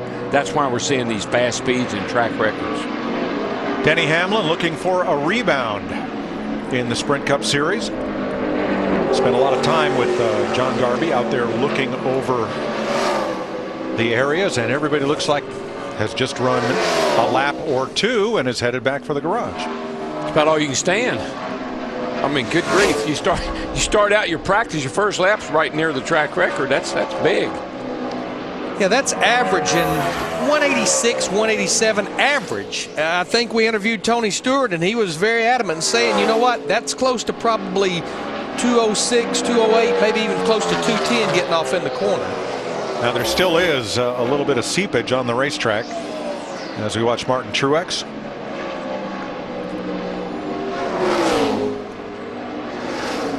Talked to his crew chief Pat Tryson this morning. You know, they pretty much had the class of the field at Bristol for a big part of that race. Martin ran a very unorthodox line, but it was a line that worked around that racetrack. But Pat said, Larry, the minute that top groove got rubbered in, car just started sliding around. Yeah, you could see it, Larry. I mean, he was up there. I'm sure my brother was talking to him because that's kind of the line he always would run it at a lot of racetracks. But he had it going on for 100 or so laps there, and he was the man. Matt Kenseth, past winner here 3 times. This will be the 22nd race at California. The first Cup race here, June 1997, won by Jeff Gordon. It's the last place that Matt Kenseth won 74 races ago, right at 2 years, the second race of the year in 2009.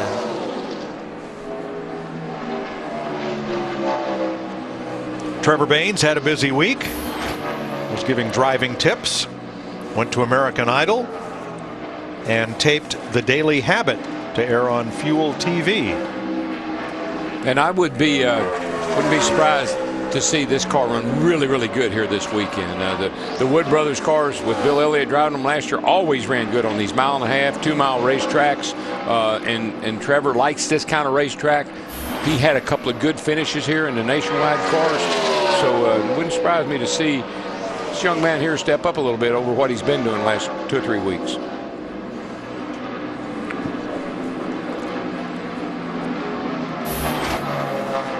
Casey Kane beginning his run. 2 top 10 finishes so far this season.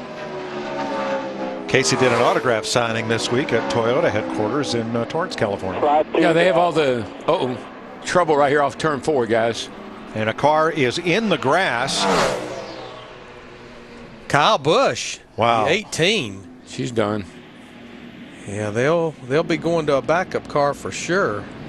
Gosh, what is that, Larry? Is that the... That's part of the front splitter area. Oh, the splitter. Now that's interesting to see as you see the new front bumper and its valence. The lower valence as Kyle pulls away. And something, radiator, oil cooler, something leaking there. The piece that's in the grass, you can see the outline of the splitter and all of the metal bracing for it. Wow. That is up and under that front valence. Just ripped it right off the bottom of the nose. Wow. Dick Berggren. I was listening to the radio. Kyle said he lost it when he went over the water and never got it back. Now you'll see it way off in the distance on the replay, Darrell. Well, we can see him coming off a corner here, back up in the top of your screen. See the car just come around, pounded a wall on the outside there, down into the grass. Now it rained hard here last night and this morning. That grass very wet, awful lot of water. So instead of the car skipping across it, it may have that tendency to dig in. And there are the skid marks, and there you see, you saw the impact area up at the top of the screen. What he probably did is hit that water or hit some of those damp spots, and the car starts moving, and you start chasing it with the wheel, and the first thing you know, it just bobs and weaves itself right into the wall. Backup interstate batteries to Camry coming out. I heard a lot of the crew chiefs say, you know, we work just as hard on our backup car as we do on our primary car. And just for this very reason right here. So this car went out, and according to our scoring monitor, did not complete a lap. It's almost like he either had just started a lap or maybe was just coming to start a lap, actually.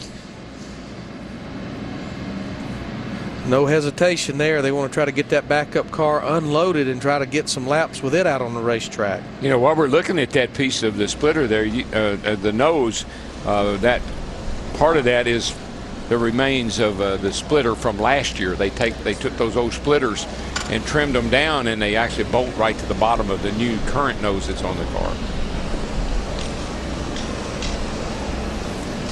It's a humbling sport just to think this team, this young man, where they were at about 5 days ago, and this is how they start practice here at Auto Club Speedway. You can see him way up the top. That's the white little spot that you see in the beginning of this spin.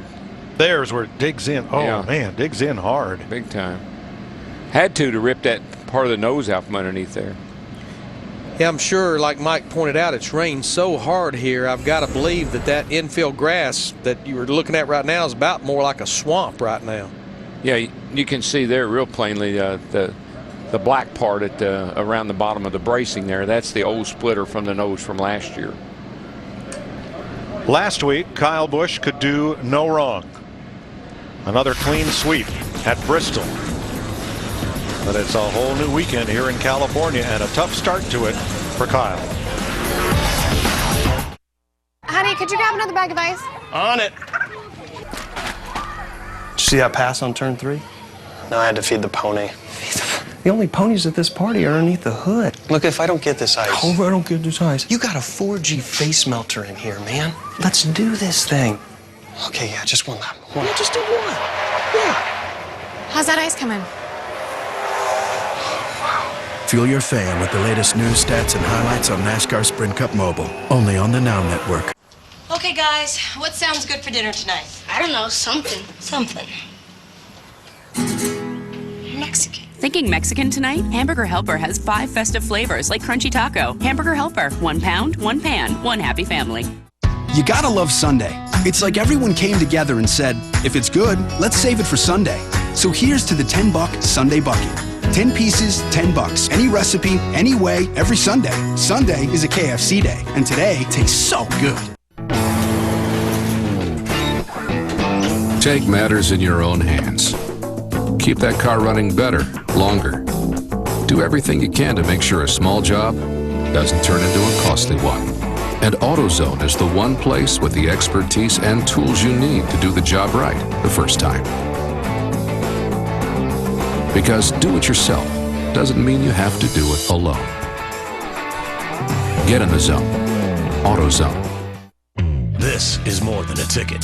It's a wallet-sized definition of who you are and where you belong, providing both a place to sit and countless chances to stand up for what you believe in. It's a rite of passage, a declaration of independence, and an invitation to discover 43 new heroes and 100,000 new friends. This is more than a ticket, because it says as much about you as any piece of paper can. Reserve yours today at NASCAR.com/tickets. Speed's presentation of NASCAR Sprint Cup practice for Leno Club Speedway is brought to you by Toyota. David Rudeman, Denny Hamlin quickest. Kyle Busch in the wall and going to a backup car. Think about this. Trevor Bayne won Daytona. Went to Phoenix. Wrecked in practice. Jeff Gordon won Phoenix. Went to Vegas. Spun out in practice. Kyle Busch wins Bristol. Comes to Fontana. Wrecks in practice. You see the pattern there. You see what pattern. You see where you're going with it. You see the common denominator here.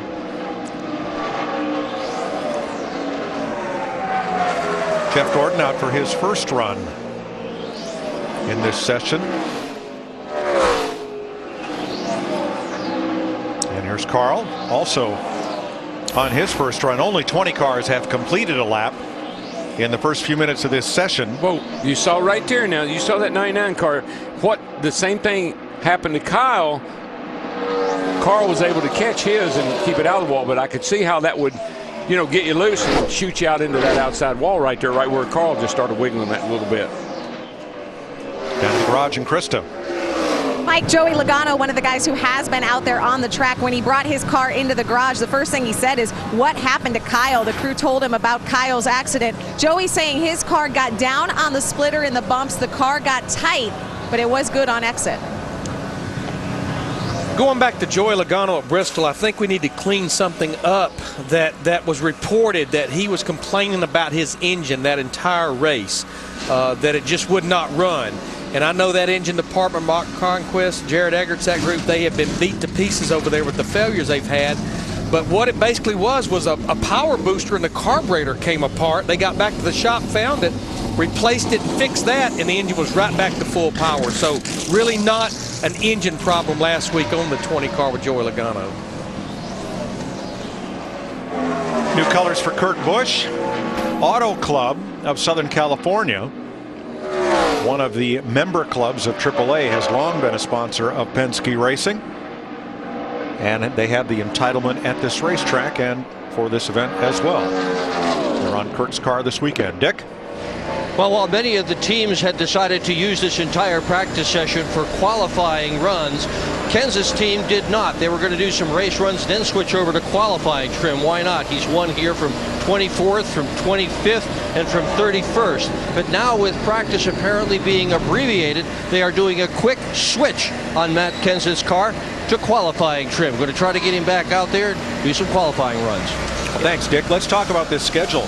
When NASCAR reissued the schedule to account for the rain delay, it was thought that practice would end at 2:30, and NASCAR may stay on that schedule, which means this will be a very brief session, Darrell, with only about 15 minutes to go. Yeah, you just saw Clint Boyer kind of have a issue there. I think what's happening is these guys are just hitting those damp spots, and they are on the edge. I mean, we already documented they're all here, already just 4/10 off the track record. And when you hit one of those damp spots and the car starts to move around, wiggle a little bit, takes your breath away.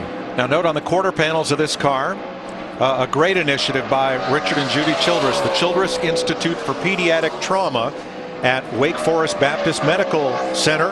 Cause that's very dear to the hearts of the Childress family, and they've done a lot of good fundraising, a great fundraising there. And on the hood of that car is what looks much like the presidential seal, because that is the celebration of the centennial of the birth of Ronald Reagan. Yep. And we all remember Ronald Reagan. He attended the 1984 July Daytona race and actually started the race. Gentlemen, start your engines from aboard Air Force One as he was flying to Daytona. First sitting U.S. president to ever attend a NASCAR race. And the Reagan Library, not far from here, they're trying to draw attention to that for the Reagan Centennial.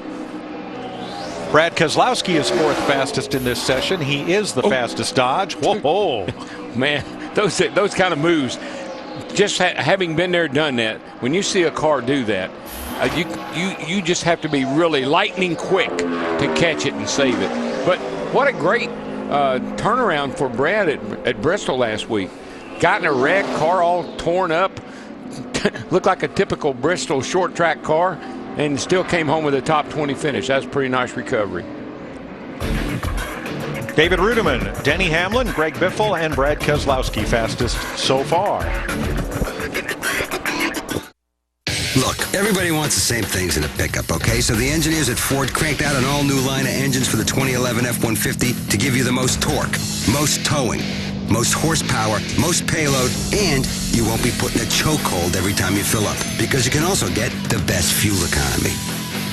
This is the future.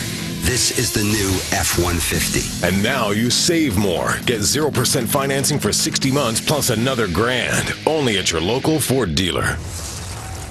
Okay, hold your line. Hold your line. Middle is good. Shoot the middle. Turn the bottom. You got it. You got it. Oh, no.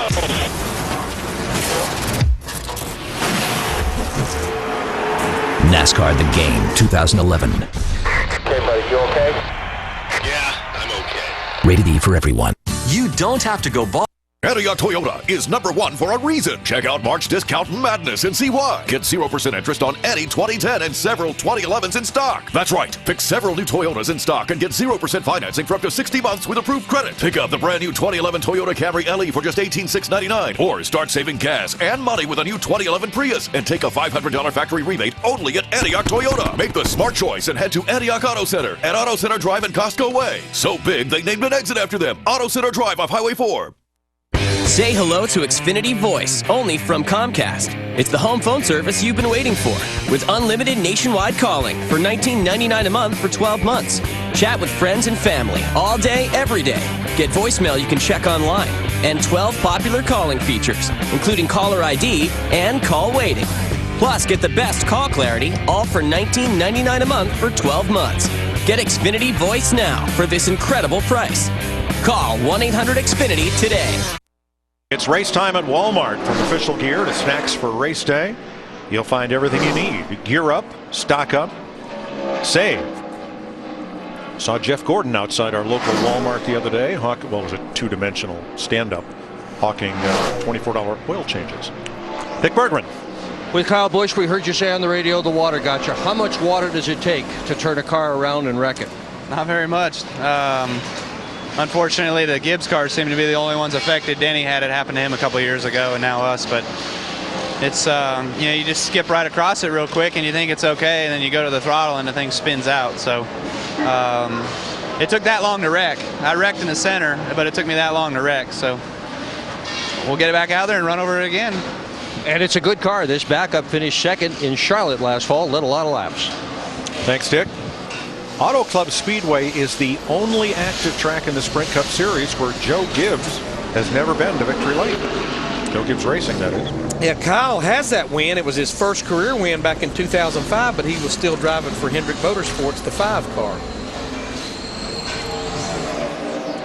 Juan Pablo Montoya was one of the first cars to take to the track, and he is 7th quickest.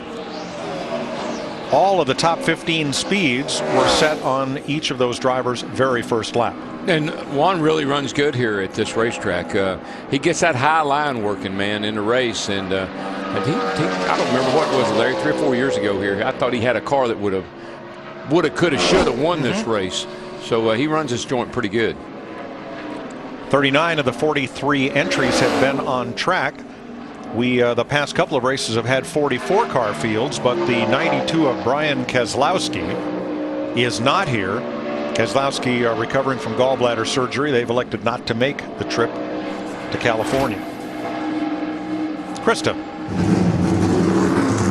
Well, you heard Kyle Busch mention the water. Ryan Newman also mentioning it, saying he caught the seam in 1 and 2, and that killed his corner, but obviously he's in much better shape than Kyle is now. He said his car is too loose. He can't hold any wheel to it. Ryan also saying it's bouncing more than I remember it doing here. How are they going to fix that bouncing condition with a new left front spring, the same one they used here in the fall? Mike? It's amazing she talks about Ryan Newman, and I don't know why this sticks out in my mind, but we do a lot of practice sessions here over the years on speed. Ryan Newman has been one of the drivers that always really complains to a large degree about those seams in the racetrack, that he can't get a feel as he drives across those seams, and it seems like he's complaining about it here already. Well, they are aggravating, and I tell you when they're really aggravating, when the sun's out. When it's a little overcast and cloudy and cool like it is right now, they don't bother you so much. But that tar, it really becomes a real annoyance once the sun comes out and it heats up a little bit. Jamie Mack, 5th quickest in this session. Jamie won the pole for both races here last year. Right up there today. Not a bad lap. In this team, Jamie McMurray, that whole group, his team, they just need something good to happen, even if it's on qualifying day. Watch him come off turn 2 here, Darrell. Yeah, this is some of that. You saw he just ran across one of those black seams, and the car just starts to wiggle. That thing started wiggling, and you heard Kyle say that. I actually lost control of my car in the middle of the corner. It took me all the way to the exit of the corner to wreck. That's what happens. You start jacking on that wheel. Left, right, left, right, left, right, and sometimes it'll straighten itself out and go on. Sometimes it doesn't. Whoa, whoa, Jimmy. See, that's almost just a... Wow, that could have been big. He's still fighting it. That's just, these cars are... Yeah. I can interpret. Catch your breath. This thing is so loose, I'm about to wreck it. Now, Jimmy just started his 2nd run. His first run, he was 17th quickest. This is just the difference.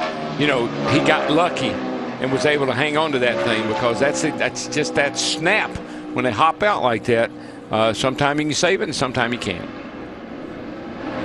Darrell, it's almost like you start to see the car bounce a little bit, and then it snaps loose and it just keeps bouncing looser. Yeah, well, that little hitch you do, you know, it's a little loose, and then it catch it a little loose, but it just keeps getting worse. It's like it's seesaws backs and forth, and sometimes they just come on around on you. You know what the next words he said on the radio? I'm coming to you, boys.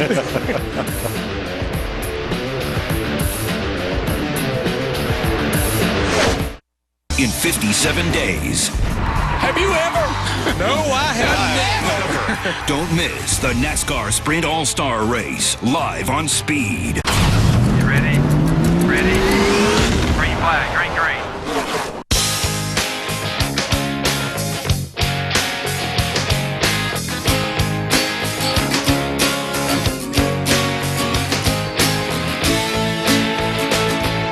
For 125 years, Sunoco's been fueling victories on and off the track. Why? Because winning is the greatest feeling in the world.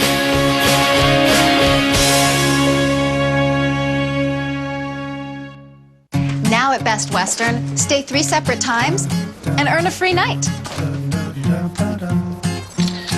It should be easy. They're the biggest hotel family in the world. You see, with 3 types, you can always find the one that's right for your trip.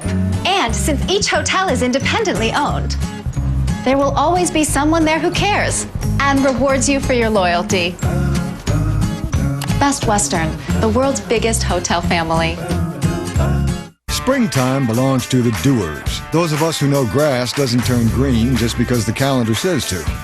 and that a big difference can grow from a small budget.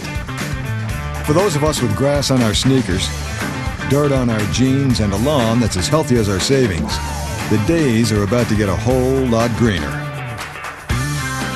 More saving, more doing. That's the power of the Home Depot. We're lowering the cost of a day in the dirt with a special buy on this mulch. 3 bags are just $10. Welcome back to Auto Club Speedway, where Sunday they'll run the Auto Club 400 on Fox. Change in the schedule due to the weather delay from this morning. Nationwide Series practice, 5:50 p.m. Eastern. It's about half an hour from now, not quite half an hour from now. And 8:10 Eastern, 5:10 local time, Sprint Cup qualifying live on Speed. Greg Biffle's been out and jumps to 3rd on the speed chart in his 3M Ford. You know, as strong as the Roush Fenway drivers were at Las Vegas Motor Speedway 2 or 3 weeks ago, we would expect them to come here and be strong. I would say, you know, we've been to 4 different types of racetracks, but I would say the one that would maybe be more relative to Auto Club Speedway would be Las Vegas. Krista.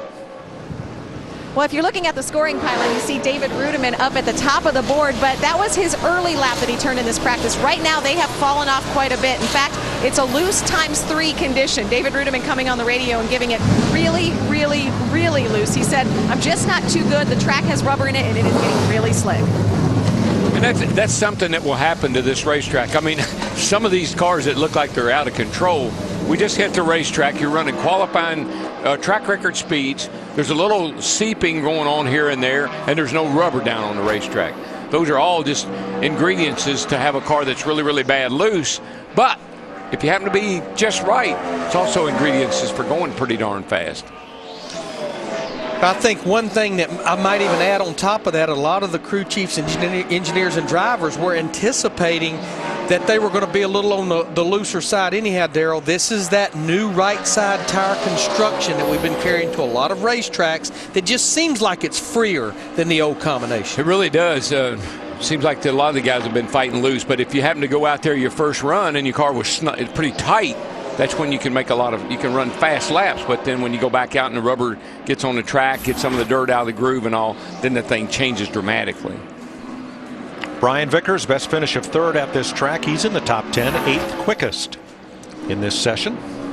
Poor Brian finished 10th at Las Vegas, but the other 3 races he's been caught up in an accident or a wreck that really and truly was not of his making, just wrong place, wrong time. Right.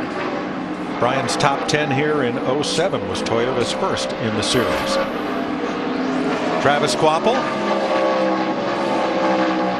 making a few early laps. He is 30th. He's made just 2 laps in the Long John Silver's Ford. Got a new crew chief. He does, yeah. Yeah. Jay Guy. Jay Guy has come over. Replaced my guy. Derek Finley. But Derek's still over there. No, he didn't leave. But Derek was just filling in until they got Jay on board. But, you know, Derek's back to being the, what is he, competition director? Or something of that like nature, yeah. But you know what, Mike? I really enjoyed, we sat down with Bob Jenkins last week. And that was really a pleasant little interview we had, or conversation we had with him. What a just a race fan he was, and he wanted to have a race car. And lo and behold, he's got 2 of them. Actually, maybe 3, I guess, if you want to count the 2.5. Yeah, 2.5. With the 37 car. Teammates talking it over. McMurray, who is 5th, and Montoya 7th. There should be some smiles there.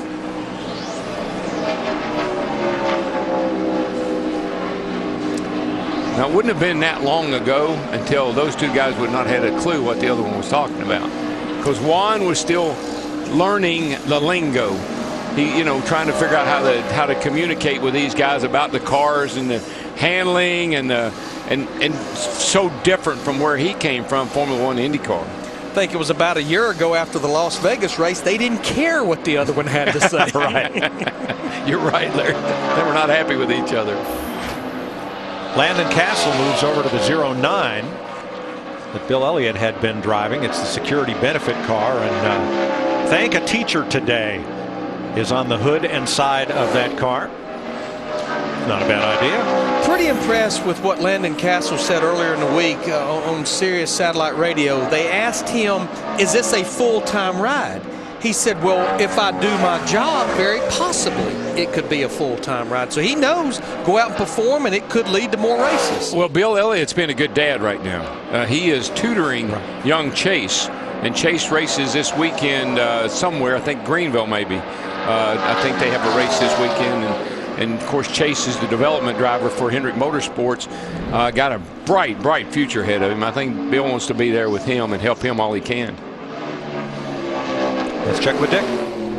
We remember in 2005 in February when Greg Biffle qualified in the 5th spot and predicted that he would lead the race by lap 5. He not only did that, he went on to win that race.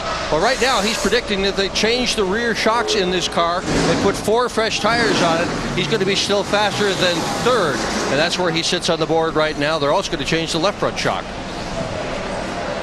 I don't know. We'll see what happens in qualifying. I think I'm looking at my pick for Sunday.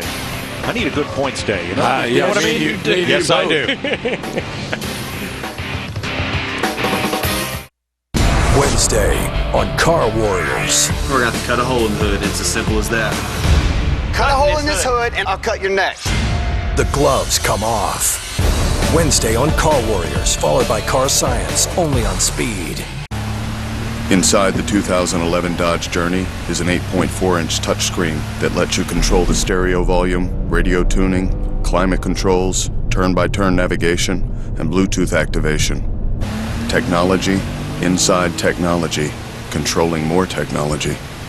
Welcome to the future.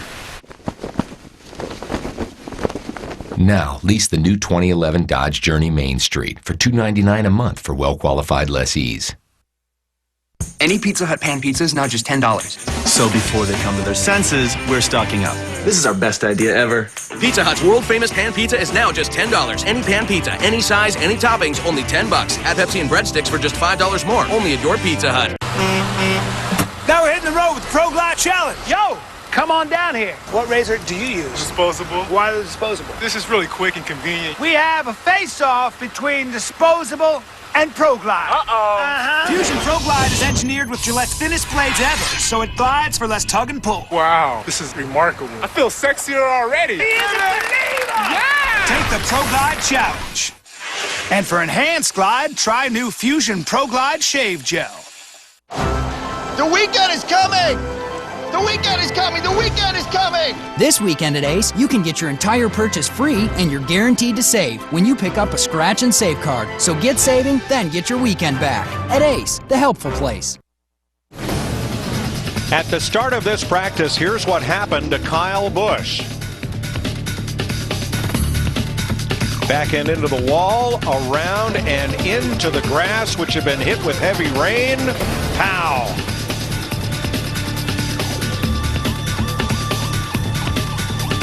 That car did not have one complete lap on it. And Kyle's now in a backup car. His teammate Denny Hamlin is second fastest. But I think that just tells you a lot about Kyle Busch. Didn't make a whole lap, but he's out there just casting everything to the wind. You know, there's weepers. Yeah, it's a little slick. Maybe this. He just goes out there and holds it wide open. Let the cards fall where they may. Now, Robbie Gordon grew up in Orange, California. Various times he also listed Cerritos, California, and both of those are a short ride down the freeway from Auto Club Speedway. The Gordon name, very big in California for open wheel and off-road racing. And Robbie spending a lot of his year concentrating on the Sprint Cup Series and spending a lot of his lap sideways. Yeah, and that's his deal with his energy drink, Speed. He's you see they have, I can't see what food for less. Food for less. Yeah. I mean, and he works deals every week trying to promote his new brand here, Speed Energy, and doing quite well, I think. I've talked to him a couple times. He said they're starting to move a lot of product. That's a regional grocery store chain out here in California that used to sponsor cars frequently in the Winston West and Southwest Tour Series and over at Toyota Speedway at Irwindale. Last week he had Food City on the car. Right. And I think that must be his game plan, try to hook up with some food chain every week. The problem is telling him from this car, Paul Menard. in the Serta mattress Menards, number 27. What a great start to this season he is having. There's just no other way to say it. And I love what his teammate Jeff Burton, Mike, you and I were talking about the USA Today article this morning. Jeff said that Paul can win races at this level. He's in the sport, yeah, because his dad gave him an opportunity, and that doesn't make it wrong. But he said, you know what, your dad can give you the opportunity, but he can't give you what it takes to stay at this level. And I thought that was pretty intriguing what Jeff Burton said about his teammate. And Jeff knows of what he speaks because his son is racing quarter midgets, Harrison, and gets to face some of that. Yeah, this is a guy that's got his hands full right here, the 48 car, Jimmy Johnson. We saw him just a minute ago, sideways off turn 2. They came in, made a adjustment, and you know, all they did, Larry, they moved that loose a little further off the corner, so they may have to come in and make that same adjustment again, but he was loose in the middle of the corner. That time he was loose more on exit of the corner. That was late exit. Late exit, corner, yeah. That's where all that horsepower starts to kick in, trying to spin the rear tires. Jeff's been out a total of 3 times, or he's run a total of 3 laps, and right now he's 19th quickest. Tony Stewart starting his second run, his first run of 2 laps, netted him the 11th spot. Still a lot of heavy clouds in the area, but we believe we're good for the rest of the day, including qualifying, which you'll see live on Speed here. Right now tentatively scheduled for 8:10 p.m. Eastern Time, 5:10 local. Dick? Well, Denny Hamlin was told to bring the car in and park it by his crew chief, that there was going to be a lot of work done to it. Hamlin said, really? He's second quick on the board, so apparently there's still more speed to be gained out of this number 11 car, Mike. Well, his second run with Dick was only 3/10 off his first one, so the car is quick. Juan Pablo Montoya, watch what happened to him last time around.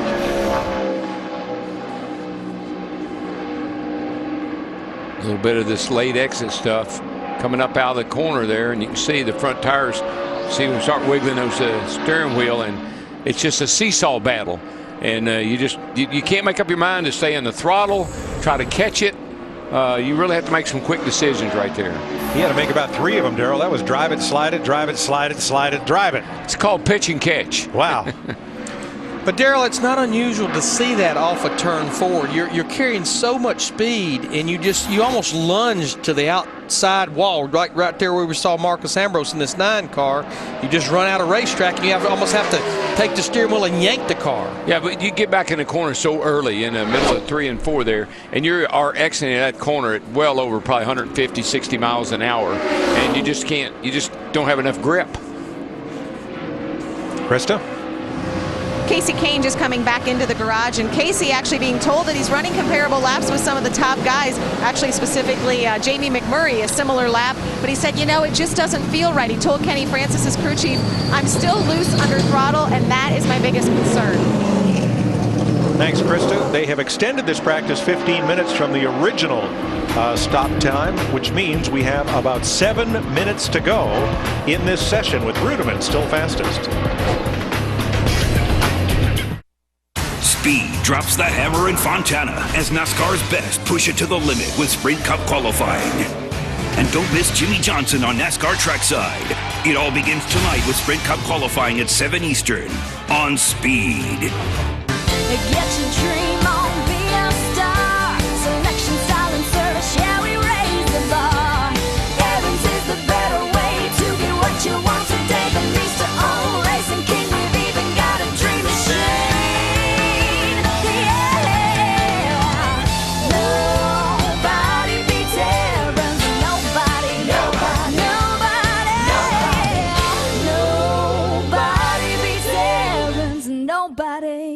If you had a choice between Coach Jimmy Johnson for Denerex.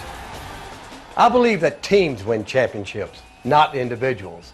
And believe me, you can't win against dandruff with just one shampoo. Let me introduce you to my Denerex team. Denerex Complete. You get therapeutic Denerex for an all-out blitz. Extra strength Denerex for follow-up protection. And Denerex with Zencon to keep you dandruff-free. Denerex has been my champion for 15 years. Make it yours. Looking for the most family entertainment choices? Okay, maybe a little. You already have them. Surprise! With Xfinity from Comcast, you get more access to the programming your family wants. What is this crazy idea day? Whether it's watching Disney Channel's Shake It Up, Catching up on your favorite programs on demand, like Wizards of Waverly Place, or watching your favorite stars on Good Luck Charlie in crystal clear HD. You in? I'm in. Great. Yeah. Xfinity, together with Disney Channel, is the place for family entertainment. You could win this commemorative 10 years rolling Camaro with a one-of-a-kind decal package with past winning moments at Texas Motor Speedway. 10 semifinalists will be chosen to attend the race April 9th, and the winner selected on race day.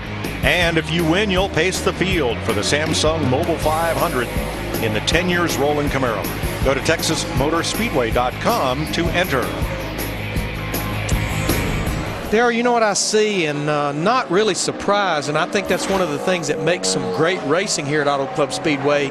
It looks like this tire combination, even with the change in the right side, it's going to have a fair amount of give up with laps, and that normally helps us with some great racing. Yeah, it should. I think it's just a little early to tell what we got until we get a little rubber on the track and get these weepers kind of dried up all the way around the track. I think a little early to make a prediction, but yeah, I like what I see so far.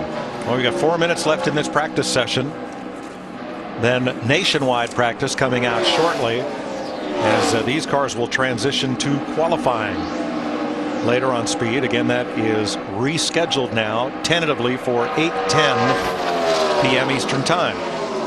Joey Logano top 10. He is out for his 4th run. Total of 7 laps for Logano. Carl Edwards climbs out. Carl is 16th right now. Bob Osborne there on the left is crew chief, and of course the driver, you know, he's got to give all his hands gestures so the crew chief can understand what he's talking about. We were talking about Greg Biffle a while ago, who right now is 3rd quickest. If you look at Roush Fenway, as we see Kyle Busch back out there probably for 1 run with this backup car. Roush Fenway, they've sat on the last 3 poles of 2011, and they have finished 1st or 2nd in 3 or 4 races this year.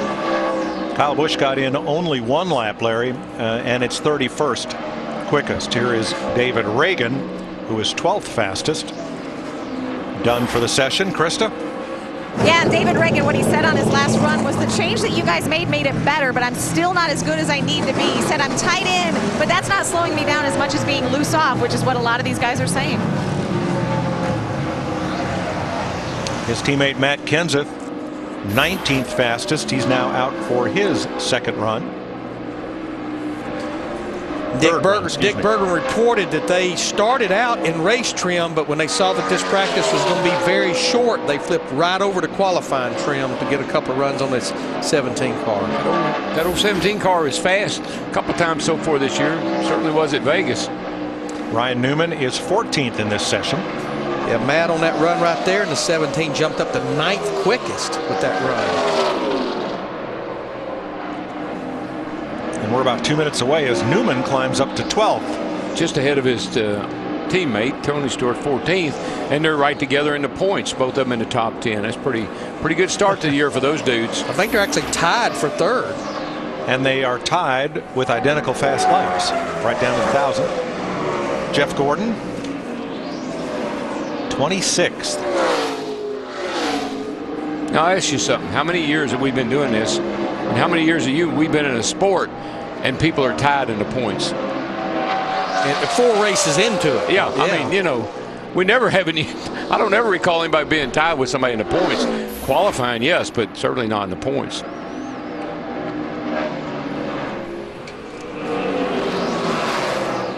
First time we've seen Regan Smith today, the Denver Mattress Chevy, 25th fastest. This is his 2nd run. Regan making his 100th career Sprint Cup Series start here this weekend. His average start this year, a little over 6th, and that's the best of all drivers in the series. You know, this little car's been running right to front every week, qualifying and in the race. Casey Kane, 6th fastest. has run a total of 6 laps. I believe Casey and his crew chief, Kenny Francis, they keep working on this little car right here. These boys will win some races before the year's over with. And with Landon Castle moving over to the 09, that opened up the seat in the 60, filled by Todd Bodine. Now, Todd was in this car back during Daytona Speed Weeks back in February.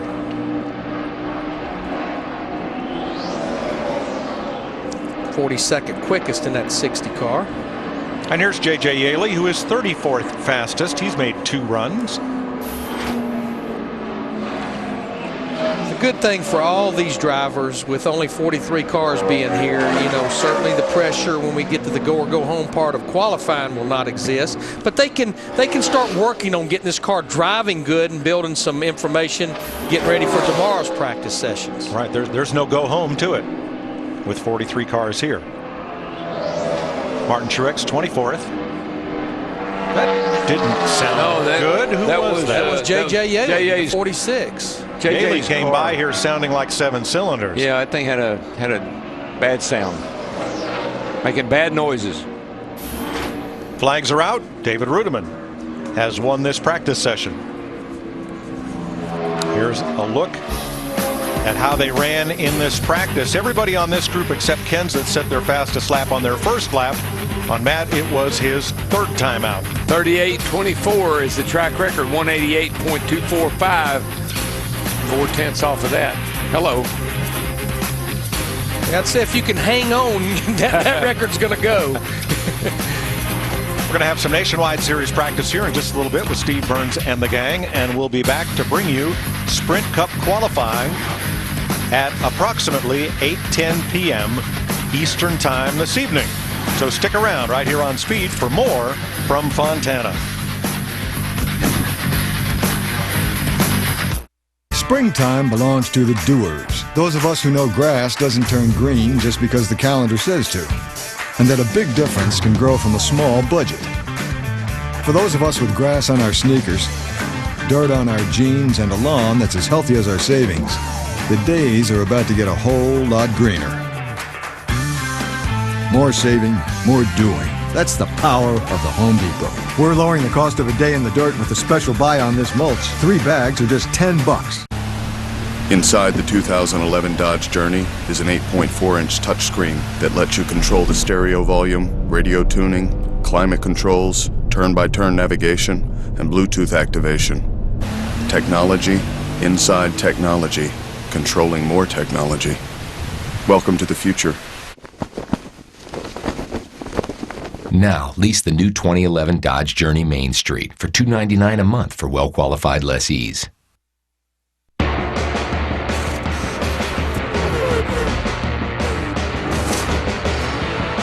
At Goodyear, everything we've learned making these tires inspires what we roll into yours.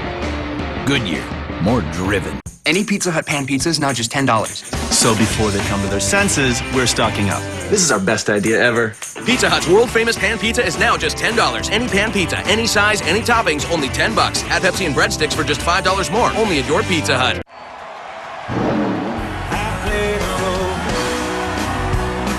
And the highways are song. Never cities like the same 3 chords. Been helping us along, and the story is told. And the crowd is done and gone, shaking off the miles and trying to make it home.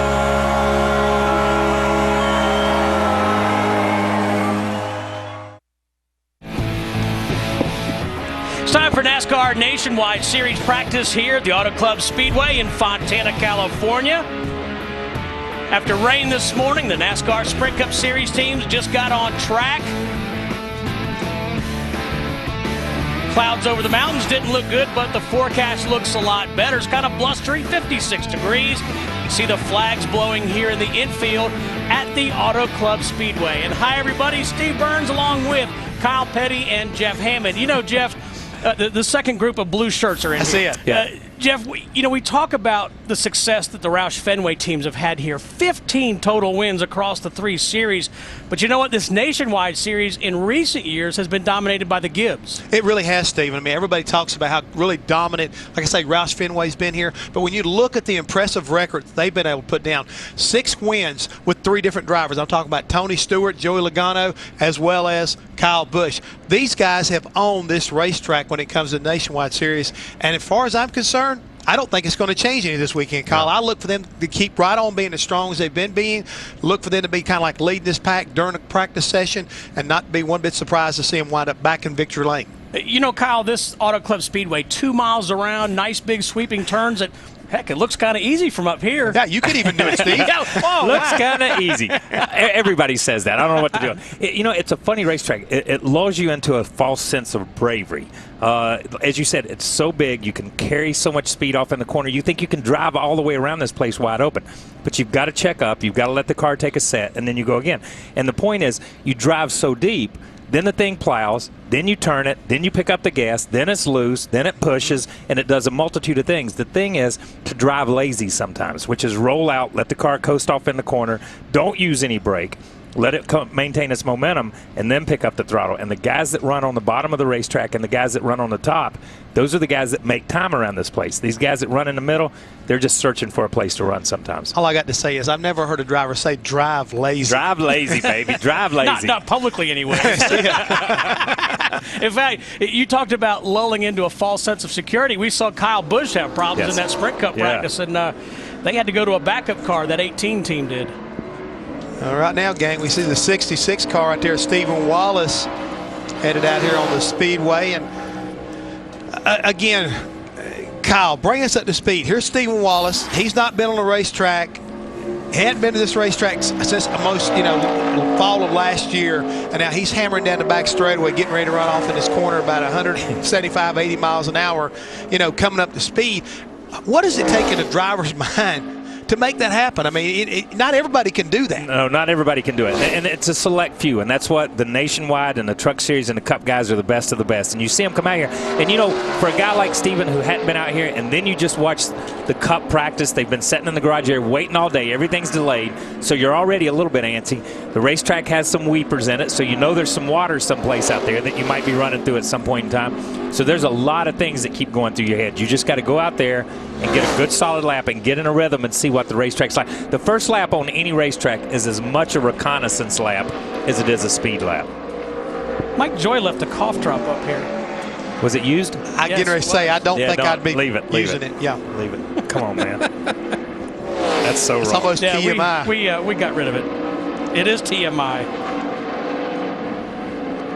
Let's go down to the garage and Wendy Venturini. Good afternoon, gentlemen. Here on the Nationwide garage, Kyle Busch is just as busy as ever as he was on the Cup side. Now, of course, he had that accident in the Cup car, went to a backup car here in the Nationwide car. He just climbed in, just clicked his belt, and that's because he had to get a little bathroom break in. He is a very busy person today. 2 wins here at the Auto Club Speedway in the Nationwide car. No doubt that they will be fast again this weekend. Let's head over to Bob Dillner. Well, point leader Jason Leffler has been very good so far this year with 3 top 10 finishes. In fact, has only finished outside the top 10, an 11th place run. And this is what he considers his home track. But he's never been very good at the Auto Club Speedway. But his crew chief has, Eddie Pardue, a victor here back in 2006 with Greg Biffle. He's hoping a little bit of Eddie's success can parlay into this team this year. Their plan, basically, take it easy. Only use 1 set of tires during this practice session because the Nationwide Series only gets 6 sets for the entire weekend. So make sure everything is A-OK on that car before they really go for it here around this racetrack. All right, thank you, Bob. Jason Leffler in the 38. Got bad news for the rest of the field. Mark Martin's in the 32. Yeah, when Mark Martin, it used to be when Mark Martin showed up at a Nationwide race, it was bad news for the rest of the field. Remember in that Winn-Dixie car, man, he killed everybody. Before him, it was Harry Gant. Lately, it's been Kyle Busch. But Mark Martin's come back, and we saw him already. He's already won 1 this year at Las Vegas, I guess. So it is bad news for the rest of the guys. Yeah, he jokingly said he was going to come back and run a few races this year because Kyle Busch was catching him. Well, I was going to say, everybody talks about the record that Kyle Busch is, establishing. And I think Mark knows overall, sooner or later, his win mark will be eclipsed by Kyle Busch. But he's not going away quietly, that's for sure. No, he's going to defend it a little bit. And that's pretty cool. You know, when you've got the two guys that are running in this race who have won the most races. Oh, yeah. I mean, that's good for any series. I don't care. But you've got Mark Martin and Kyle Busch running in a series where they have dominated the series for the last 15 or 20 years when you look at it that way. You talk about those veterans, and then along comes somebody like Ryan Truex, age 19, looking to try to make his own mark as far as the sport's concerned in this series. And in terms of all-time wins in the Nationwide Series, don't forget that Harvick guy from Bakersfield. He's won a few. He's in the race as well. He's driving the 33. That's true. But all we're missing right now is Jack Ingram. Let me just go ahead and say that. I agree. We did cover Bosco Low last week, did we not? Hey, and don't think when you mentioned Jack Ingram that if you called him up and said we got a car sitting here, he wouldn't be showing up there ain't no to doubt. wheel it. I can tell you that right now. There ain't no doubt, man. Harry Gant was on trackside. Speaking of Vegas, he was at Vegas. And DW said, Harry, you're in fantastic shape. Do you feel like if you got in a car, you could go out and win a race right now? He said, absolutely. No doubt. No, all those old guys, when you talk to them, they say the physical side may have gone over the hill a little bit. But I'm going to tell you what, the heart and the desire and that will to and win. the pride. Yeah, it's never left. It has never left any of them. Take a look at there at the 88 of Eric Almirola, currently second quickest in this early in this practice session. Yep, there he is. The Bakersfield basher, Kevin Harvick. Now, you know what? That got Chris Myers in a lot of trouble when he started using that term right there. The Bakersfield basher? Yeah. Harv didn't like him. I think Harv really likes the happy Harvick scenario. Yes. You know, that's Bakersfield basher. I mean, where'd that come from? Myers, Chris Myers. Yeah. Considered a source. Isn't Buckowens from Bakersfield? Wasn't he from up there? I thought it was Porter Wagner. Might have been. Let's get a clarification on that. Jimmy? Let's go to Bakersfield. Let's go to the music. Bakersfield, Porter Wagner, or was it Dwight Buckowens. Yoakam? Yoakam's from up there, yes. Yeah, Dwight Yoakam is. Not Matt Yoakam. Dwight Yoakam. Dwight Yoakam. See, folks, if you're not listening to our broadcast, we're not only talking about racing. We try to do a little well, bit of it's kind of a stream of consciousness. Exactly. You know, what Kevin, you know, you talk about Kevin winning races in this series. He won them for Childress, but then he started his own deal. That's what impresses me more about Kevin Harvick than anything else. Is he's right in the middle of a chase and running for the championship last year, and he still has built a team. He and Delana have built a team in the Cup Series or in the Nationwide Series and in the trucks that goes out and can win races and win it on a regular basis. Kevin has 37 NASCAR Nationwide Series wins. Mark Martin has the most with 49. Kyle Busch 45. You mentioned Jack Ingram. He's got 31. The original Iron Man. The original Iron Man. But again, Kyle touched on it. 3 out of those 4 folks are here this weekend running for us here at California, you know, at the Auto Club Speedway. I mean, it's just impressive. We got that kind of star power and that kind of winning star power here this weekend. 39 car being driven by Charles Lewandowski this week. Jason Leffler, the quickest of 14 drivers who have practiced. Stay with us. In 57 days. Have you ever? No, I have never. Don't miss the NASCAR Sprint All-Star Race live on Speed. You ready? Ready? Green flag, green. Only Polaris delivers the ultimate combination of power, suspension, and agility. The only trail-capable side-by-side, Ranger RZR. The only sport performance side-by-side, RZR S. The only 4-seat sport, RZR 4. And the only extreme performance side-by-side, the 88 horsepower RZR XP. Razor sharp performance only from Polaris. Huge rebates and low financing are available right now during the Polaris XP sales event. You don't have to go ball.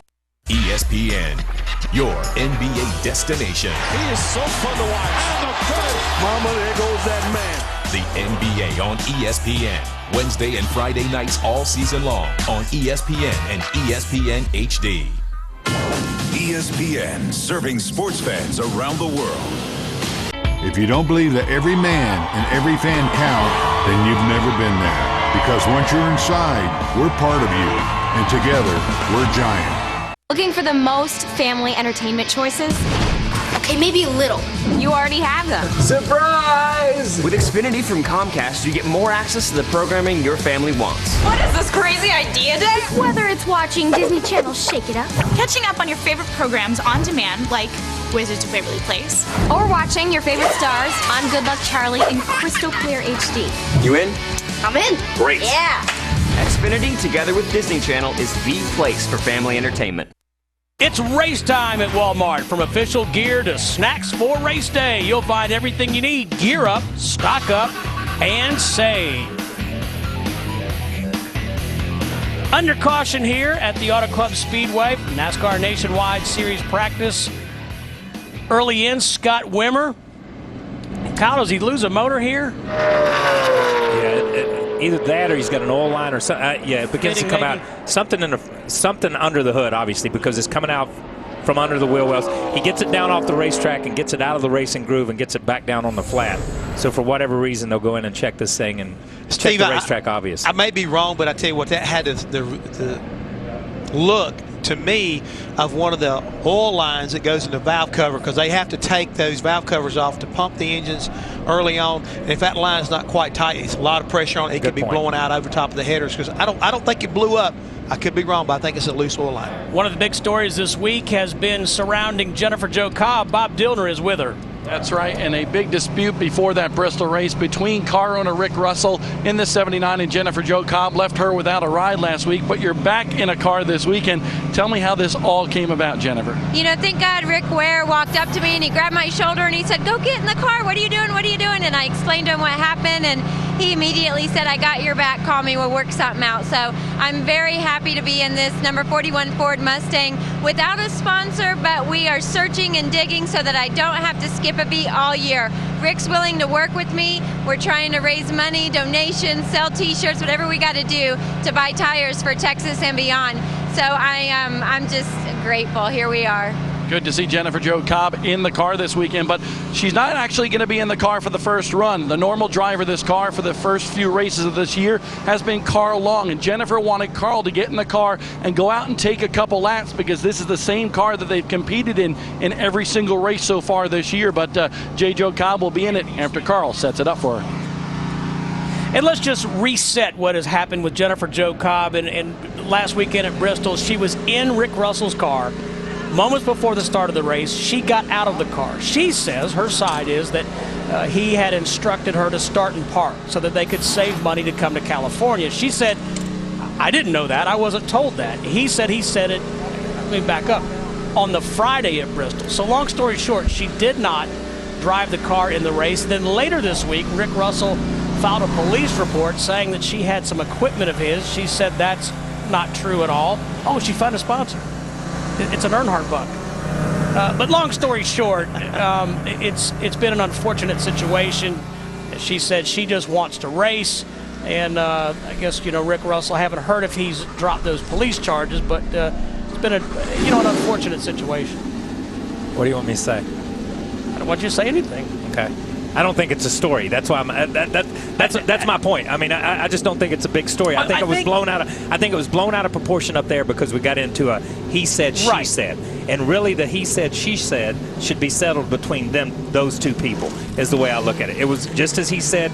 You know, she's got some of my equipment, this and that. It's as much a business decision for him as it is a competing decision for her. She looked at it from one side and he did from the other. And I would also offer this, Jeff.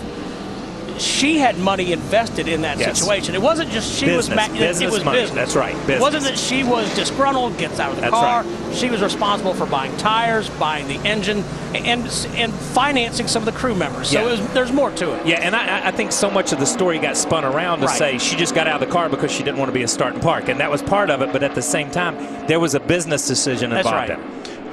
Very, very complicated situation to be interested to see how it kind of plays out. But, the cool thing about it is we can get back here to do some real racing and practicing right now. And guess who's on the racetrack?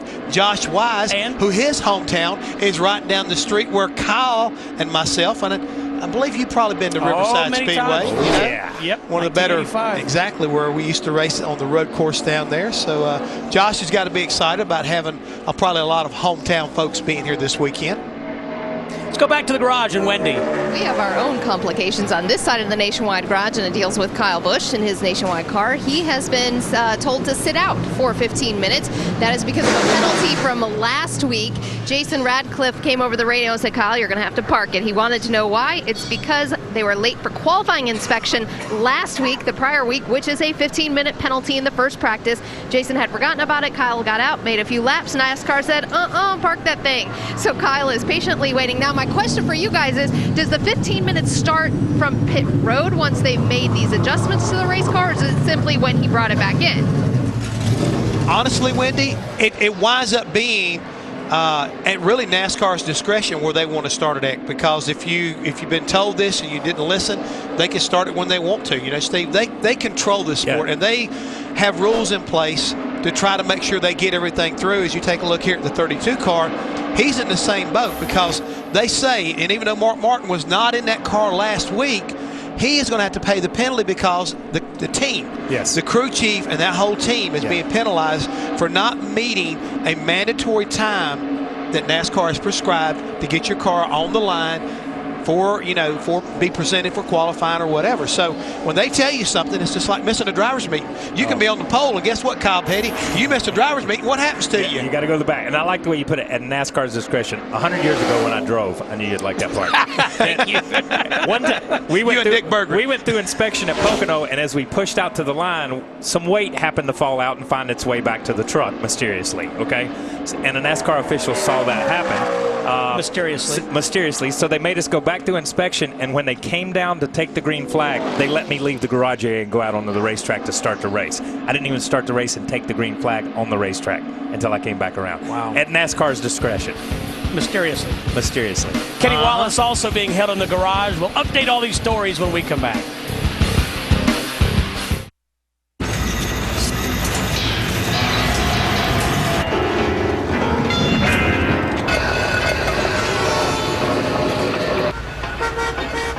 With deposits in your engine, it can feel like something's holding your car back. Let me guess, 16.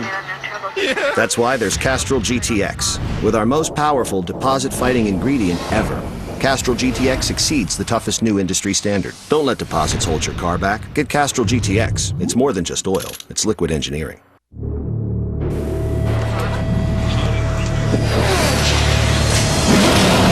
Green flag.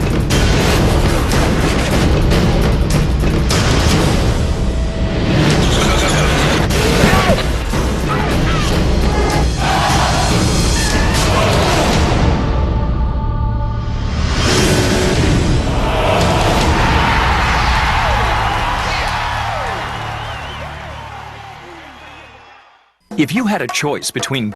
So my uncle calls and he says he's dizzy and he's losing his balance. I'm like, Uncle, you want me to take you to a doctor? He's like, no, I'm going to look up the symptoms. I said, your symptoms are you're dizzy and you're losing your balance. So he said, I can't get on the internet because my arm is numb. I said, well, use your good arm and dial 911. Stroke's no joke. If you or someone you love is showing symptoms of stroke, don't wait because it might be too late. Dial 911. Time lost is brain lost. Have you looked at your bill yet? Your phone bill. Your internet bill. We looked at our bill from the phone company. We were wasting money. Throwing it away. I hate wasting anything, especially money. We wish we looked sooner. Ridiculous. Shocking. So we switched. We looked at our bill and we switched to Comcast Business Class. Great deal. Fast internet. Better phone. Tools from Microsoft. So, have you looked at your bill yet? Find out how much your business can save. Call Comcast at 1-800-391-3000. Race cars can take a NASCAR home tracks driver wherever they want to go.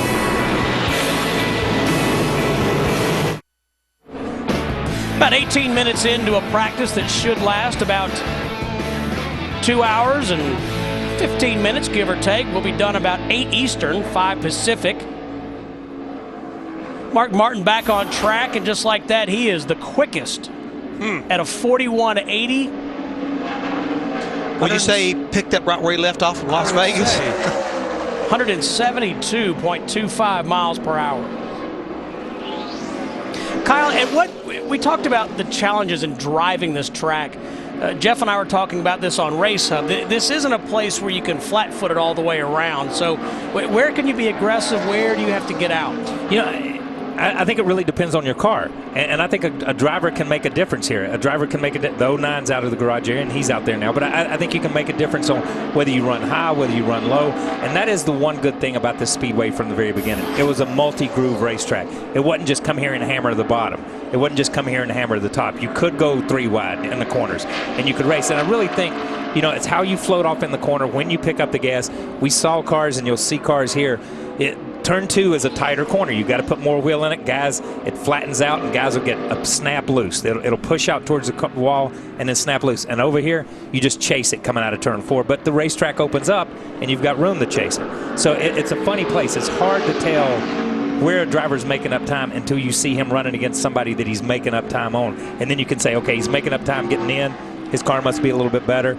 He's making up time getting off wherever. But, I mean, you can't be overly aggressive here. I don't care what anybody says. This is not an aggressive type racetrack once you start racing. Let's go to Bob Dillner back in the garage. Kevin Harvick struggling just a little bit. He's made 2 runs on the racetrack for very minimal laps, but that car is bottoming out hard on the racetrack. He said the front end is just riding the racetrack, and when it hits, it just wants to go straight. It doesn't want to turn. Some major changes on this team after Bristol. They have not been happy with how their season started. So Kevin and Delana Harvick have made some changes. Actually, a new car chief on this car for this particular week. Bruce Carter, who is normally the crew chief on the truck. The number 2 truck is actually the car chief here this weekend. They also brought some engineers over from their truck series teams to help out this weekend and this weekend alone here at California. So Kevin Harvick, listening to him on the radio, hasn't been too happy. They made the changes. We'll see how it pays off this weekend. Bob, much of the same for Mark Martin. He's hitting the racetrack so bad he's worried about that splitter, especially down the backstretch. So you see crew chief Trent Owens has been looking under the car, on top of the car, every which angle that he can to see exactly where the worst part of it is. He said if we could keep it from hitting, it would definitely improve this race car. They've made some big adjustments already in the few laps they've run. Obviously, it's paying off. He's fastest in this practice session so far, but his concern was destroying that splitter down the backstretch. So, Jeff, how do you go to work on that to keep the car from bottoming out so hard? Steve, you got to understand, these cars are different than Cup cars. You're not allowed to put bump stops and kind of keep the car up off the racetrack. You have to do something with either one of the coil springs because they allow the cars to coil bind, and most of the teams right now are coil binding the right front to help establish where the height needs to be. So they're going to either change the spring to where the coil bind is a little bit higher, where it actually catches the car and holds it up off the racetrack, or you got to raise the car up and allow it to come back down and try to hopefully keep it off the racetrack there. You see it going down the racetrack, this 41 car. I don't know whether it's Carl Long is behind the wheel or Jennifer Jo Cobb, but you can see the car. The racetrack is rough. I mean, it appears to be very smooth, but you can see the car moves around quite a bit down the back straightaway and the same way through the corners. So because of that, this is that new car, and they don't have a lot of experience here figuring out exactly where the attitude needs to be. So this is kind of like a learning process of you got to establish where the heights need to be and how much you're actually compressing. And one thing we haven't really discussed is we're running a different type of tire this week with the Nationwide Series and what they ran in 2010. So a lot of little variables. Bobby talked about, Bob Dillner, that is, he talked about the 33 car bringing engineers over and different people, you know, from their truck team. And all they're looking to do is maximize the people here that can maybe help figure out problems quicker so you can get the car, you know, ready to race. Sherman, Texas. First place of Buck Owens. No way. That's Sherman, wrong. Texas. That's wrong. I challenge it too. I don't care what the internet says. I know more than the internet. It's the information superhighway. What's it say right there? Sherman, Texas. Jimmy Hicks handing us that note. I'm gonna go with Bakersfield for all you people in Bakersfield out there. Back me up on this. Wendy.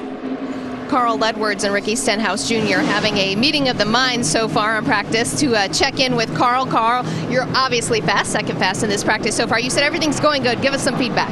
Yeah, the car is great. It's a fast Ford Mustang, and it was fast enough. I pulled back in. I said, Mike, I just want to look at everything, make sure there's nothing rubbing or not hitting the track too hard. But it's running great. I think it's going to be fast. My Cup car is not very fast right now. We're struggling with the Aflac Fusion, but I think this might actually help me to search some lines out before qualifying. Well, I know we ask this a lot, but with the transition from the Cup car to the Nationwide car, what kind of feeling do you get here at the Auto Club Speedway specifically? You can spend a lot more time on the throttle in the Nationwide car. So, I can drive down the corner 100 feet deeper, and I don't know if they have more downforce or if they just if they're going just a little slower, so they feel like they've got a ton of grip in the corner. The Cup car, man, it's a handful. You're out there. I saw. I think Steve Burns was saying how easy it looks. It's not easy, all right, Steve. You drive down the corner and you're going 200 and something miles an hour, and then as the car goes over the bumps, the splitter height changes and the balance changes, and you're doing everything you can to keep up. It's pretty wild. So, Steve Burns, do you want to come here and take the steering wheel for Carl then? Come on, give it a shot, Steve. I said it looked easy, just to help us make a point with Kyle Petty. He said you made it look, drivers make it look easy. I think he's backtracking. I'm just kidding. Steve. It's not true. I think I just heard the bus and they didn't blow the horn, did they? Did they, Kyle? Well, what was he doing watching us? He should have been out there That's practicing. right. He should have been practicing. Do your job. Sherman, Texas.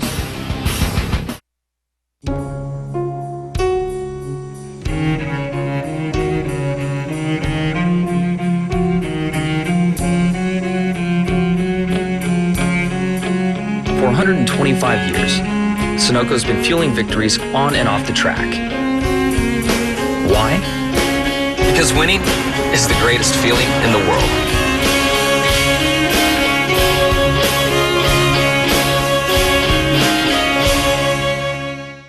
Okay, guys, what sounds good for dinner tonight? I don't know, something. Mexican. Thinking Mexican tonight? Hamburger Helper has 5 festive flavors like Crunchy Taco. Hamburger Helper, 1 pound, 1 pan, 1 happy family.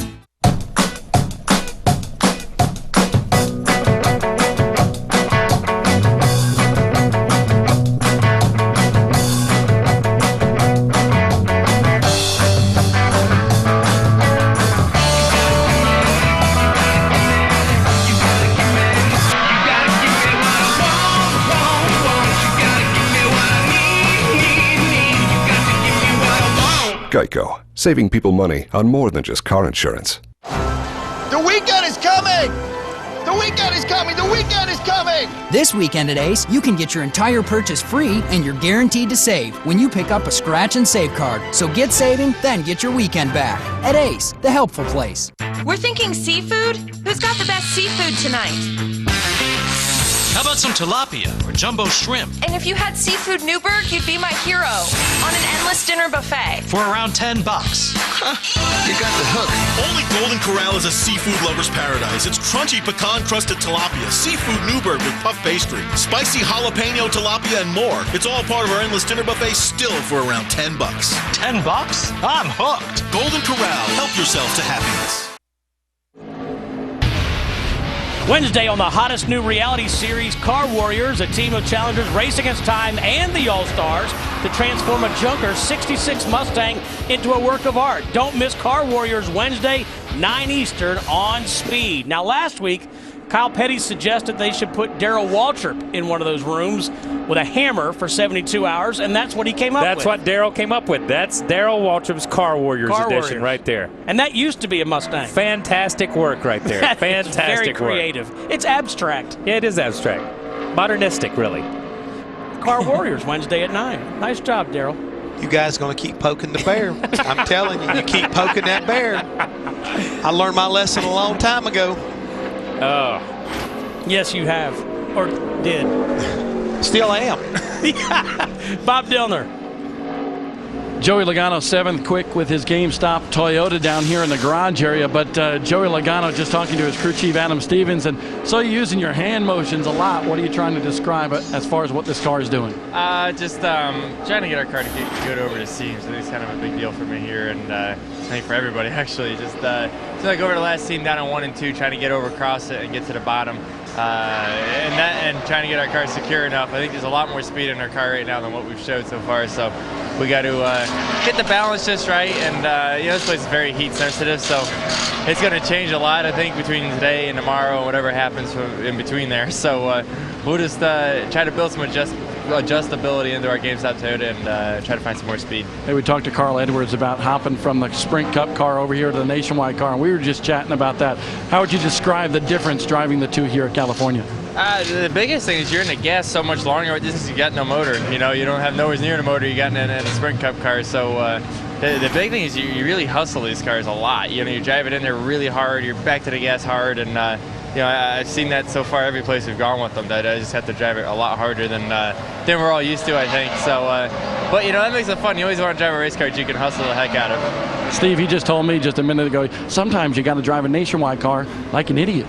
Yeah, well, I'm mad at Joey Logano. He called me an old man on the air this week, Bob. Ooh. Oh, no. Yeah. Wait a second. Old man. Wait a second. You called Steve Burns an old man this week? I did. Why? On air. Because he can't pack the trunk of a Toyota Camry as fast as I can on race hubs. So that's true. But I got That's Chuck not points. right. Is he still sore about it? He's still a little bit aggravated. He's having a tough show today. I told him to get over it, you know, and apparently he didn't listen to me. He's not over it yet. Nope. Still sore. Well, at least he didn't say that Karen wore the fire suit. No, he did not say Karen wears a fire suit. But he did call me an old man. You know what? I find I'm bitter. But you know, we should be bitter. We're in that stage, okay? We can be all bitter. All three of us up yeah, here. We're all. But you know what I find interesting? Careful. That's about the second or third time I've seen him interview Joy, and he talks about how hard you have to hustle this body style compared to the last body style. He talks about it being draggy. He talks about it not having as much motor. You got to drive harder in the corner. You got to go the gas harder. I mean, he talked about it at Vegas. He talked about it at Phoenix. With this body style, I don't know. Obviously, it's changed something for Joey Logano. It may not have changed the way other drivers drive, but it's changed Joy's driving style a little bit with this car. Well, Kyle, would it mean there's too much downforce, not enough? Just because downforce and drag doesn't necessarily go hand in hand. Okay. And Jeff will tell you, you can have a car that is a box and has a million counts of drag and still has no downforce. So it's not about the downforce versus drag. It's how the balance of the car is for whatever reason. They talk about these cars having a neutral feel or a real funny feel to them because they don't have as much downforce, they feel, is what the older cars used to have when you talk to them. But at the same time, it's got to have something drag-wise because they feel like they've got to keep their momentum up and run through the corners faster. They go to the gas harder. They get out of the gas later. And like I said, it may not affect anybody else, but for whatever reason, that's about the third interview this year I've seen where Joy said that. And Steve, right quick, I think the difference has to do a lot with the side force on this race car because a lot of the guys will tell you, you can't drive a car in the corner harder unless the car will allow you to do that. So this car has got to be picking up a lot of what we call side load. So when you drive it off in, the right side tires are hooking up, the back part of the car, especially with the big, you know, the wing on the back of it, or big spoiler, I should say, not wing, but the spoiler on the back of this car. You see how tall it is, especially with the little extensions. I think of creating that kind of side load that gives those guys a feeling of security that even though they ain't got a lot of motor, they can use all up what they do have. Just hustle off in there, get out of the throttle, and get right back after it. 28 drivers have been on track. Mark Martin is the quickest. Stay with us here at the Auto Club Speedway. Oh, man, indeed. Honey, could you grab another bag of ice? On it. Did you see that pass on turn 3? No, I had to feed the pony. The only ponies at this party are underneath the hood. Look, if I don't get this ice. Oh, I don't get this ice. You got a 4G face melter in here, man. Let's do this thing. Okay, yeah, just one lap. One. Yeah, just do one. Yeah. How's that ice coming? Fuel your fan with the latest news, stats, and highlights on NASCAR Sprint Cup Mobile. Only on the Now Network.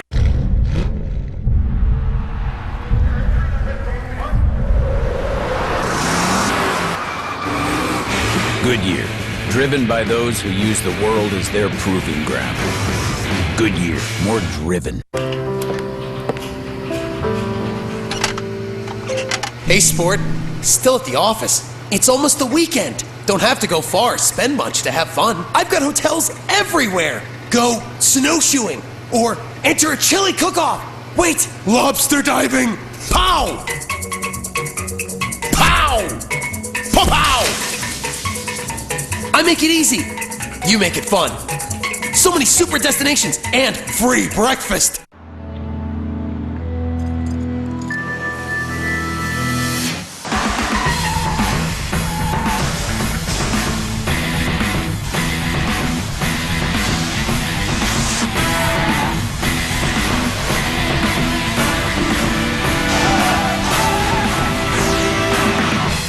Jeez.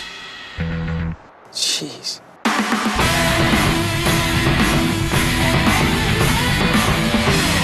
Any Pizza Hut pan pizza is now just $10. So before they come to their senses, we're stocking up. This is our best idea ever. Pizza Hut's world-famous pan pizza is now just $10. Any pan pizza, any size, any toppings, only $10. Add Pepsi and breadsticks for just $5 more, only at your Pizza Hut. Carl Edwards now the quickest in that Ford Mustang. Top 5 finishes in his last 5 races here. 41.46, 173 in change around this 2-mile sweeping oval that looks easy but isn't.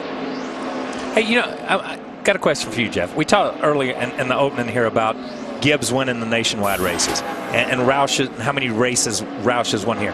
You know, used to, if we go back 20 years or whatever you want to go to, there were Ford tracks, there were Chevy tracks, you know, there were Dodge tracks like that.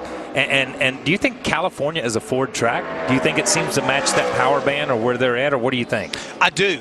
And I'll go back and give you a reason why. Michigan. At one time when you went to Michigan, the Wood brothers and Bill Elliott, they kind of like owned that racetrack for a period of time. And then along came Jack Roush, and his cars ran extremely well there. And I think with you got these big sweeping corners, it takes a pretty good amount of what I call bottom end torque to run through here, and they can be able to accelerate and pull back down these straightaways. And I think the Fords, it kind of like it works for them in that respect.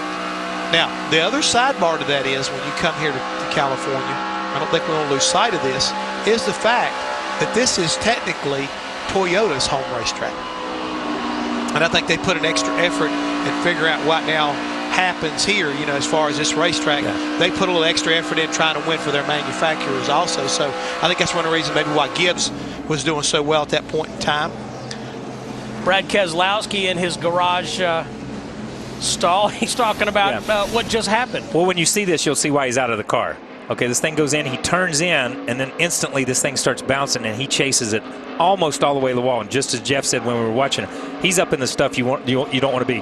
You see as he goes down into the corner. Now, if he drives this car, you can drive it all the way down into here, but it starts bouncing right here. Then he catches it.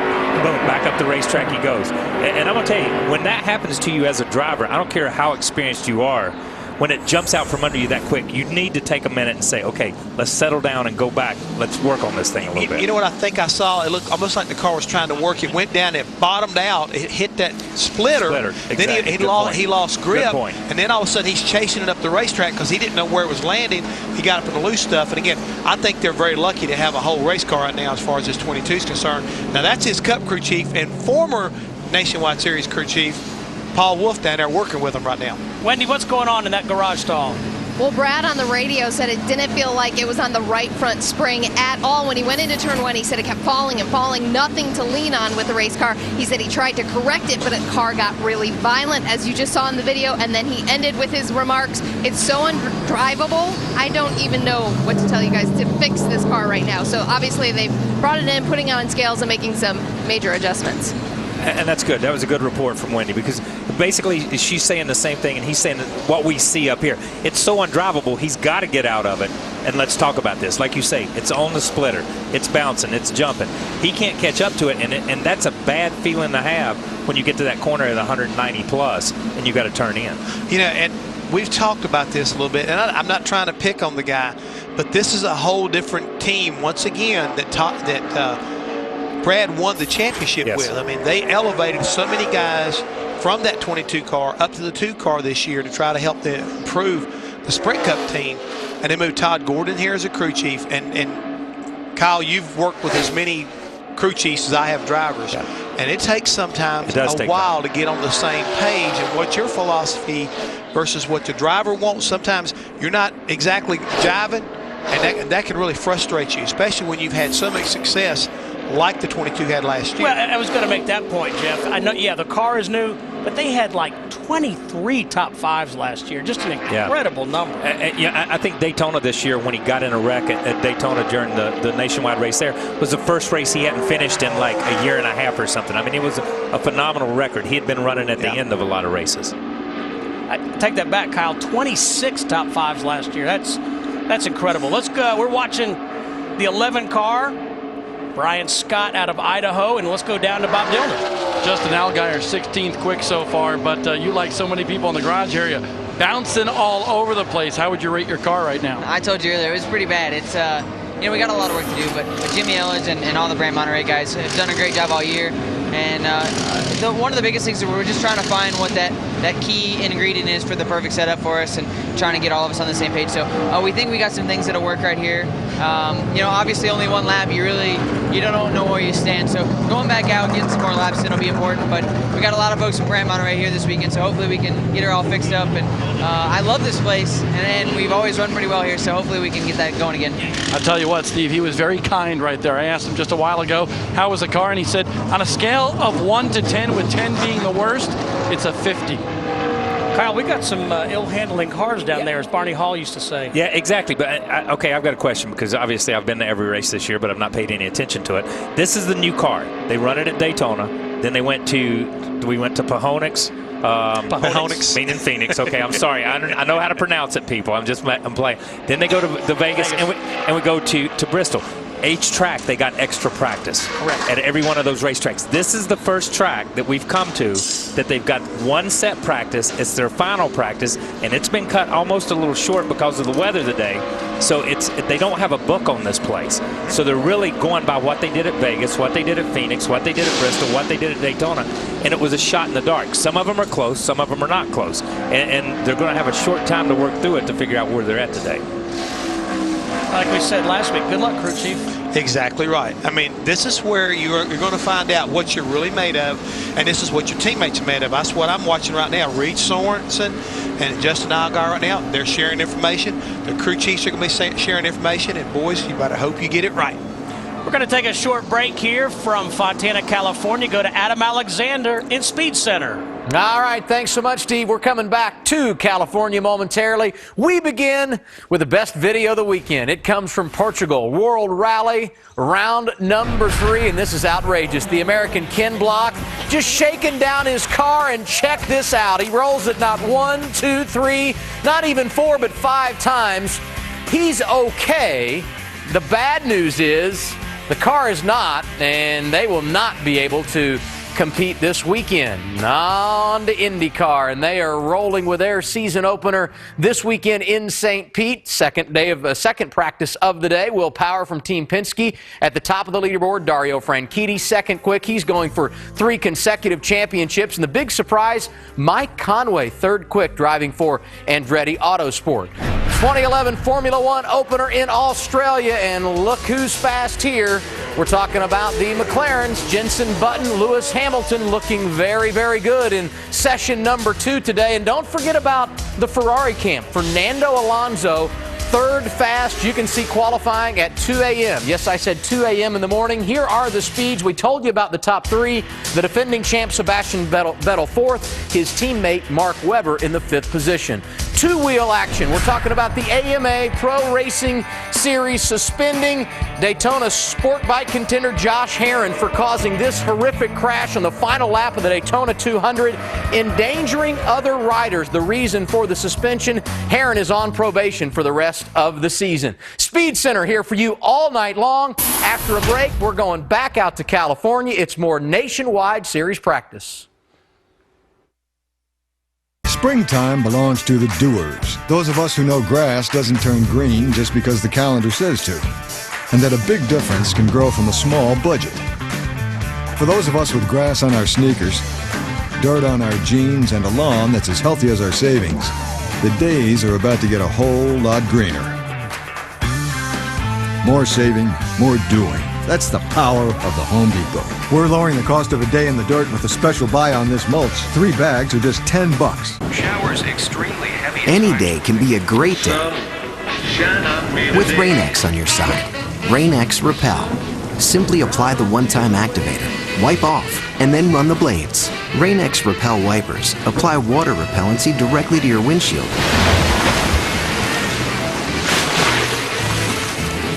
Rain-X Repel gives you a clear advantage over the elements, making the weather one less thing to worry about. You don't have to go bald. There's a monster in my bathtub.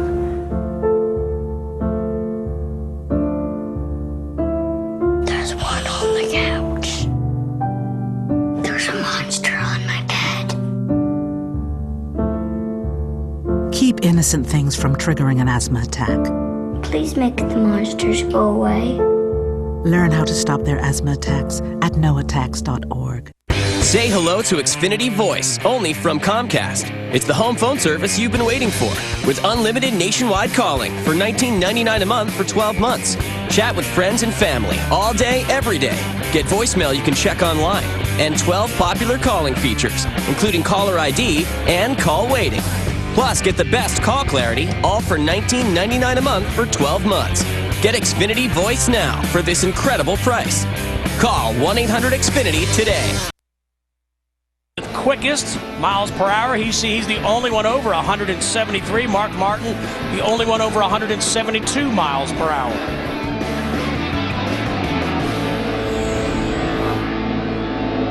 We're about 45 minutes into this NASCAR Nationwide Series practice. Kyle Busch in the 18. He is 6th quickest overall. Kyle, take us around this place. This corner is a tighter corner. As you enter turn 3, we're at the backstretch coming into turn 3. You see he drives down, eases off the gas, lets the thing, then he picks back up the gas, and he's pretty much in it wide open right there. Even though it doesn't sound like it, the car almost bogs itself down when you go back to the gas. As it frees up, you'll hear the RPMs as they come up, they come up, they come up, and you're about peaked out right here on RPMs. You don't gain a lot from here on out with some of the NASCAR rules. This corner is a more open corner, but you see how quick he lets off, lets it get to the bottom, gets back in the gas, gets it pointed in the right direction, and goes again. And you know, you'll see these guys, obviously the inside is the fastest way around the racetrack, almost everywhere you go. But they can run a little bit of everywhere on the racetrack. It's a lot rougher, as you can tell from this camera angle, even down the backstretch. This old racetrack just bumps around, just bounces around, and we've seen it in practice with these guys from the outside, how rigid these cars look. And just listening, I can't really tell that he's using a lot of brake either. Just rolling out of the throttle, letting the car take a set, and rolling right back into it. Getting ready to come to the attention of his crew and crew chief, Jason Radcliffe. I'm talking about Kyle Busch. He was really smooth. I mean, he was smooth on the gas, all the way around. You know, you didn't see the drama that you saw from the 22 car. You didn't see the drama that we had seen in some of the other cars that were out there. This thing bounces a little bit, but it's just stable. It looks really stable and really calm. And just remember now, he's 15 minutes short on practice compared to everybody else, and he's only run 5 laps, but he's currently 6th quickest. But as good as his car looked, he's 15 minutes ahead of a lot of people out there that had to Exactly. come back in and change stuff. Coming down pit road here, the 16 car, Trevor Bain. Side here. We need to get it down on the left side more. Get it to drive off the left side on exit. It's like I go in and it drives in okay, and then it just rocks over too. Yeah, he's just explaining as he goes in that the car feels like it puts all the weight of the car on the right side tires. He's just trying to get it to balance back out. And that's something that a driver tells a crew chief, and a crew chief scratches his head because he's like, well, the travel doesn't show that. You know what I mean? Or I'm not seeing that. That's just something you're feeling in your butt or you're feeling in your hands. That's a driver preference. And then I give that information to Jeff, and Jeff has to figure out how to make that left side come in a little bit better. And what you'll be looking at is shock travel as well as tire temperature to try to, validate what the driver's feeling and maybe what we can go back to fix that. Jeff, while we have a second, we got a question on Twitter from Alan Russell. He said, hey, can you guys explain what the taller part of the spoiler is for on the Nationwide Series car? Yeah, and again, what we're looking at as far as that's concerned is really this area right in here where it comes across and the way it steps down. That's what I believe they're referring to, Steve. And that's an addition that when they started preparing this car and trying to figure out where the comfort level is, the drag, the balance, the amount of downforce that was on this race car, this is what NASCAR came up with that the car needed. They started out with a standard spoiler, and they found that, hey, we need to add a little bit, so they added, almost like a little wicker lip on the outside corners, and that is all just to try to, I think, to establish when the car's in yaw, to keep it stabilized once it enters the corners. And, that's one of the tuning tools that NASCAR has available to them, not only in the Nationwide Series, but, if they felt like they needed to, they could take it over to the Cup level also. Let's go back to the garage. Great explanation, Mr. Heyman. Wendy has our buddy Elliott Sadler. Yes, Elliott Sadler has been out of the race car. They've been working on it. What gives? We, you want to get these cars as low to the ground as you can, but right now we're just on our splitter a little bit too hard. So we're doing a little bit of adjustments to the Bad Boy Buggy Chevrolet, which I think is a beautiful race car. So we just want to get it up off the bumps a little bit. I know the guys in the booth know what that's all about. You want to get as close as you can to the ground, but you can't get it to drag all the way around. So it's not bump stops over here, it's springs, so we have to change springs each and every time we do that. And I think some of the guys beside me kind of been going through the same thing, so everybody fighting. The track's a little bit bumpier this year than what it was last year, so we're making adjustments for that. Are you really missing part of the Heels game tonight? Yes, I am. But it's okay. I'm actually going to sign autographs over here at Bass Pro Shop. Got a lot of people there from Bad Boy Buggies. So I'm sure my brother will be sending me updates and keeping me posted on what's going on. All right, thanks to Elliott Sadler. Of course, he's referring to the Tar Heel game later on this afternoon, but sponsorship opportunities come first, and he'll be signing for the fans. Oh, he'll know exactly what the score is. That's right. Go Heels. Oh, they're moving Daryl's Car Warriors. Oh, no, they're going to crush it. Where are they putting it? Daryl, what's going on? Wednesday on Car Warriors. We're going to have to cut a hole in the hood. It's as simple as that. Cut a hole in this hood and I'll cut your neck. The gloves come off. Wednesday on Car Warriors, followed by Car Science, only on Speed.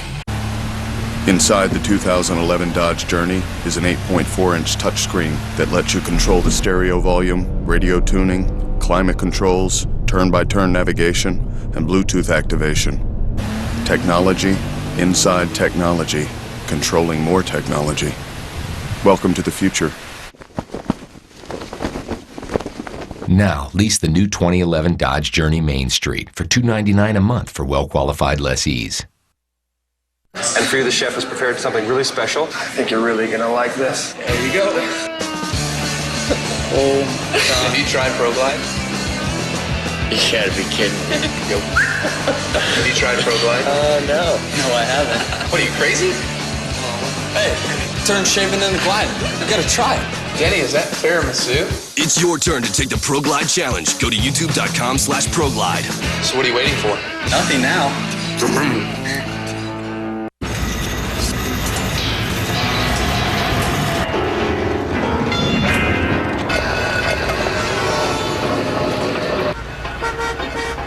With deposits in your engine, it can feel like something's holding your car back. Let me guess, 16. Yeah. That's why there's Castrol GTX, with our most powerful deposit-fighting ingredient ever. Castrol GTX exceeds the toughest new industry standard. Don't let deposits hold your car back. Get Castrol GTX. It's more than just oil. It's liquid engineering.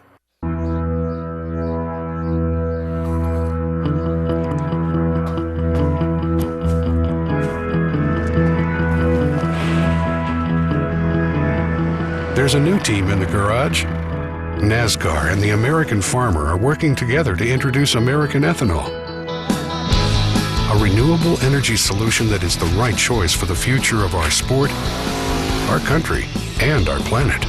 It's a brand new race day. Tonight, it's a homecoming party like no other as Jimmy Johnson stops by the speed stage for the wildest party in racing.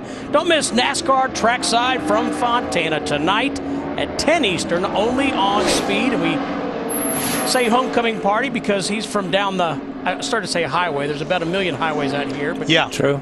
He's from El Cajon, south of here. Mr. Five-Time himself. Mr. Five-Time. You know what? I can't wait till he gets on the show because I know what's going to happen. What? Him and DW going to lock horns. What? Oh, yeah. Oh, yeah. About what?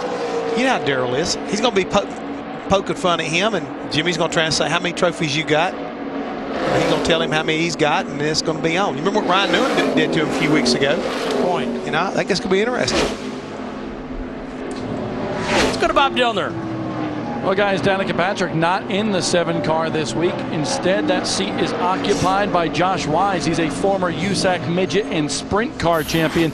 Josh Wise is going to be in this car for at least 11 races for Junior Motorsports this year. He's been running the series this year in the 39 car, and Ironically, they're parked right next to him, but Josh tells me, unlike a lot of other people, they're not struggling over the ruts or the bumps around this racetrack. What they're struggling with is the longer they go in the run, the tighter the car gets when he gets on the throttle. So right now, they have the car on the scale pans right now, and Josh Wise pretty comfortable, 12th quick so far with this race car. Ran 9 races last year, Bob, for Junior Motorsports with 2 top 10 finishes. He has 2 Nationwide Series starts at this track. And you know, if we go back to Kyle Busch's laps and watching the in-car camera from Kyle Busch's laps, a lot of times where Josh Wise says it's pushing the front end the longer he runs. As you get down in the corner and turn the wheel and then go to the gas, as you heat up those front tires, every lap you heat them up a little bit more because you're hammering them a little bit harder, and it has a tendency to push. If you do it the other way and you pick up the throttle and the rear steps out, then you'll heat up that right rear more. And obviously he thinks his car is balanced more to the front, and he wants to offset some of it and make it a little bit more neutral. Kyle, let me ask you this. Getting in that car after the success that Danica had at the start of the season, you think this young man's probably feeling a little bit of pressure too, because he knows the car is being competitive, yes, even with her in the car? I mean, because again, I think she made some great strides from 2010 to 2011. Huge strides. And we know this car is plenty fast enough, so I'm just wondering if he's feeling some of the pressure too of trying maybe a little too hard first time back. Agreed.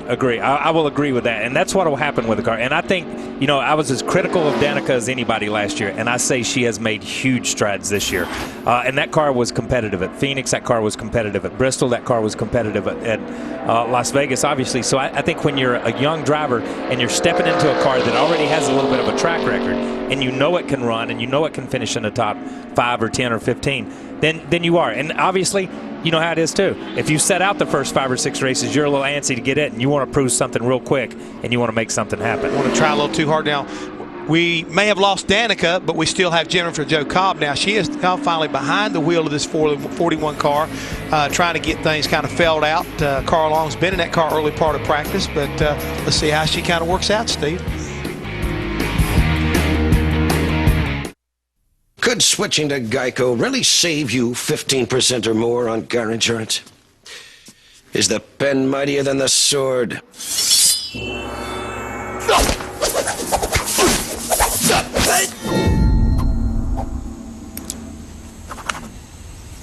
Yo.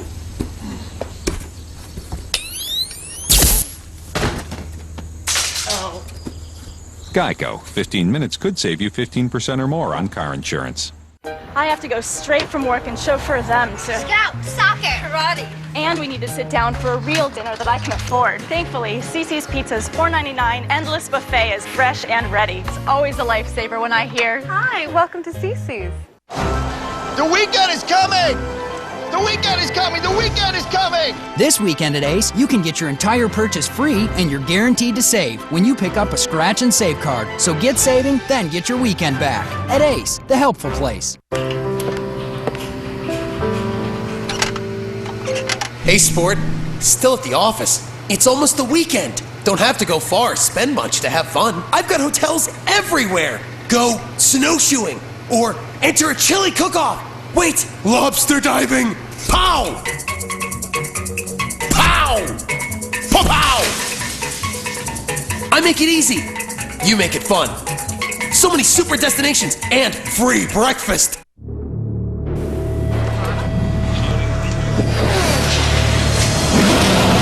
Green flag.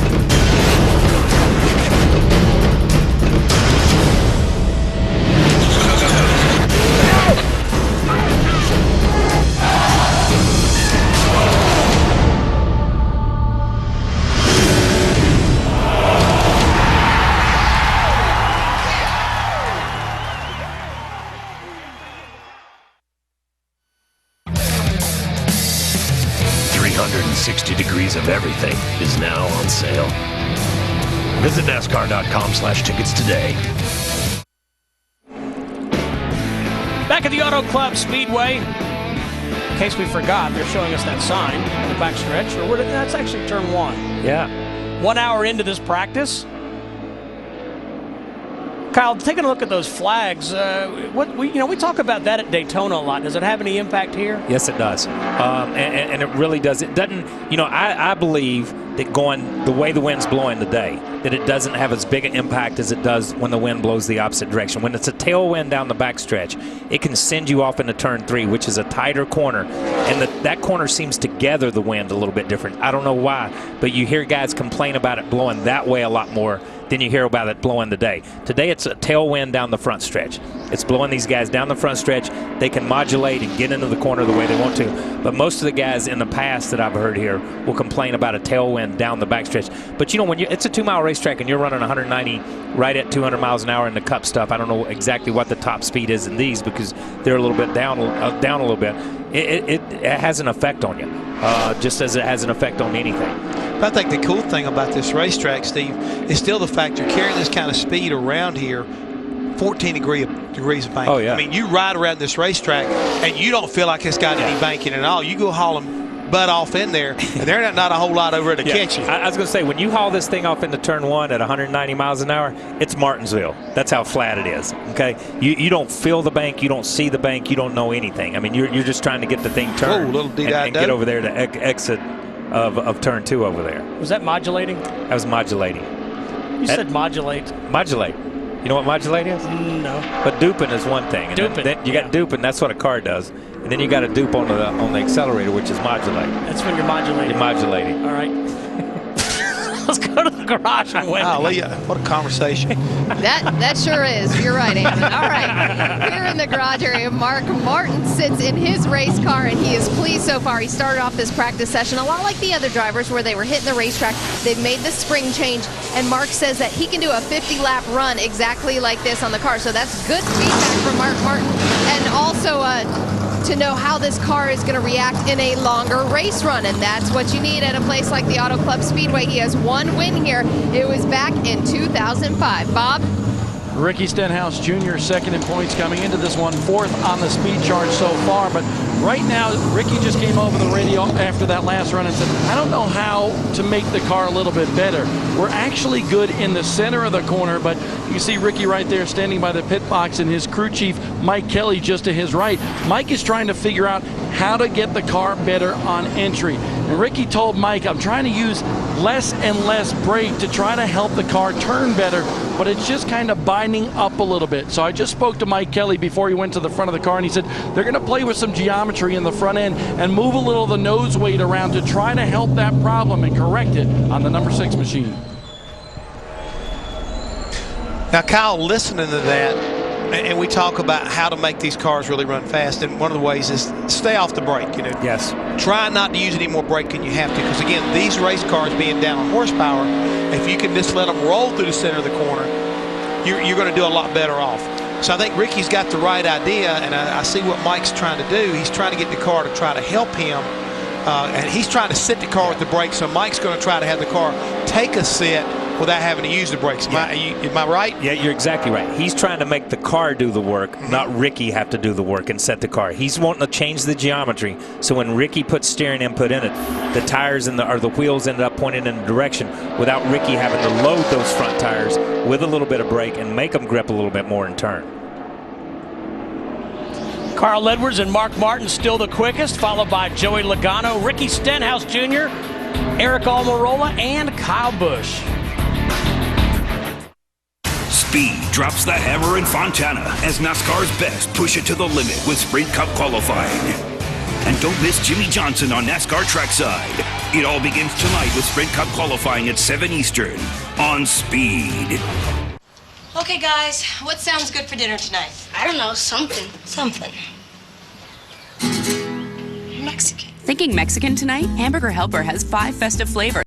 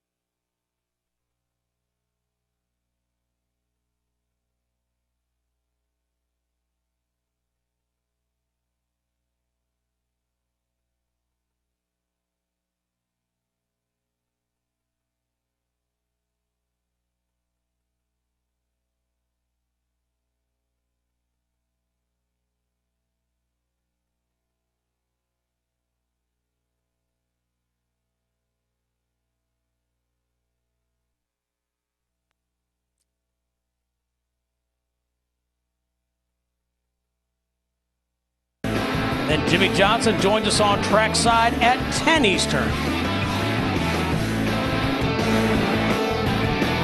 Todd Bodine won the very first Nationwide Series race here back in 1997. Kyle Busch has won 4 of the last 5 races here in this Nationwide Series. Take a look there at the 23 car, Robert Richardson. Guys. Yes, sir.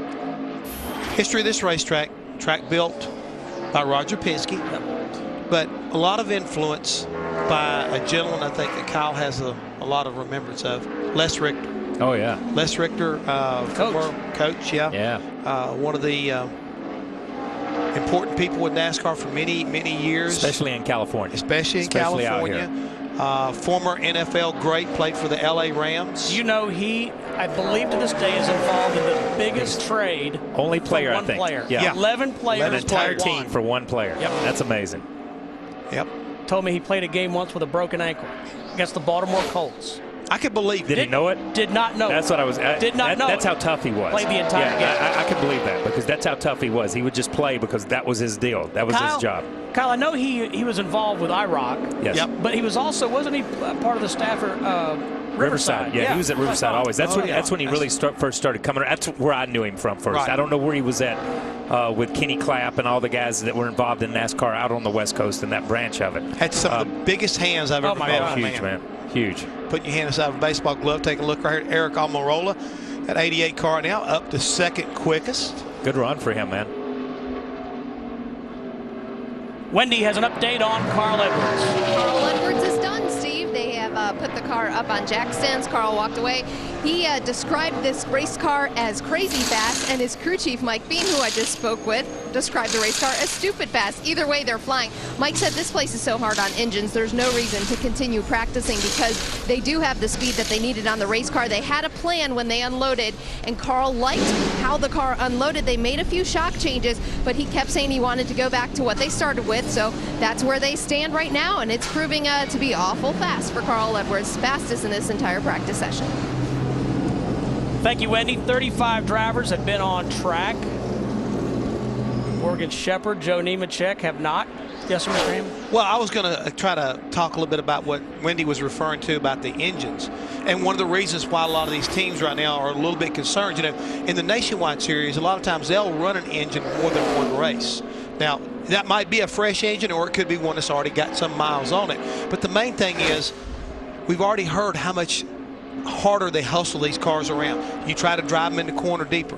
You try to breathe them and you get right back with throttle. So a lot of what we call sustained RPM, which really puts a lot of wear and tear on the valve train area. Yeah. Hard on the valve springs as well as the valves themselves. So when you get out there and you start cycling these engines and you put the miles on them and the wear and tear on them, anything that when you get your car where it needs to be, try to at least give the engine a breather to a certain degree. Even though it's not a long race, it can be a very, it can be very, I mean, like I say, it can be very detrimental if you're not protecting stuff. And when I drove for the Wood Brothers, you know, Leonard, when we would go to Michigan, would always bump the oil pressure because you spent so much time in the corner and in the throttle that it would sling the oil to different places in the engine and it would stay in that area. You had to keep that pressure up. Wendy.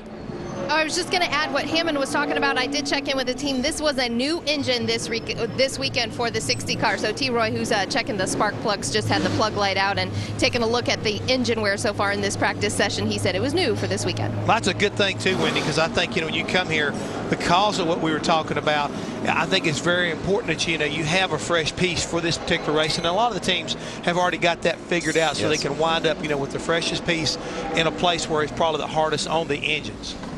Earl Parker. That's exactly right. Yeah. So he's emulating. What happened to Earl?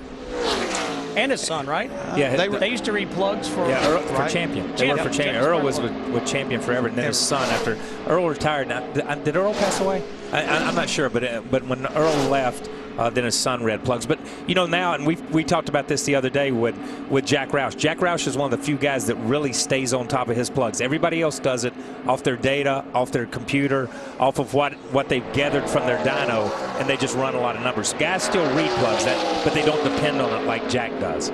Bob Dillner.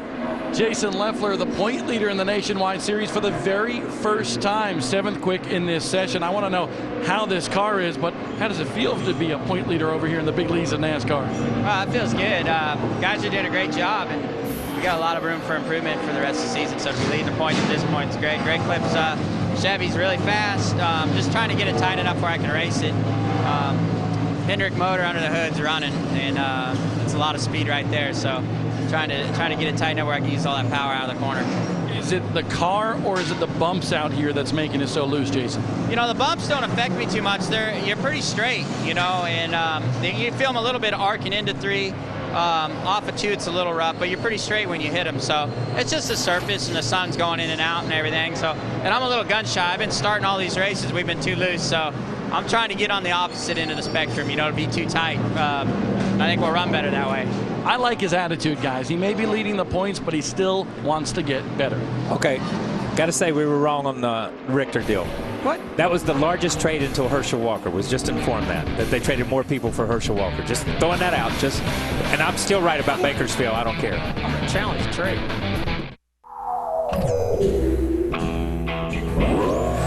Imagine if you could keep your engine as close as possible to factory clean. Pennzoil Ultra, a revolutionary synthetic oil that takes clean where it's never been before. Nothing feels like a factory clean engine, and nothing keeps you closer to factory clean than Pennzoil Ultra motor oil.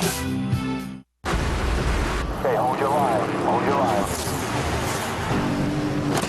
Middle is good. Shoot the middle. Turn the bottom. You got it. You got it. Oh, no.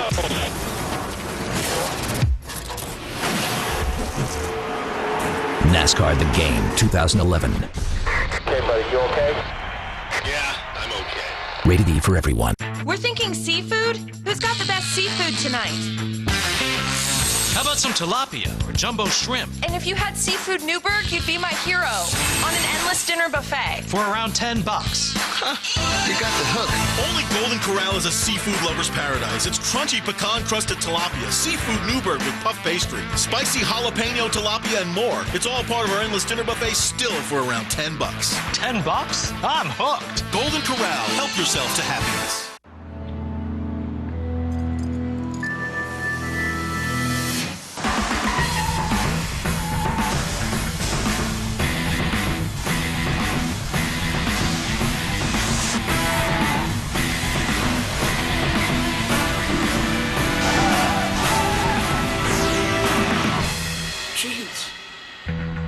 Jeez.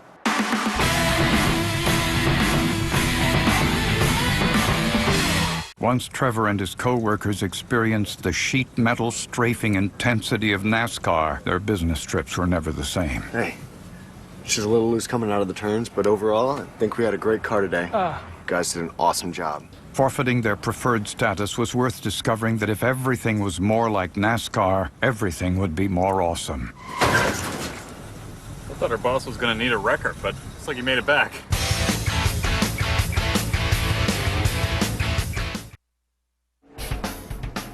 Enter for your chance to win a commemorative 10 years rolling Camaro featuring a one-of-a-kind decal package with past winning moments at Texas Motor Speedway. 10 semifinalists will be chosen to attend the race on April 9th, and their winner will be selected on race day and will pace the field for the start of the Samsung Mobile 500 in the 10 years rolling Camaro. Go to www.texasmotorspeedway.com to enter. Cool looking car. Hey, what's your boy Eddie gonna come up with next? I know, that's a cool looking car, man. What's he gonna come up with next? Eddie Gossage. There's a lot of controversy about this NFL trade. We're going to get to the bottom of the NFL. Now, let me just say this. Back to the Buckle Ones thing. What was his big hit? And I'm going to give you a hint. Charlie Sheen. Tiger Blood. I got a tiger by the tail. Yeah, see, that's it. Oh, that was good. You took the Charlie Sheen. Right. That's good. Right Tiger there. blood. I see what you're doing. Good reference. And we're going to get to the bottom of the NFL thing. Because I'm telling you, Les Richter was 11 for 1. Our stat guys have let us down. We understand there's 18 draft choices and all that stuff. We're saying 11 men for one. See, to me, draft picks aren't players. Those guys might never make the NFL. Yeah. And it may change before the next time. That's It's right. speculative. That's speculative. Yeah. 11 guys went over to this 11 team for that players one. For one. Exactly. Okay, so let's get back to racing right now because I've let us down the wrong road here. I apologize. I was getting ready to say now we're looking at the 39 of Lewandowski right now. He is currently 26th in his practice session. He's run a lot of laps too, trying to figure this racetrack out. He's run 22 laps in his practice session. I'm going to tell you something. He this is the first year that I've seen him here, okay? And he has been solid everywhere he goes. He just goes out, he runs his laps, he learns the racetrack, and it's hard for some of these guys to come to some of these places because they come off a half mile and quarter mile, and they come off dirt. They come out of the Northeast. They come out of Idaho, like we talked to some of these guys, and they come to these racetracks for the first time, and you're racing against Kyle Busch and Mark Martin and Kevin Harvick, the leaders in the series. So, I mean, he does exactly what he needs to do almost every week. He goes and gets laps in and gets solid. Okay, let me ask you a question. First time you come to a racetrack, how do you find the line? I mean, there's always a preferred line, but, there is a certain amount. You ask somebody, how you go down the route about here where the sign is, outside the track, back off, turn in here, how far off the bottom or through the middle? Where do you get your information? How do you figure it out? Okay, and here's what I'm going to say. I'm going to say two-way, and I've heard this, okay. When I started, you stood on top of the truck and you watched Pearson, and you watched the King, and you watched Kale, and you watched 3 or 4 drivers, and you said, okay, I see how they get through 3 and 4 at Darlington. I see how they get through 1 and 2. These guys spend so much time on video games, it's like they already know the racetrack when they get here. They don't know the bumps, they don't know the characteristics, but they know the shape. And they know by watching TV, as much TV as we have now. Used to, they didn't have in-car cameras. I couldn't sit at home and watch this line right here and say, look how Kyle Busch gets around California. He goes in, see where he rolls out. As I get down here, watch this. He's coming down the back stretch. You see these trees, you see the white, boom, you saw that light go by, you see that line. I'm thinking, I got to let off before I get to that line because that's where Kyle Busch lets off. If I drive past that, I'm an idiot. You know what I mean? And that's the way you do it. So I think there's so much more out there for these kids and these people that are starting to see the racetracks, to understand where the points are. It's not like it used to be. But the best thing to do is go talk to a Mark Martin, go talk to a Kyle Busch, go talk to a Kevin Harvick, an experienced driver, because one thing a driver won't do to you, he won't lie to you about this stuff, because it's important for you to be safe, because that makes him safe. He wants you to be as good as you can be. So he can trust you. He can trust you. That's it. He wants to be able to trust you, so he's going to shoot you straight. He may not tell you what springs and shocks and what his setup is, but he's going to tell you how to get around the racetrack. Okay, one other thing. You get all this kind of figured out, and you're running along there, and let's say you're about 5th or 6th fastest. When do you scare yourself to say, how much faster can I go in there to make it go? You scare yourself right before qualifying. You will scare yourself. And then you have to back it up, and then you have to go again. And that's just part of the learning process. Nationwide Series drivers still practicing here at Auto Club Speedway. Stay with us. The world's biggest pre-race show rocks Fontana. Kurt, Kyle, and Jimmy join us live. Plus, we'll look at how Paul Menard is leading the way at RCR. NASCAR Race Day, built by the Home Depot. Sunday at 12:30 Eastern. Live on Speed. Springtime belongs to the doers. Those of us who know grass doesn't turn green just because the calendar says to. And that a big difference can grow from a small budget. For those of us with grass on our sneakers, dirt on our jeans, and a lawn that's as healthy as our savings, the days are about to get a whole lot greener. More saving, more doing. That's the power of the Home Depot. We're lowering the cost of a day in the dirt with a special buy on this mulch. 3 bags are just $10. Showers extremely heavy. Any day can be a great day with Rain-X on your side. Rain-X Repel. Simply apply the one-time activator, wipe off, and then run the blades. Rain-X Repel wipers apply water repellency directly to your windshield.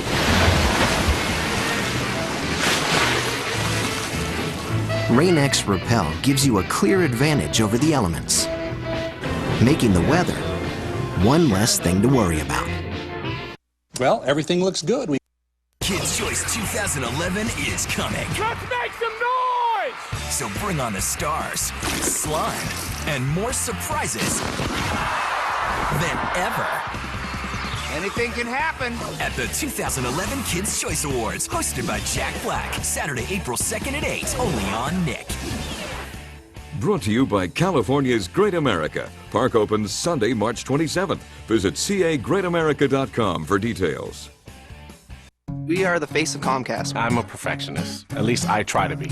At Comcast, we solve problems. If we don't resolve the problem the first time, we'll extend a courtesy service to our customers. You're a customer, you deserve it. If you're a new customer and you're not satisfied with our services, you can get your money back in the first 30 days. It's a phenomenal thing to offer to our customers. We're only as good as our word. And our word is good. Whether it's giving you a $20 credit if we're late or 30 days to try us out, at Comcast, we're all about the customer, and that's always guaranteed.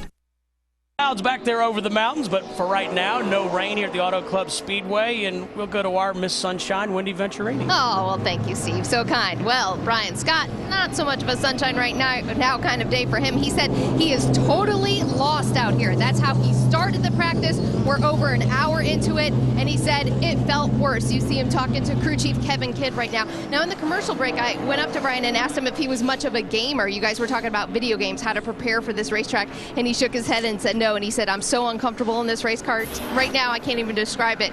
But how does a driver prepare for this racetrack? Everyone has their own little niches that they do to prepare, but Brian, not a gamer, and he is trying to get more comfortable here today in practice. Well, thanks, Wendy, and I think the boys said it best. There's not a whole lot of information for them to go on here with this new car. None. Yeah, there's none. And you know, I think Kevin talked about bringing over some of his engineers and some of those people. I think those teams can throw a lot at it. And when you get a team that you have a teammate or you have somebody else, you know, we saw it last week at Bristol when the 4 children's cars tried 4 different setups in the last practice. Then you can do stuff. And if you've got that kind of connection with another team, then you'll learn a little bit quicker, but they don't have a lot of time.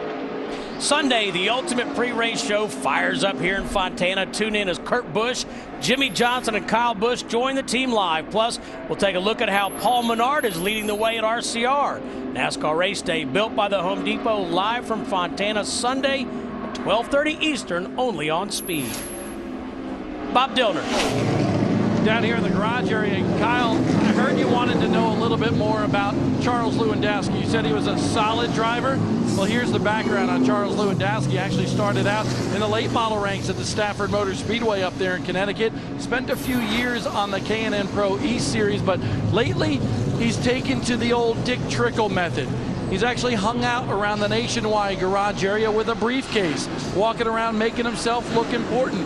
And that way, just in case somebody came a-calling and needed him to step in behind the wheel of a race car, he was ready and willing. And that's the opportunity that Charles Lewandowski has this weekend with the 39 car. He's been basically waiting for a ride. He got the call this week, and he's a happy camper inside that 39 car, 27th quick so far. I like the Dick Trickle method. Wonder if he was hanging out with a briefcase and a cup of coffee and a cigarette. 1 hour of sleep for every 100 miles. That's exactly right. That was what my man did. You know, I have 4 Twitter messages confirming that the Les Richter deal was 11 players for 1 player. I tell you what, let's just agree that that's the way it is. That's what we're going to say, because we're going to say that because he's got a NASCAR connection. I can't help it that I really can't help it that our statisticians, Bert and Ernie, can't find it anywhere on Google or the internet. Speaking of can't find nothing right now, this Stu car is having his hands full right now. He's still 38th quickest. He's only got 2 laps on the racetrack now.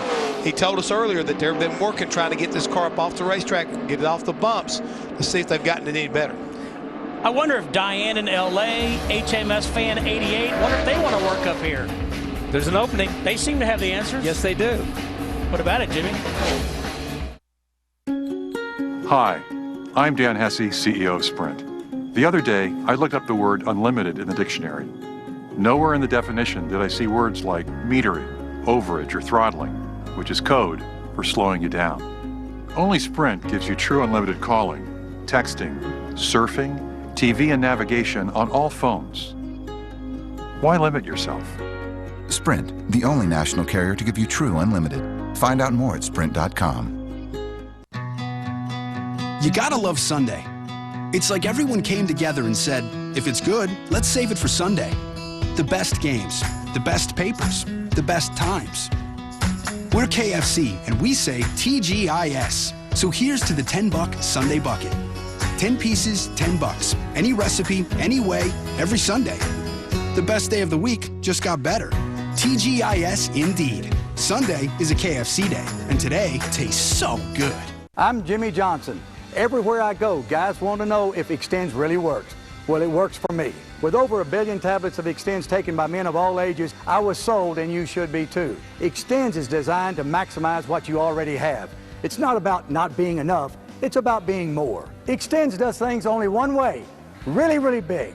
Extends is now available in the vitamin section of these and other fine retailers. But if you're still skeptical about Extends, we'll send you a free week supply of Extends for the cost of a postage stamp.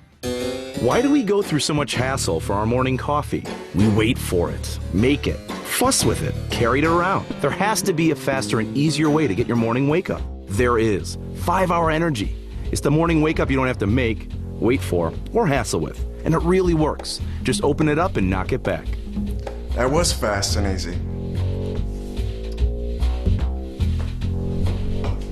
5-Hour Energy. The no wait, no hassle way to a great morning. April 2nd, the world's toughest gladiators like that little dude battle on the tight turns of Martinsville. Paint will be traded, metal will be crushed, and tempers will boil over. I think we saw that with those fans in the white truck. Yeah. Don't miss the NASCAR Camping World Truck Series from Martinsville, April 2nd at 1:30 Eastern, live on Speed. Let's see, 39 of our 43 drivers been on track. Carl Edwards the quickest. Let's go back to Bob Donor.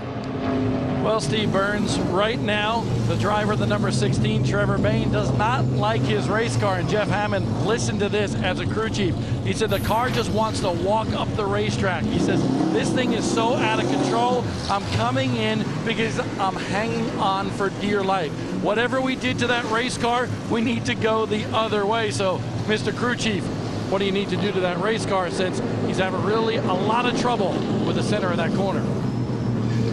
Well, Bob, I think I'm going to ask a couple of questions real quick. Is it bottoming out, number one, because it sounds like he's getting in the middle of the corner. Maybe he's bottoming out and maybe making the car walk up the racetrack. He's losing that front grip. If that's not the case, tell me what's going on. Are we working on shocks? Are we working on the exit of the corner? Are we working on the center of the corner? A lot of these questions right now are going to be asked by this young man so they can get started in what direction they need to go in. Are you getting in okay, Trevor? Let's start with that answer first, Bob. Well, Jeff, here's the problem. He said he's really having trouble adapting to how to arc the car into the corner. And no matter how he arcs it in, it's still really tight in the center of the corner. So right now, that's where they're playing with. You know, he's a newcomer to the Nationwide Series, still learning all of these racetracks. And right now, he's trying to find his lines, yet still give feedback to his crew chief to figure out the handling on this race car. Yeah, and I'll chime in here and say that's a hard thing for a crew chief to fix. If the driver changes his line every time, then you can't chase the driver, and the driver can't chase the racetrack. The driver eventually has to figure out where I want to run and then convey that to the crew chief to get it done. But at the same time, I give Trevor huge marks for going out and saying it's not right and coming in. So many young drivers will go out and just keep running. It's not going to fix itself. No. It's never going to fix itself. A car can't fix itself. You got to come in, you got to talk to your crew chief and let somebody else help you work through it. And Trevor's doing that. But you've got to break down the corner, though. Yes, you do. You've got to say, okay, look, let's work on one thing. First thing I want you to do, we've got to get you to run 3 or 4 laps, enter the corner the same way every time. Tell me what the car's doing from the entrance to the center. Once we get that established, then we can start working the middle part and then work on the middle part off. And we saw that at Phoenix with Danica Patrick. When Johnny Benson started helping her, he got her to move up the racetrack a little bit, if you remember, and run the same line constantly, and then they started to get better and better. Exactly. By the way, we're happy to report that Earl Parker is alive and well. Nelson Crozier, who worked with us, said he spoke with him 2 weeks ago.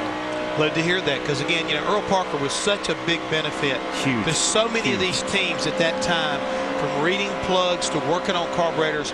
The man was ahead of his time, genius. When Champion spark plugs were the only spark plug that anybody ran in this sport. Wow. Oh, nice pitch and catch. Remember, they used to have a cool van they worked out of. It would park in the garage. Earl Parker. Oh, yeah. Set in the back of it. Yeah. Set in the back of that thing. Read your plugs. You just every engine builder would take their plugs to Earl Parker. Hey, just in that little box. Guys, let's take a look at this 33 car now. We're talking about a veteran doing a veteran move. He gets off down in this corner. That thing is bouncing around. All of a sudden, right about like the 22, he gets right about the middle of the corner. I mean, you see him inside there. The car just, I mean, it's bouncing and it bobbles up the racetrack. And there's that one bump where the racetrack gets dark, right about there. And you see where it does it, it just takes off on him. On board with Kevin Harvick. Oof, wow. If he'd been back in the gas a little bit sooner, it would have been ugly. Yeah. Hour and a half into this practice, we'll be back with more NFL news and Buck Owens items as well.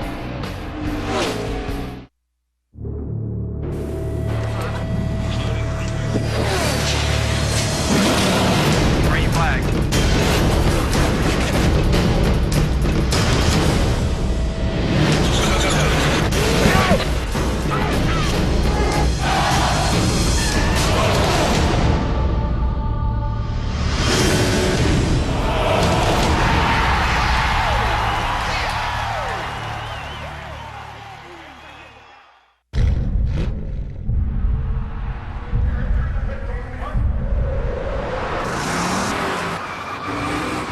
Goodyear, driven by those who use the world as their proving ground.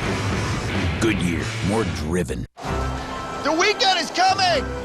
The weekend is coming! The weekend is coming! This weekend at Ace, you can get your entire purchase free and you're guaranteed to save when you pick up a scratch and save card. So get saving, then get your weekend back. At Ace, the helpful place. Oh, he's cute.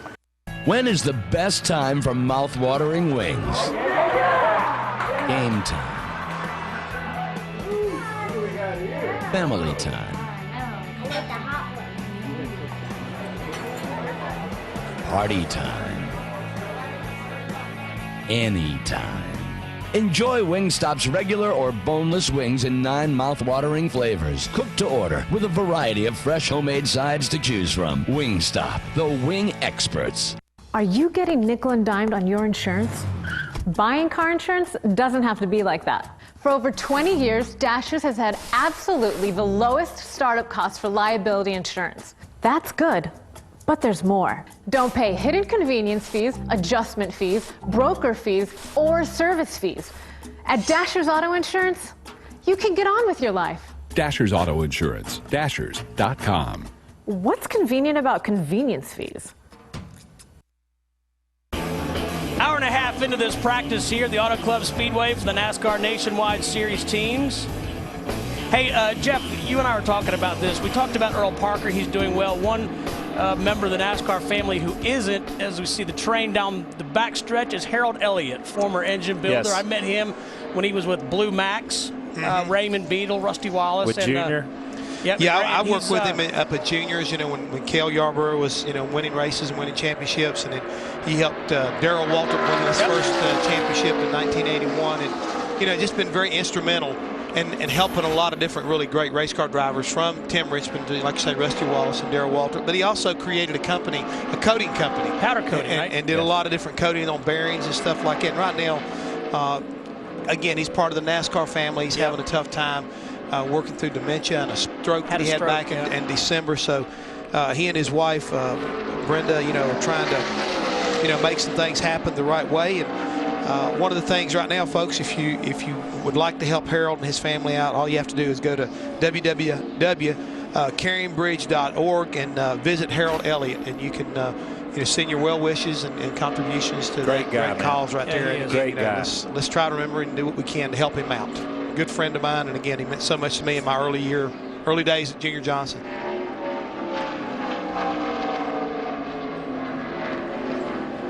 Eric Almirola, second quick in his Chevrolet, and Miss Wendy has an update on that car. Thanks, Steve. One other nationwide start here at the Auto Club Speedway. It came in the fall for Eric, and he finished 6th, and right now he feels pretty good about the race car. He started the practice a little snappy in the center of 1 and 2. He felt like all 4 tires were on top of the racetrack. 3 and 4 were good, but it was 1 and 2 causing the problems. Well, Pops made it a little bit freer, and now they've gone to the opposite, where it's tight everywhere. Tight in the entry, tight in the exit. They made a quick adjustment here in the garage area, going back out there, and they will be making a qualifying run here shortly before practice runs out. They just now started talking about qualifying runs here for the 88, so we'll see if that happens. Yeah, and you know what's good about that? What Wendy's report just saw, this car is incredibly adjustable. Yep. They took it from one side to the other, so at least they know their parameters. That's what some of these other teams are looking for. Where are we even working in? We don't even know whether we're in the right ballpark right now, the way these things are bouncing and jumping. But at least Eric and Pops, they've worked on this thing, and they've got some parameters so they know which way to go. Bob Dillner. 19th quick so far for 19-year-old Ryan Truex. And remember, this racetrack is a 2-mile racetrack. When we were at Michigan last year, Ryan Truex qualified on the outside of the front row. But Ryan almost immediately, when he hit this racetrack here today, said, this is nothing like Michigan at all.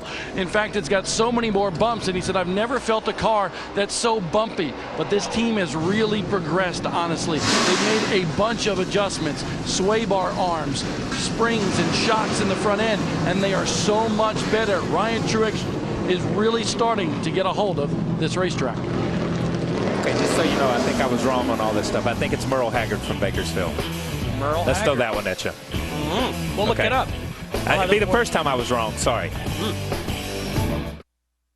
At Talladega, the wildlife moves at 200 miles per hour. Go wild with 2-day tickets starting at $49 and kids 12 and under free all weekend. The errand's $4.99 Sunday, April 17th. Call 877-GO-TO-DEGA or visit TalladegaSuperspeedway.com. Whatever you want, whatever you need, the low price is guaranteed. You can have it now, you don't have to wait. You can buy a lease to own the Aaron's way. Nobody beats Aaron's, nobody, nobody, nobody, nobody beats Aaron's, nobody.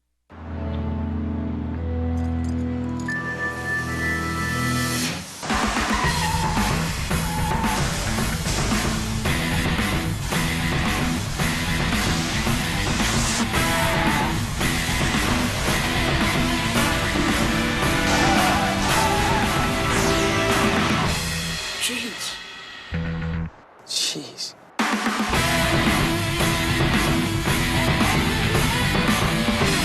Now by 7. Final play for Detroit. Only thing that would make this any better is overtime. They'll need a miracle to win this football game.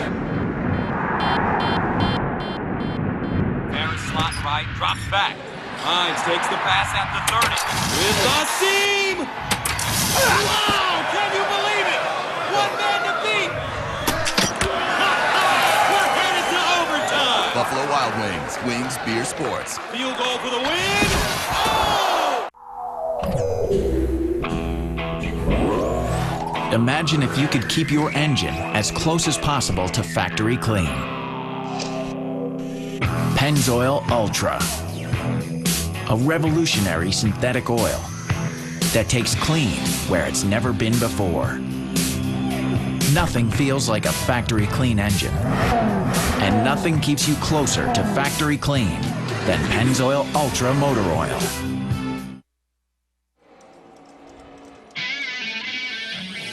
Back at the Auto Club Speedway, lengthy NASCAR Nationwide Series practice continues. Been handed a note. Molly Ringwald named the honorary starter for this race tomorrow. Okay, I was wrong again, though. I don't care about Molly Ringwald.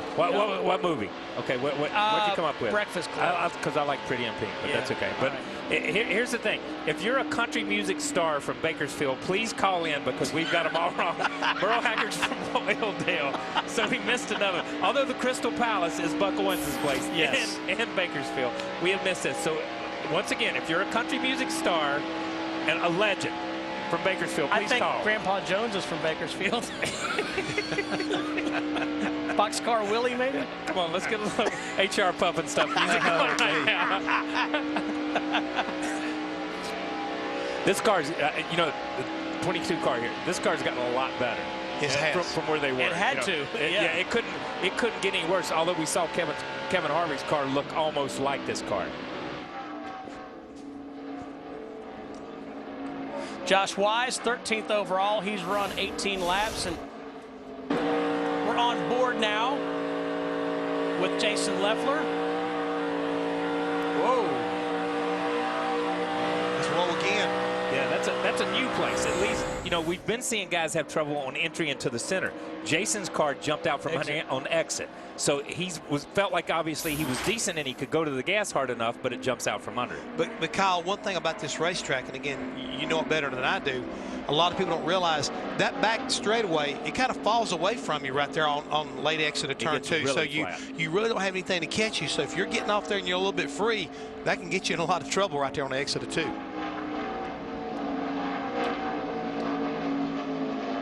Great look at how big this racetrack is. Rusty Wallace was telling me that when Roger Penske built this track, the back stretch is actually a higher elevation than the front stretch. And you know why, Kyle Petty? The ground went level? For the fans. So the fans in the grandstands could have a better view of the backstretch. And you know what?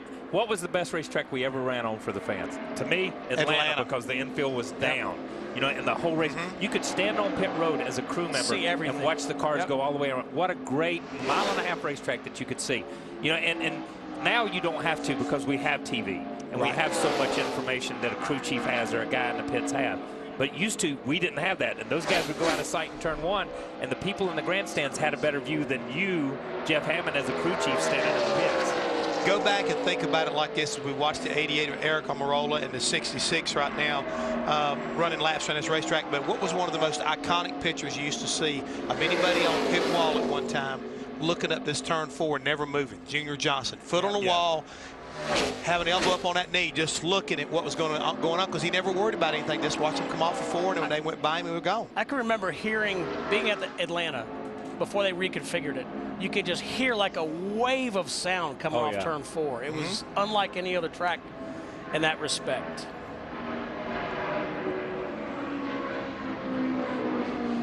We're going to take a break here in Fontana, California, and throw it back to Charlotte, North Carolina. Adam Alexander in Speed Center. Thanks so much, Steve. We're heading back to California in a moment. We begin this Speed Center update on the other end of the country. IndyCar opening their season in St. Petersburg, Florida. And guess who's quick? This guy, Will Power, topping the speed charts in session number 2. The defending champ, Dario Franchitti, second quick. He's trying to win his 3rd consecutive championship, and a surprise in 3rd. It's Mike Conway driving for Andretti Autosport. He's coming back from that wild crash last year at Indy. World Rally Championship in Portugal. Ford leading the way. Jari Matti Latvala and teammate Mikko Hirvonen separated by only 11 seconds to the top. Citroën teammates Sebastian Loeb and Sebastian Ogier right behind. Day 1 is complete. One man that will not be there, we're talking about Ken Block. In a shakedown session yesterday, he rolls his car 5 times, the car destroyed. Block was okay, as was the co-driver, but they will not compete in Portugal. On to bikes, and AMA Pro Racing has suspended Daytona Sport Bike rider Josh Herrin after it was determined he caused this last lap crash in the Daytona 200. The word, endangering other riders. Herrin on probation through the end of the year. Monster Energy Supercross in Toronto this weekend. Last week, points leader Ryan Villopoto missed the main. James Stewart went down and couldn't take advantage. The championship chase wide open. Supercross coverage north of the border, Sunday at 5, right here on Speed. Plenty more on Speed tonight. Nationwide practice coming up in a moment. We got Sprint Cup qualifying later on. And after trackside tonight, it's more Speed Center. Thanks for being with us. Okay, hold your line. Hold your line. Middle is good. Shoot the middle. There's the bottom. You got it. You got it. Oh,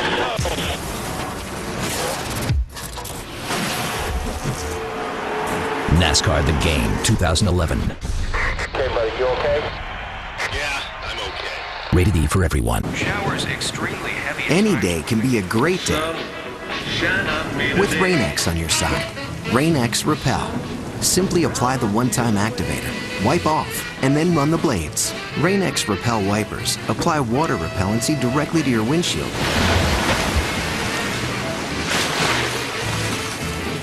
Rain-X Repel gives you a clear advantage over the elements, making the weather one less thing to worry about.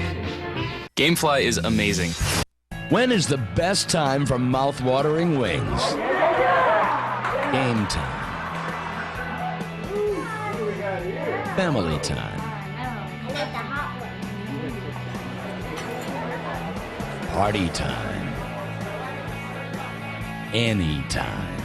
Enjoy Wingstop's regular or boneless wings in 9 mouth-watering flavors. Cooked to order with a variety of fresh homemade sides to choose from. Wingstop, the wing experts.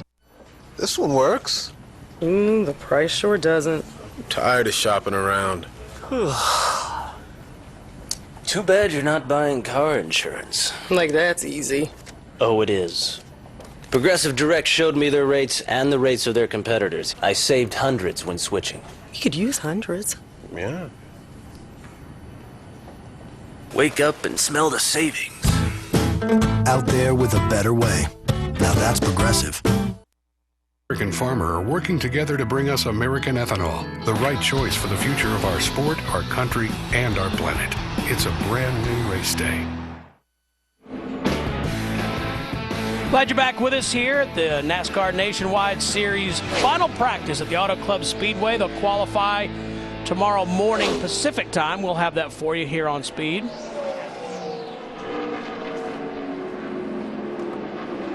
Mike Bliss in the 19 car. Car owner Mark Smith. Crew chief, here's a blast from the past. You know, say your buddy. Wes Ward. Wes Ward. You like harassing him, don't you? I do. But he harasses me back. Wes worked at, he worked a lot of places. Worked with Dale Jarrett. Mm-hmm. Worked at Diamond Ridge with Elliott Sadler. Wow. Yep, worked for Gary Bechtel over there for a long time. And he also worked over recently also at he was Rusty Wallace Racing. He was Casey Kane's first crew chief in the Nationwide Series, Wes Ward. That's true. Let's go to Bob Dillner. Well, Steve, right now, 11th quick on the charts is Reed Sorensen in the 30 car. Yes, I said 30 car. Remember, Mark Martin's in that 32 as Turner Motorsports continues to do the swap here in the Nationwide Series. And the interesting thing is, Reed Sorensen's been battling with this race car as far as the seams on the racetrack, and he can't get the rear end of the car to just settle down in the seams. So the funny thing is his crew chief on this particular car is Stuart Cooper. Well, his normal crew chief when he runs the 32 machine is Trent Owens. Well, Trent came over to the 30 machine, and both he and Stuart Cooper were trying to figure out what exactly was going on with Reed Sorensen's car. He's got a new pair of shocks on the car right now and going around the racetrack once again, Wendy. No problems like that over here with Trent Owens and his 32 car that Mark Martin is driving this weekend at the Auto Club Speedway. Mark had worked on that race car about hitting the splitter here earlier today, but that's no longer a problem for the 32. They have parked it and they are done in this practice session. Mark, third quickest on the chart, a former winner here at the Auto Club Speedway, and a winner here in the Nationwide Series for 2011. All things add up to a good weekend so far for Mark Martin. Wendy, he's run 21 laps. Almirola 24, Carl Edwards just 12. Edwards the fastest.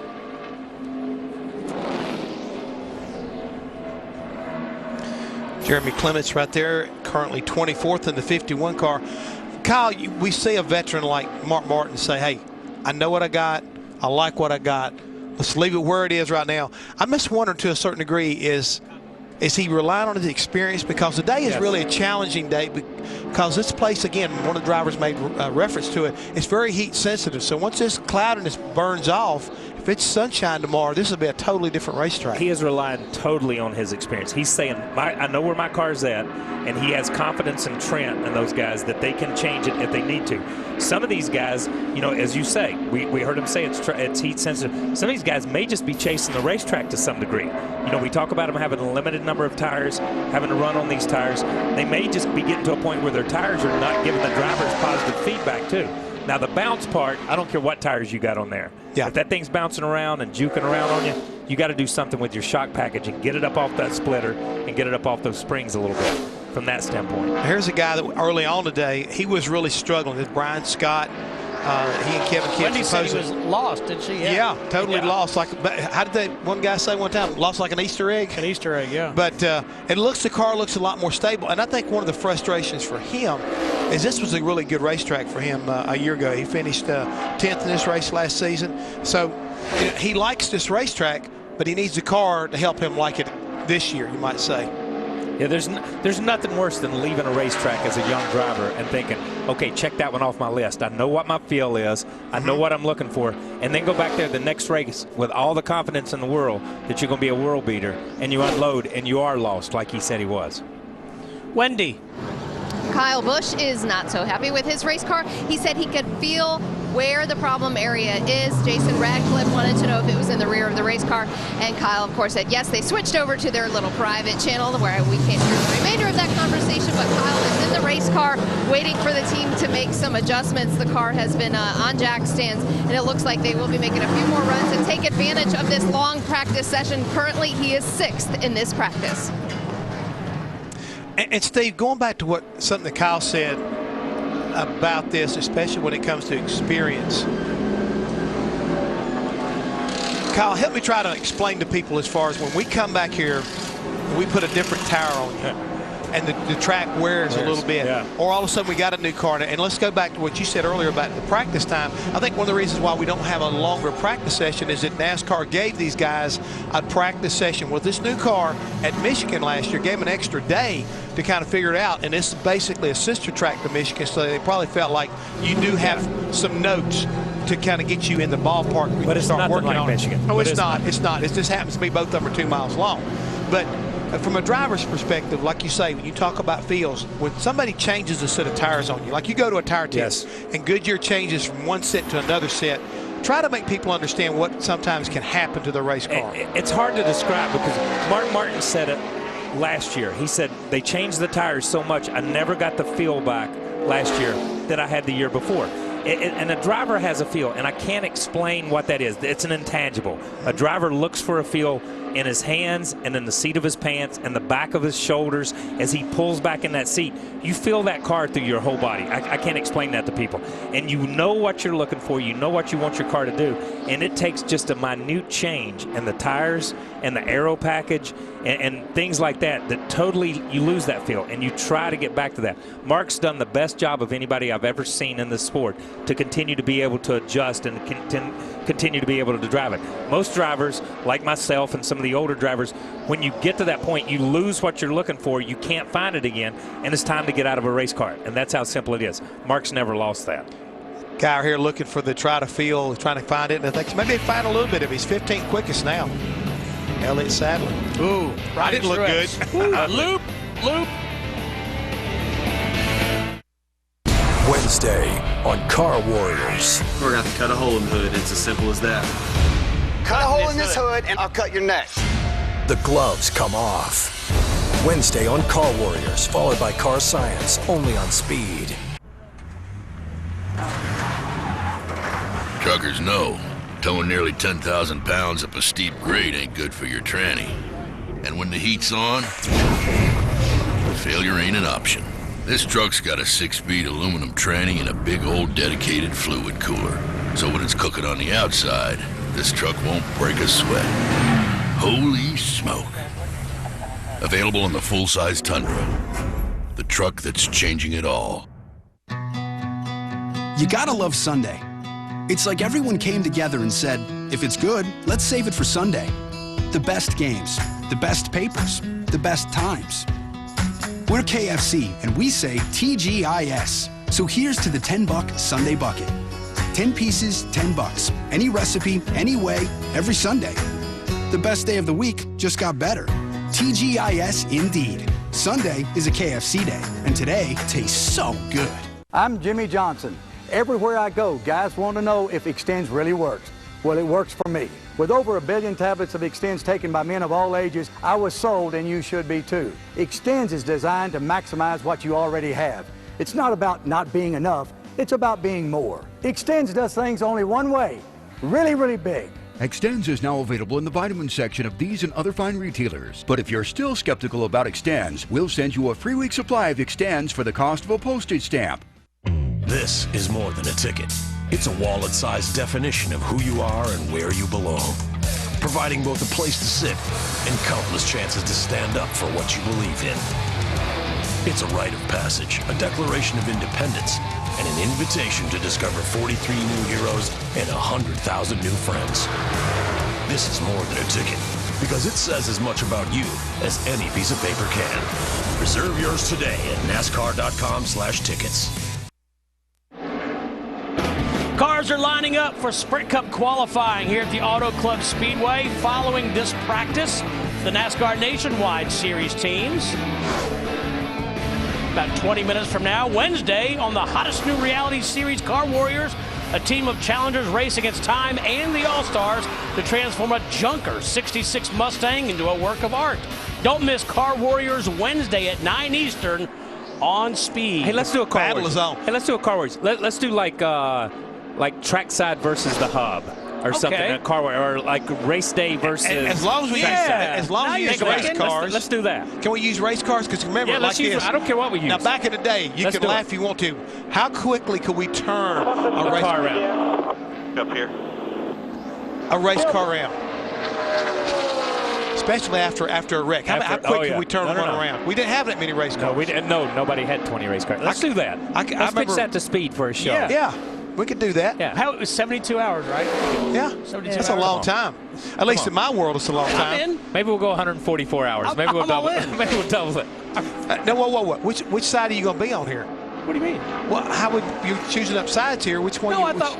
Yeah. Okay. No, you said race day. I said race day versus trackside, or trackside versus. Let's do the hub, or let's just. I think you got to do a combination of the hub and the trackside. Because maybe we can get that Richter's draft. Maybe we can get that Richter's thing figured out. 4 speed draft choices. Yeah.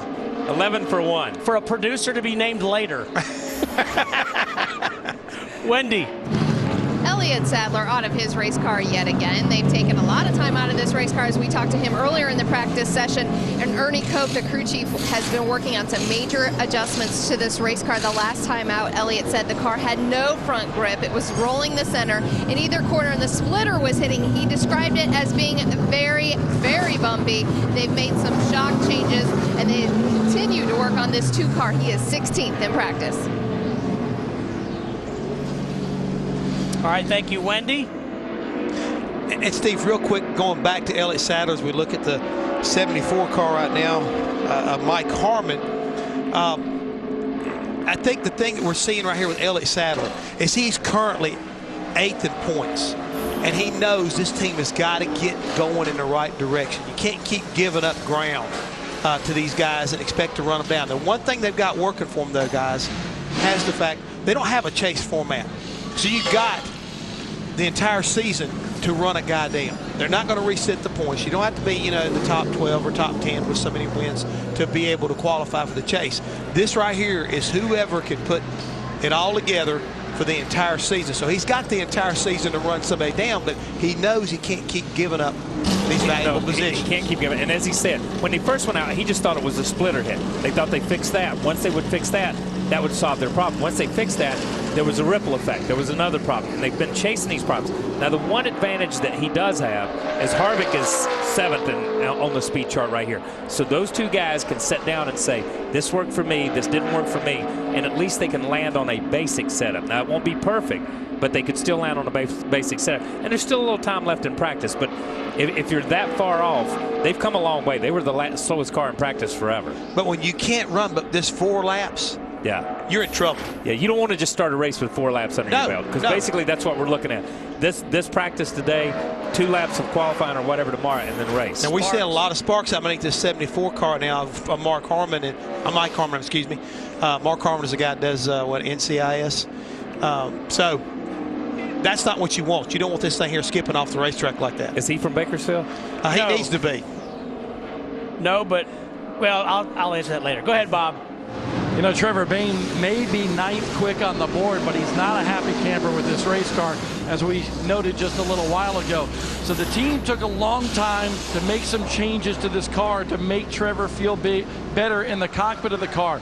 But what they're doing, you can tell how hard they're trying to get this car dialed into them. They're actually putting stickers on this car. And I said, are you guys making a mock run to try to get ready for qualifying tomorrow? And they said, absolutely not. We're just putting stickers on to go out there and see what these changes do on new tires, because right now we're still a little bit lost. Yeah, and we talked about that a minute ago, Bob. We said sometimes your tires are so old that you begin to lose the feel, you begin to lose your baseline, and sometimes it's best just to go ahead and sacrifice a set of tires and let's re-baseline this thing so we've got good solid data and good solid information from the driver and the team when we set in the truck tonight to figure out where we are. Because the worst thing is to chase a bad corner of the car and feel like you're fixing it, but you're not. All right, Beck from New Jersey says Buck Owens was born in Bakersfield. So was Merle Haggard.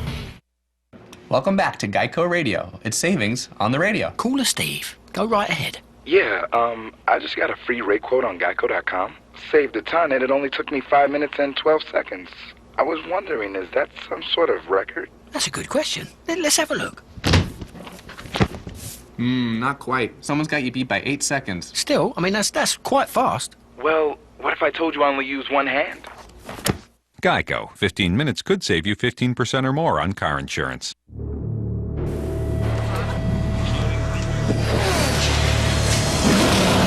Green flag.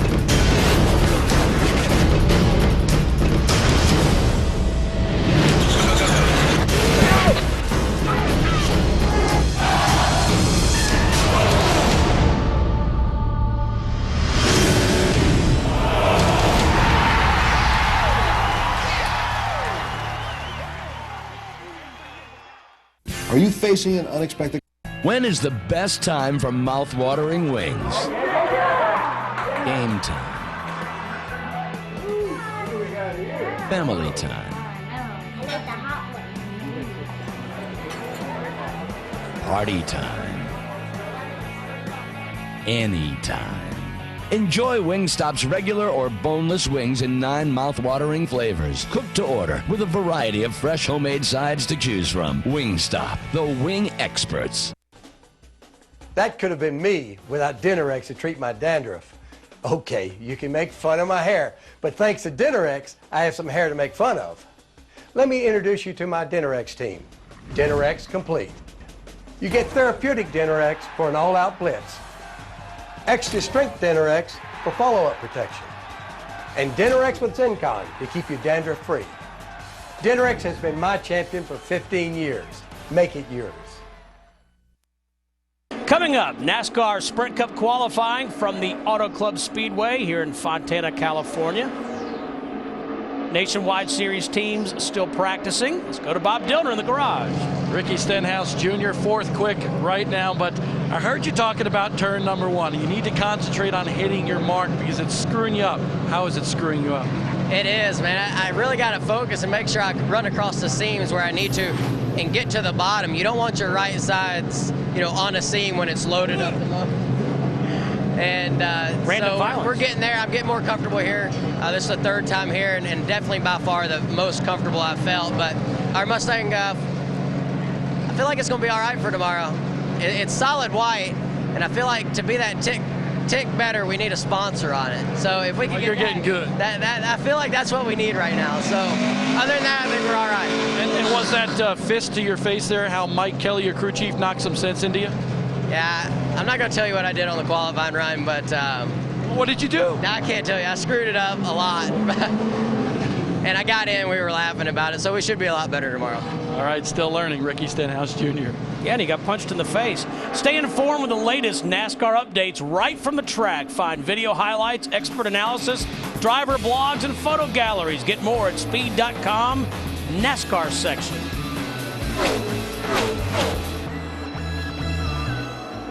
Trevor Bayne in the 16. He's 9th overall. About 16, 17 laps of practice.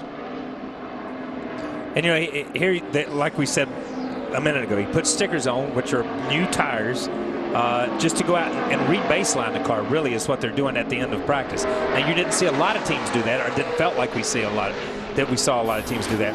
And he's running in traffic here, so obviously this is not a qualifying run. It's basically just to figure out where that baseline is and what this car is doing. I'll tell you right now, running up that high, you saw the dust, flying out in the back of that 16 car. I'm not too sure that this racetrack is ready to go that high on right at the moment, Kyle. No, you have to ease into it. You see him arcing this car into the corner, entering way high, and then cutting back across the racetrack. You see the thing, as he hits that bump, it jumps a little loose. That's not where he wants to be. By entering that high, you want to exit low. That's the whole point of arcing the corner the way he arced the corner. But as the car takes off and he has to chase it up the bank, it puts him in a different place on the racetrack. And I think as you watch him go around the racetrack, let's talk about what Ricky Stenhouse was alluding to. You see the black lines that are not, actually black lines. Those right there are that's tar that's been filled in the cracks, and that's one of the things that Ricky Stenhouse was talking about, that if you don't hit those seams correctly, it can upset the way the car feels and gets down in the corner. Yeah, and I'll say this. It's bad enough on a cold day like this, but when the sun's out and those grooves and that tar gets really slick, man, the car takes off like you're hitting water a lot of times. Now, it's hard to figure out where you're at. Make sure everybody understands that this is what I'm talking about. This area right here and this area right here, that's those seams right now we're talking about, and that can really, like I say, it'll drive a crew chief crazy, and it'll also drive a driver crazy. You got to stay off of those seams. And that's why you have, like Ricky said, he's trying to hit his marks to stay away from those, and if he can hit them and stay away from them, he felt pretty confident. Mike Lynette, 24th overall, 20 laps of practice. Driving for Rusty Wallace. Yeah, I got Oakley on the car. That's a company that's here in California, Southern California. They do a lot of work for the military and make some pretty cool looking sunglasses, I might add. Alrighty then. Stay with us. We'll be right back.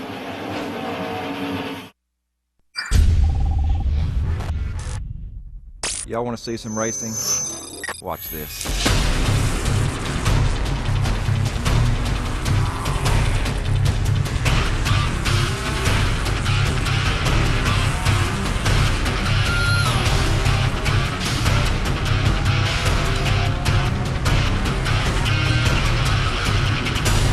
April 3rd, Goody's Fast Relief 500 at Martinsville Speedway. It's another perfect day out here today. Can I get you anything else? We gotta get back to work. Whoa, I spoke too soon. This just in. A freak storm is blowing into the area. We're going to be experiencing hurricane-force winds and dense fog, followed by sheets of driving rain. Stay inside, hunker down, grab a beer. This is going to be a long one. Buffalo Wild Wings. Wings Beer Sports. We're receiving reports of hail the size of... Oh, boy.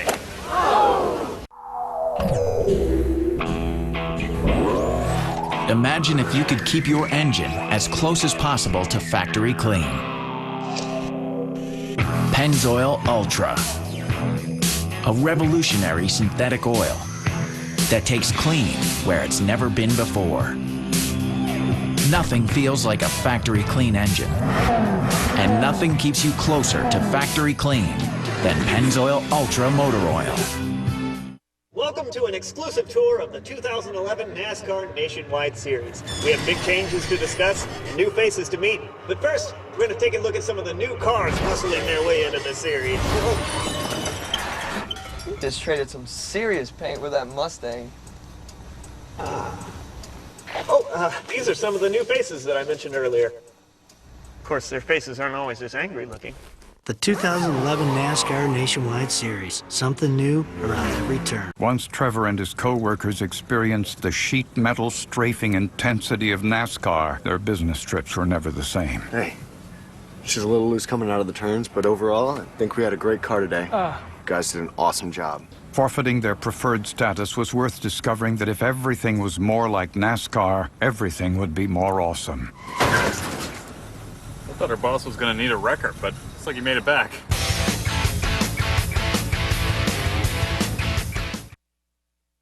This copyrighted telecast may not be reproduced, retransmitted, or used in any form without the authorized written consent of NASCAR Broadcasting. NASCAR would like to thank all of our loyal fans for your continued support, and we hope you enjoyed today's broadcast. Larry Mack's trying to kick us out of the booth. You know, that's just the way it always is. I mean, they come in here, they start harassing us and heckling us and everything. Okay, we're going to clear up this Bakersfield thing before we leave. Yeah. We don't know.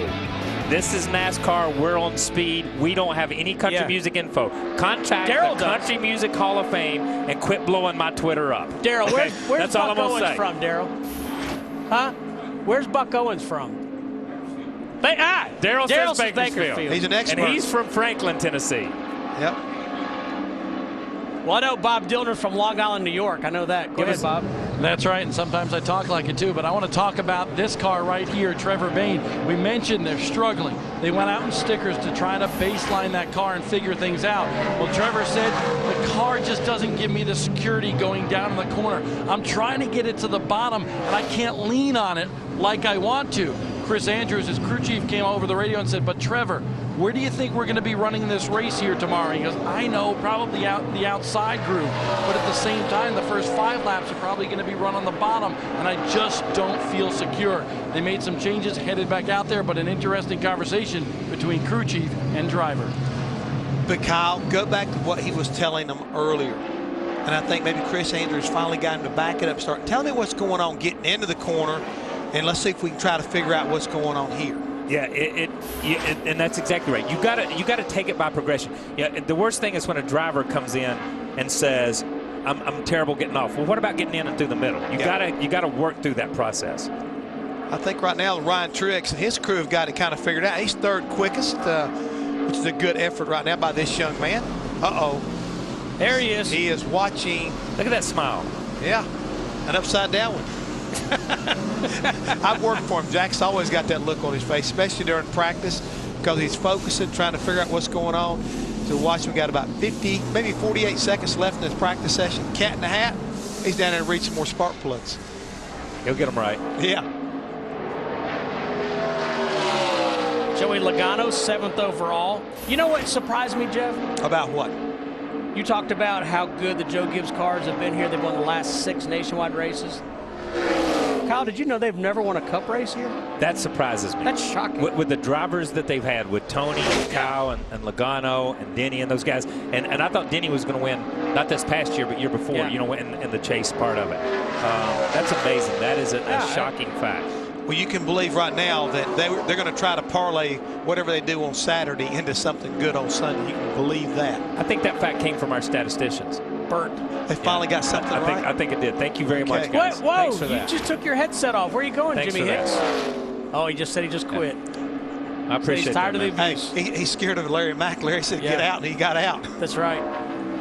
See the 38 car coming up here. These guys have been good. They have been. Jason Leffler and that group right there have been solid. From the time they unloaded, we started this practice. 22 car has been junk, but they've worked themselves back. They're 11th. Kenny Wallace, we hadn't even talked about him. He's 12th in point, or 12th on the speed chart right here, which is phenomenal for that team. I mean, he like to never got out here. He had to fly through, I think, South America to get here. It was the craziest trip I've ever heard of, Kenny Wallace's Kenny's trip. great on Twitter. He lives his life out loud. Out loud. That's my man. He wrote last night he was sitting on the plane. Drama, I have to pee. Flight attendant will not let me get up. Get up, I know. I know it's time to go. We've been here way too long. Yeah.